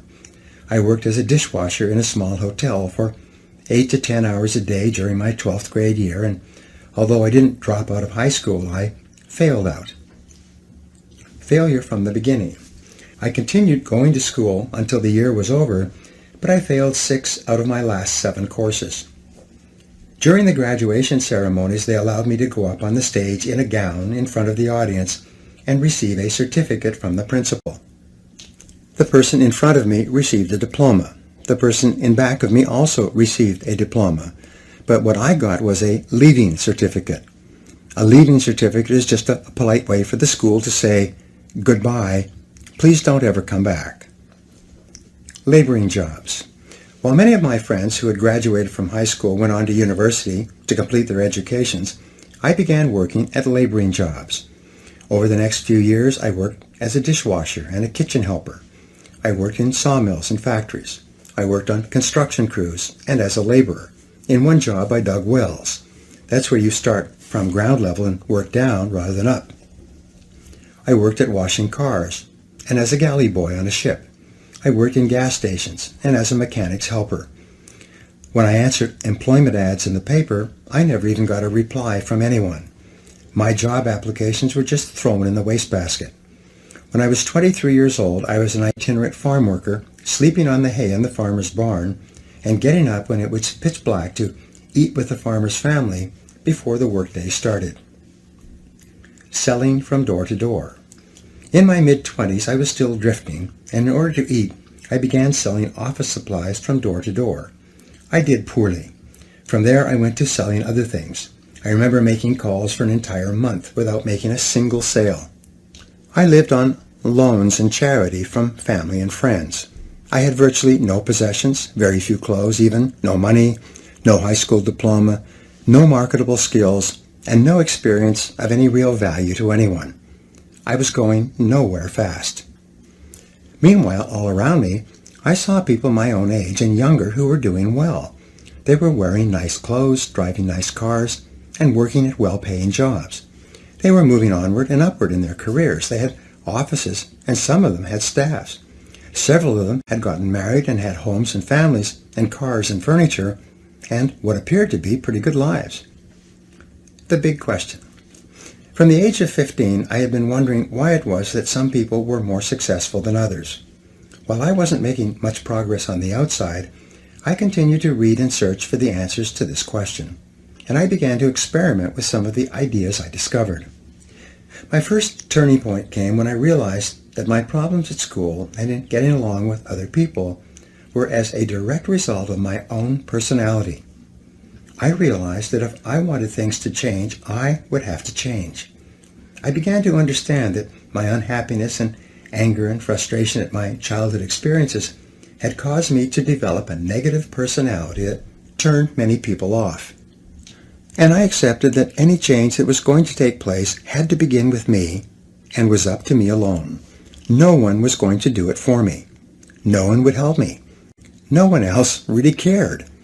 If I wanted to be successful and popular with others, I would have to go to work on myself and become a different person. The big turning point. The second turning point for me came when I was poor and 20 years old, living in a one-bedroom apartment and working at a laboring job during the day. I realized that I was completely responsible for my life and for everything that happened to me from then on. If I wasn't happy with my income or my work or my education or my future prospects, it was up to me to go to work on myself and make the necessary changes. They wouldn't happen by themselves. The importance of goals. The third turning point came for me when I discovered the importance of setting goals and of making clear decisions about what I really wanted in each area of my life. When I first stumbled across the subject of goals, I thought they were something that they had in sports. The idea of setting them for myself wasn't quite believable. I had so many problems and excuses that I felt that goal setting was really just an exercise in futility. It might be a pleasant entertainment, but nothing would come of it, considering my situation. Because I had low self-esteem and limited self-confidence, the first goals I set were not very high. They were consistent with what we talked about in the second part of this program. But I looked upon the exercise as more of an entertainment than as an important stepping stone to success. I remember sitting in someone's cheap hotel room many years ago. I took out a piece of hotel stationery, wrote out a series of goals, put deadlines on them, and then made a simple plan for accomplishing them. I promptly lost the sheet of paper, but exactly 31 days later, just as I had written, and as a result of a remarkable series of coincidences, my goals were all achieved. I was in my 20s at the time, and I still remember the feeling of astonishment I had at that time. I felt that I had learned about a secret power that I could use to accomplish almost anything. 3 great ideas. I had learned 3 important ideas. First, accept complete responsibility for yourself and for everything that you are and ever will be. Second, accept that you can change your situation only by going to work on yourself and learning the things you need to know to be better. And third, set clear goals with timelines for the things you want and then work every day to bring those goals into reality. For the next few years, I used these ideas sporadically. Each time I did, I would experience a burst of success and progress. As soon as I achieved a modicum of success, I would abandon these ideas and go back to simply reacting and responding to whatever happened on a daily basis. It took me several years before I finally began practicing these ideas and many others that I mentioned in this program consistently. I then began to get results in a systematic and consistent way. We sabotage ourselves.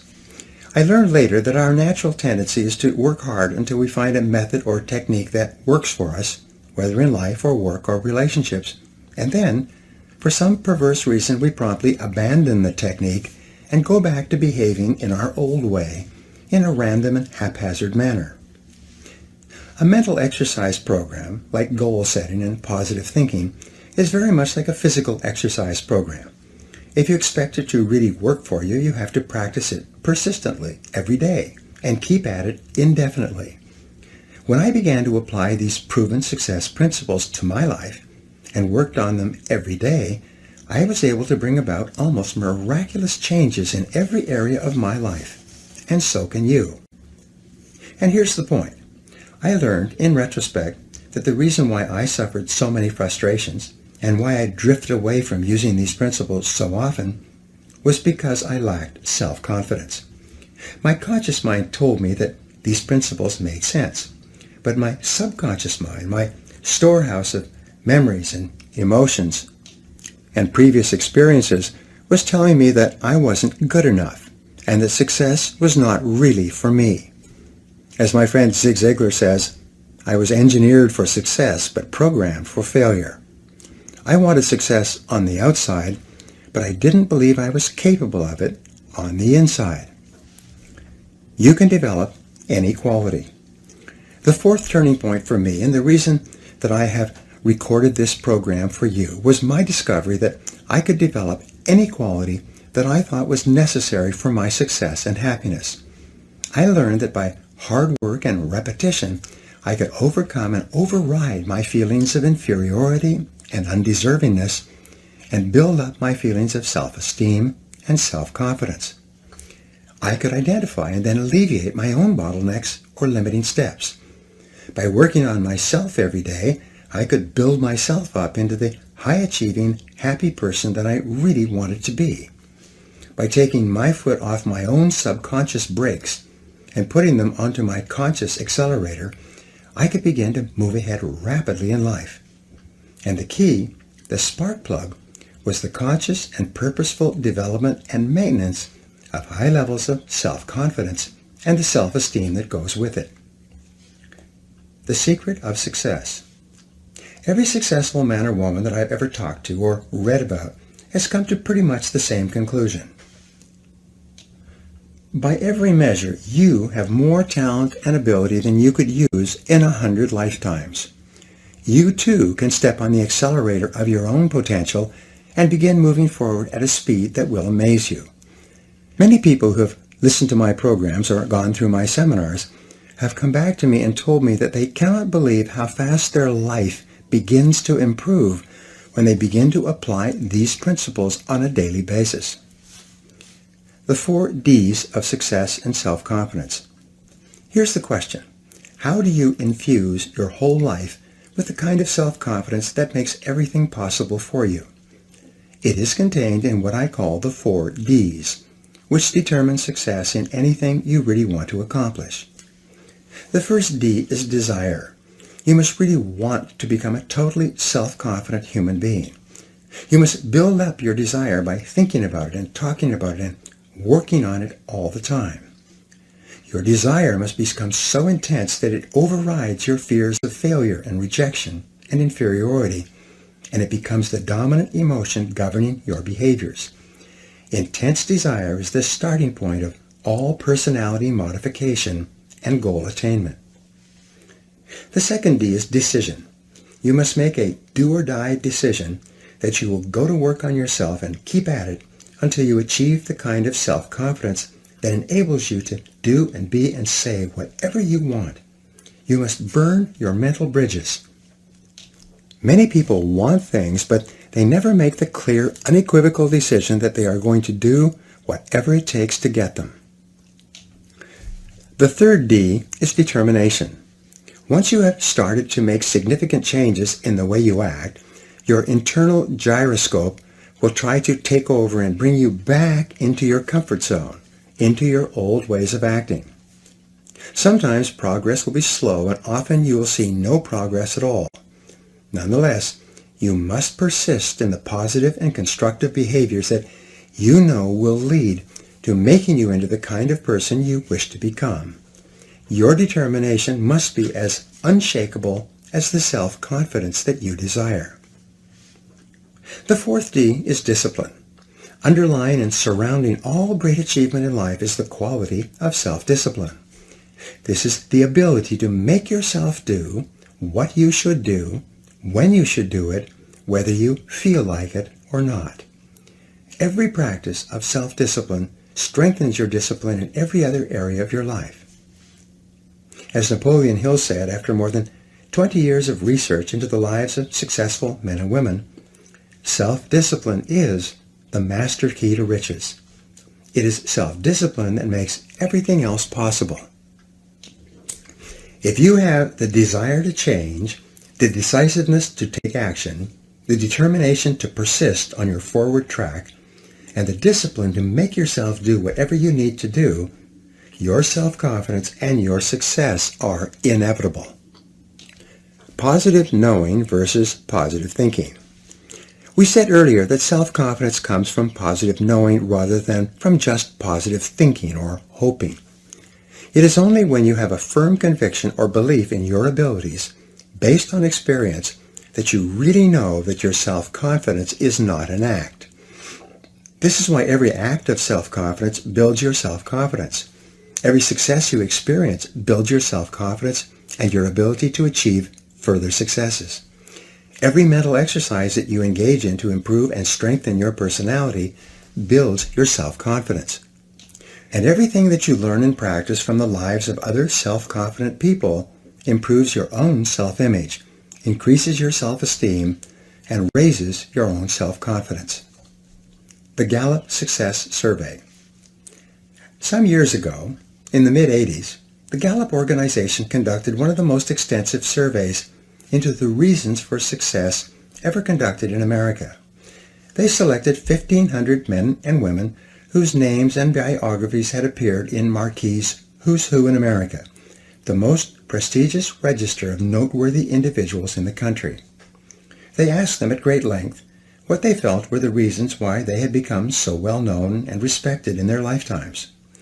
This group included Nobel Prize winners, university presidents, heads of Fortune 500 corporations, leading academics, writers, inventors, entrepreneurs, and even a high school football coach, a man who continued to have a significant impact on the lives and personalities of the young people he had trained.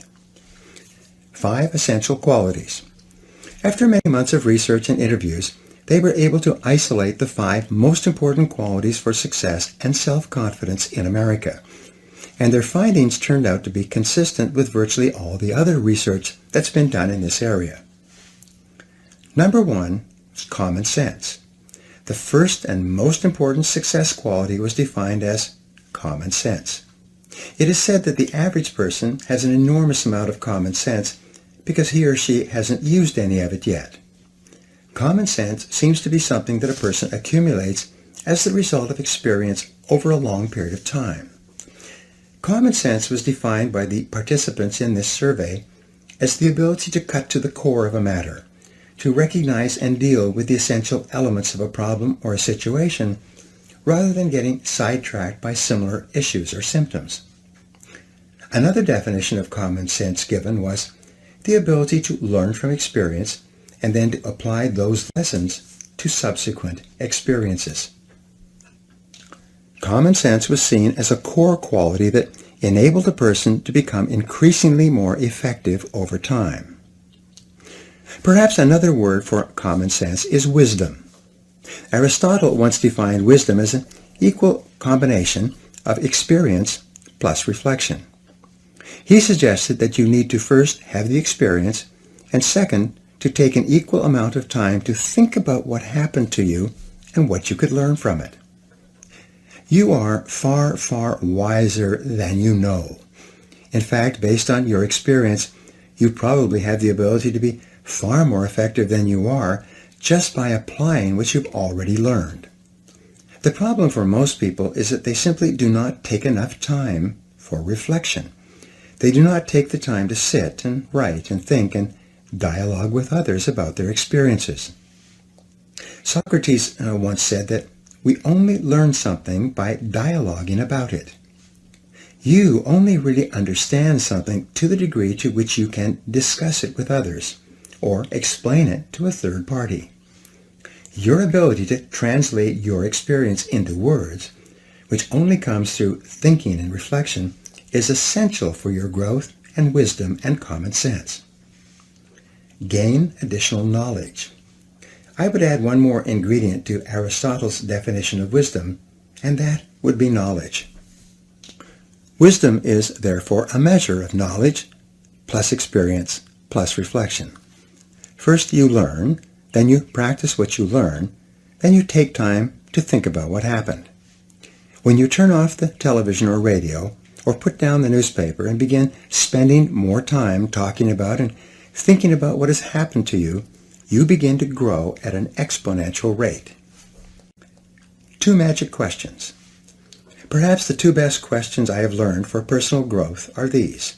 After every experience, successful or unsuccessful, stop and do an instant replay of the experience, preferably on paper, and ask yourself first, what did I do right? And second, what would I do differently? If you take a piece of paper and write at the top of the page, what did I do right? And then write down every single part of the experience that you did correctly, you will be accelerating your development of common sense. By analyzing your immediate past performance like football players do on video, you will find yourself improving at a rapid rate. The very fact that you take time to reflect will cause you to improve in those areas you pay attention to. When you ask, what would I do differently, you begin to see all kinds of possibilities for improvement.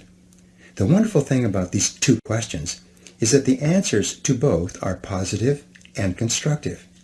And when you dwell on the positive, constructive parts of your performance, present and future, These ideas sink deeper into your subconscious mind and program you to act in a manner consistent with that information the next time out.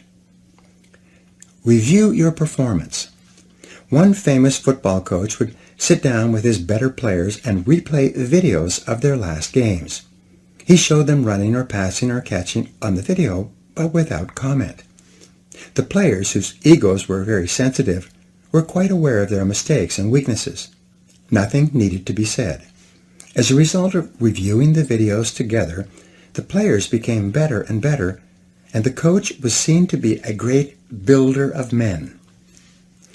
After every sales call or interview, do an instant replay, alone or with someone else, and ask yourself quickly, what did I do right?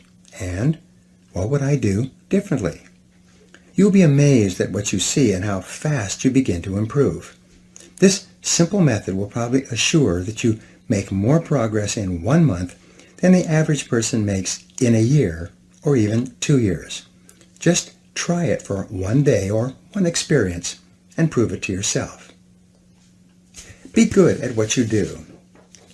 The second quality for success and self-confidence that came out of the study was that of expertise. I talked about this at great length in part 3. Most successful, happy men and women are very good at what they do, and they know they are very good. They have learned and practiced and reflected and gotten better and better until they are recognized by their peers as being among the very best in their fields. And this feeling of being the best is an absolute prerequisite for deep and lasting self-confidence. Self-reliance. The third quality identified in the study was that of self-reliance. Men and women who are respected by others tend to look primarily to themselves for the answers to their questions and for the solutions to their problems. They are highly self-responsible. They do not blame others or make excuses when things go wrong. They look upon themselves as the primary creative forces in their own lives. They volunteer for tough assignments, and they are willing to take charge when something needs to be done. Intelligence is more than IQ. The fourth success quality identified was that of intelligence. Intelligence seems to be a key requirement for success and self-confidence in any field. But when they looked at this subject, they found that intelligence was not necessarily measured in terms of IQ. Many of the most notable men and women alive today had done poorly in school. They had gotten low grades or no grades, and many of them had not completed university or even high school. One gentleman in the study could not even read or write, and yet he had gotten all the way through university by covering it up and getting others to do his assignments for him. Income and IQ. In a recent survey in New York, they selected 1,000 adults at random and tested them for IQ. They found that between the person having the highest IQ and the person having the lowest IQ, there was a difference of only 2.5 times. But between the person earning the greatest amount of money and the person earning the least amount of money, there was a difference of more than 100 times the income. And the person earning the most was by no means the person with the highest IQ. How is intelligence defined? If intelligence is not necessarily IQ or grades or years of schooling, what is it? In my estimation, intelligence is really a way of acting. If you act intelligently, you are intelligent. And if you act stupidly, you are stupid, irrespective of your IQ or your education. Smart people take the actions necessary to get the results they want. They are effective in whatever situation they find themselves in. Intelligence is more a matter of doing the right things rather than doing things right. Intelligence defined. What then is an intelligent way of acting? Here's the answer. An intelligent way of acting is acting in a manner that is consistent with the achievement of your own self-professed goals. Whenever you do something that moves you toward achieving a goal that is important to you, you are behaving intelligently. You are smart. But whenever you engage in a behavior that moves you away from one of your own goals, you're behaving stupidly. The world is full of people who are behaving stupidly, hour by hour and day by day, because they are doing things that are guaranteed to bring them the opposite results of what they say they really want. Make your actions congruent. If one of your goals is to live to be 80 or 90 years old and have a happy, healthy life, then everything that you do today in terms of your eating, drinking, exercise, rest, and especially avoiding unhealthy behaviors is smart. However, if you don't exercise, if you eat the wrong foods or smoke cigarettes and neglect your health in any way, you are behaving stupidly by your own definition. If you are in sales or business and you learn how to manage your time well so that you get a lot done in the course of your working day, you are acting intelligently. If you do things that undermine your productivity or move you away from your goals, you are acting foolishly in terms of your own goals. Here's a key insight. Everything you do is either moving you toward one of your goals or moving you away from it. Nothing is neutral. Everything counts. Each act you engage in is either a positive act that goes on the positive side of your personal balance sheet, or it is a negative act that goes on the negative side of your personal balance sheet. A great life is simply a life that has far more marks on the positive side than it does on the negative side. This means that an intelligent person is one who does far more things that move him or her toward the things that he or she wants to be and have and do than an unintelligent person does. Avoid self-delusion. Don't fall into the trap of deluding yourself into believing that only what you want to count counts. Many people think that if they don't count it, it doesn't have any effect on them. They think that if they don't read a book or listen to an audio program, if they don't spend time with their families and play with their children, instead of playing on their computers and watching television, if they don't do the things that are leading to a happy, healthy, successful life, then somehow it doesn't matter. They will get a pass. It won't count. But the fact is that everything counts. Nothing is neutral. Everything you do or don't do contributes toward making your life a great life or a mediocre life. Everything counts. With regard to your self-confidence, every time you do something that is moving you in the direction of something that is important to you, you feel like a winner. But every time you don't do things that move you forward towards something you want, or even worse, move you away, you feel like a loser. These behaviors are not only progressive, they are habitual. The more you engage in one behavior or the other, the easier and more automatic that behavior becomes. The more you engage in winning behaviors, the more consistently you act and feel like a winner. The higher will be your self-confidence, and the greater will be your belief in yourself and in your goals. Your actions shape your character. Getting the job done. The final quality of success identified in the study was that of result orientation. This means that you know that you are capable of getting the results for which you are responsible. All highly respected men and women are recognized as being the kind of people who can get the job done, whatever it is. They are invariably decisive, results-focused, action-oriented people. They are performance-oriented. They have a bias for action and a sense of urgency. They have trained themselves to be extremely capable at doing whatever is required. Bigger and better jobs and responsibilities seem to flow to them. The world tends to step aside and make way for the person who knows what he or she is doing and knows where he or she is going. Get on to the fast track. One of the most intelligent things that you can do is to get better at the most important things you do to get the results that determine your success. The better your results, the higher will be your self-confidence and self-esteem. You'll be promoted more often and paid more because you will be producing a higher quality and quantity of work. You'll receive more and better job offers. You'll be immune to economic downturns because your services will be so valuable. By becoming intensely result-oriented, you will guarantee yourself a future of success and prosperity. Do what the top people do. You will notice that everything that we have talked about in this program somehow impacts on the 5 qualities for great success in America. I explained earlier about the importance of selecting your values and organizing your entire life around what you believe to be right and good and true.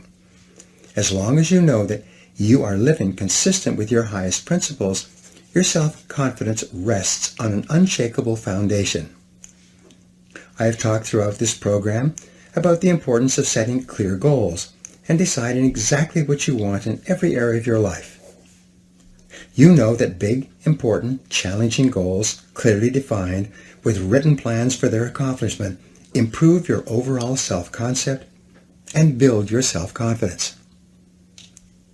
Plan your work and work your plan. When you plan your work and work your plan and dedicate your energies to completing high-value tasks, you start to make rapid progress toward the attainment of your goals, and your self-confidence goes up. Every time you resolve to go the extra mile, to do more than you're paid for, to put in more than you take out, to go beyond what is expected of you in your job and in your relationships with others, you feel terrific about yourself. You feel more like a winner. Your level of self-confidence increases, and you feel motivated to contribute even more of yourself to what you are doing. When you dedicate yourself to becoming better and better at performing the important tasks in your life, you feel an enhanced sense of mastery and competence. Your belief in yourself deepens, and your ability to get the results that are important to you increases. The development of excellence or expertise in what you do is a wonderful form of positive knowing that leads inevitably to higher self-confidence. Do your work quickly and well. There is virtually nothing that will bring you the respect and esteem of the people you respect faster than being result-oriented and doing your job in an excellent fashion. In study after study, it's been shown that lasting recognition from the important people in your work only comes from being very good at what you do. It is only excellent performance in your job that raises you above politics and gives you the kind of power and influence that really makes a difference in any organization. Dedicate yourself to continuous learning. Your ongoing commitment to personal and professional development gives you a feeling of continuous growth. Whenever you feel yourself growing as a person, you feel internally motivated and energized to achieve even more. And the more you learn, the more you can learn. The more you develop yourself, the more capable you become of further development.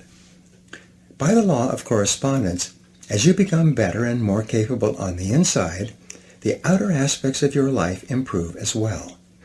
As you see and feel your life getting better, you feel more positive and in control of your own destiny. You like and respect yourself more, and your self-confidence increases. Take continuous forward action.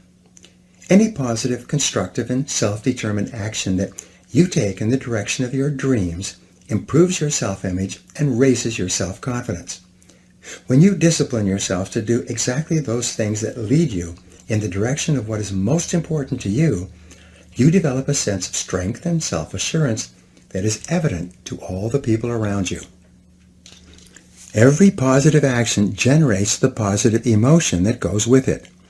When you keep your thoughts and your actions consistent with your highest aspirations and your most valued goals, you are progressively building the unshakable kind of self-confidence that enables you to accomplish almost anything. Be your own cheerleader.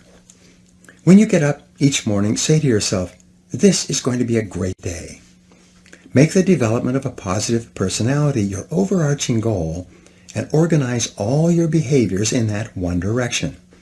Remember, you are demonstrating the highest intelligence when everything you do contributes toward generating the feelings of self-confidence and self-esteem that you desire.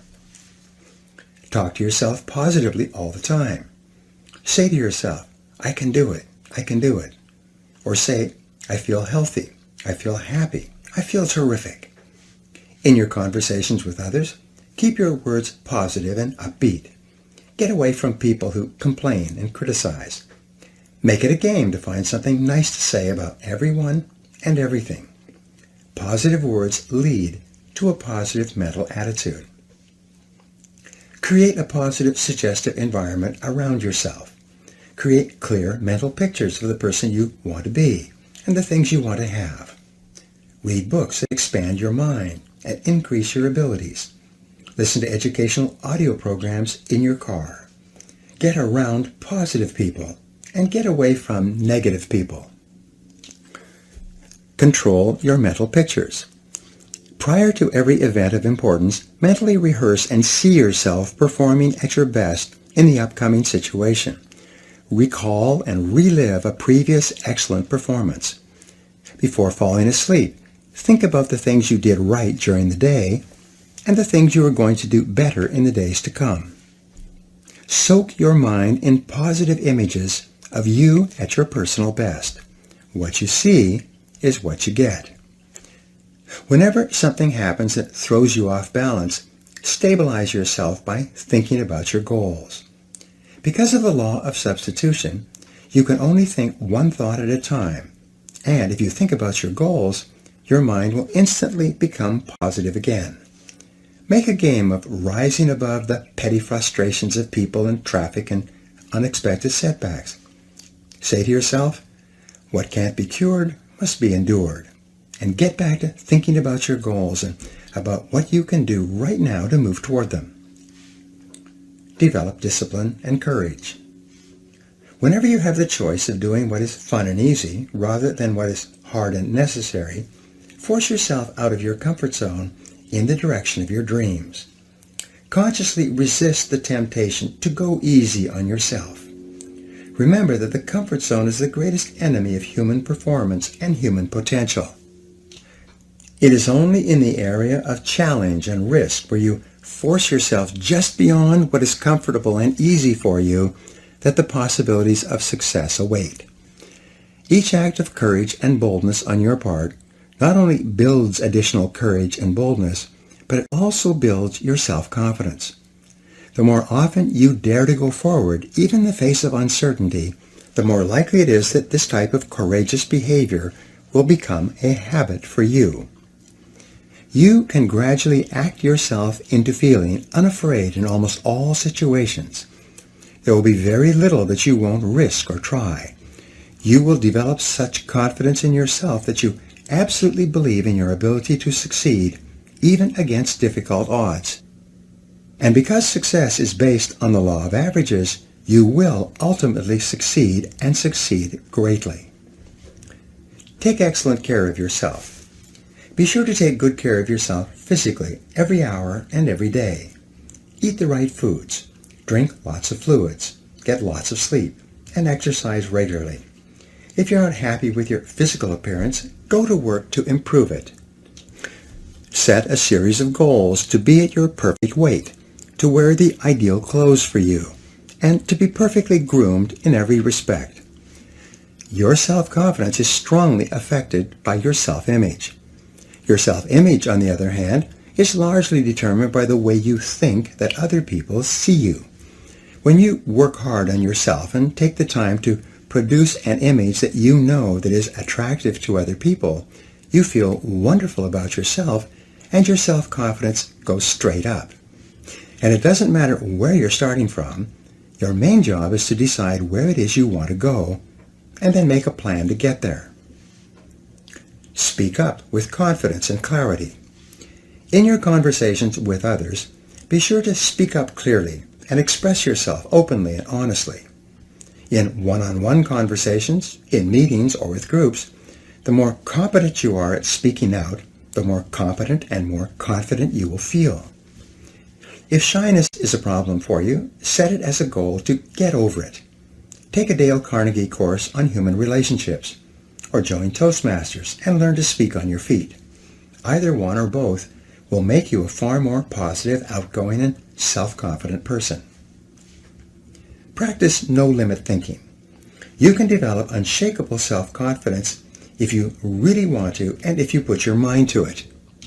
You can develop within yourself any personality characteristic that you really want. You're always free to choose. Everything you are and everything you become is under your own control. The final key to self-confidence was put forth by Dorothea Brande in 1935 when she said, "The high road to success is to act as if it were impossible to fail, and it shall be." The real difference between the winners and losers in life is the difference between taking action and making excuses. It is between the people who do and the people who talk about doing. It's between the movers and shakers on the one hand and those who just watch the world go by on the other. Perhaps your greatest responsibility to yourself is to become a person of action, to act yourself into feeling the emotions that are consistent with high performance.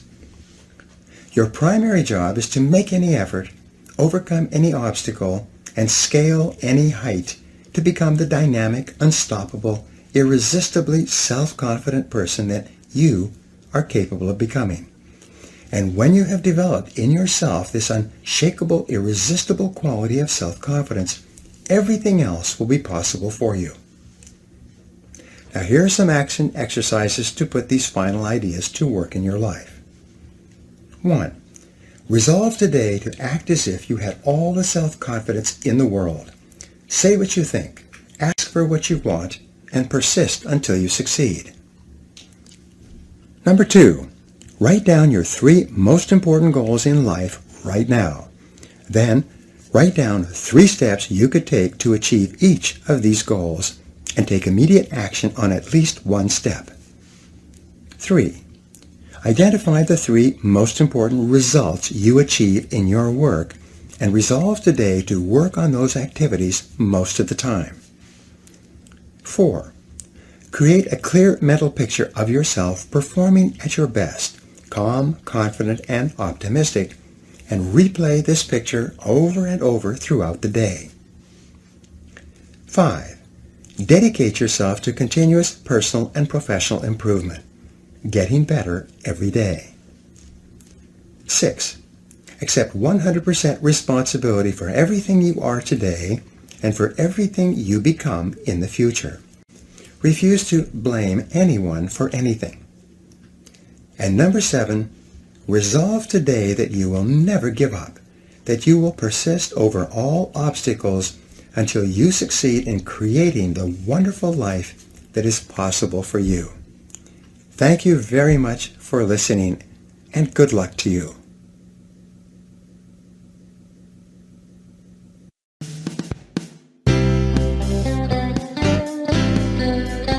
This has been a Gildan audio production.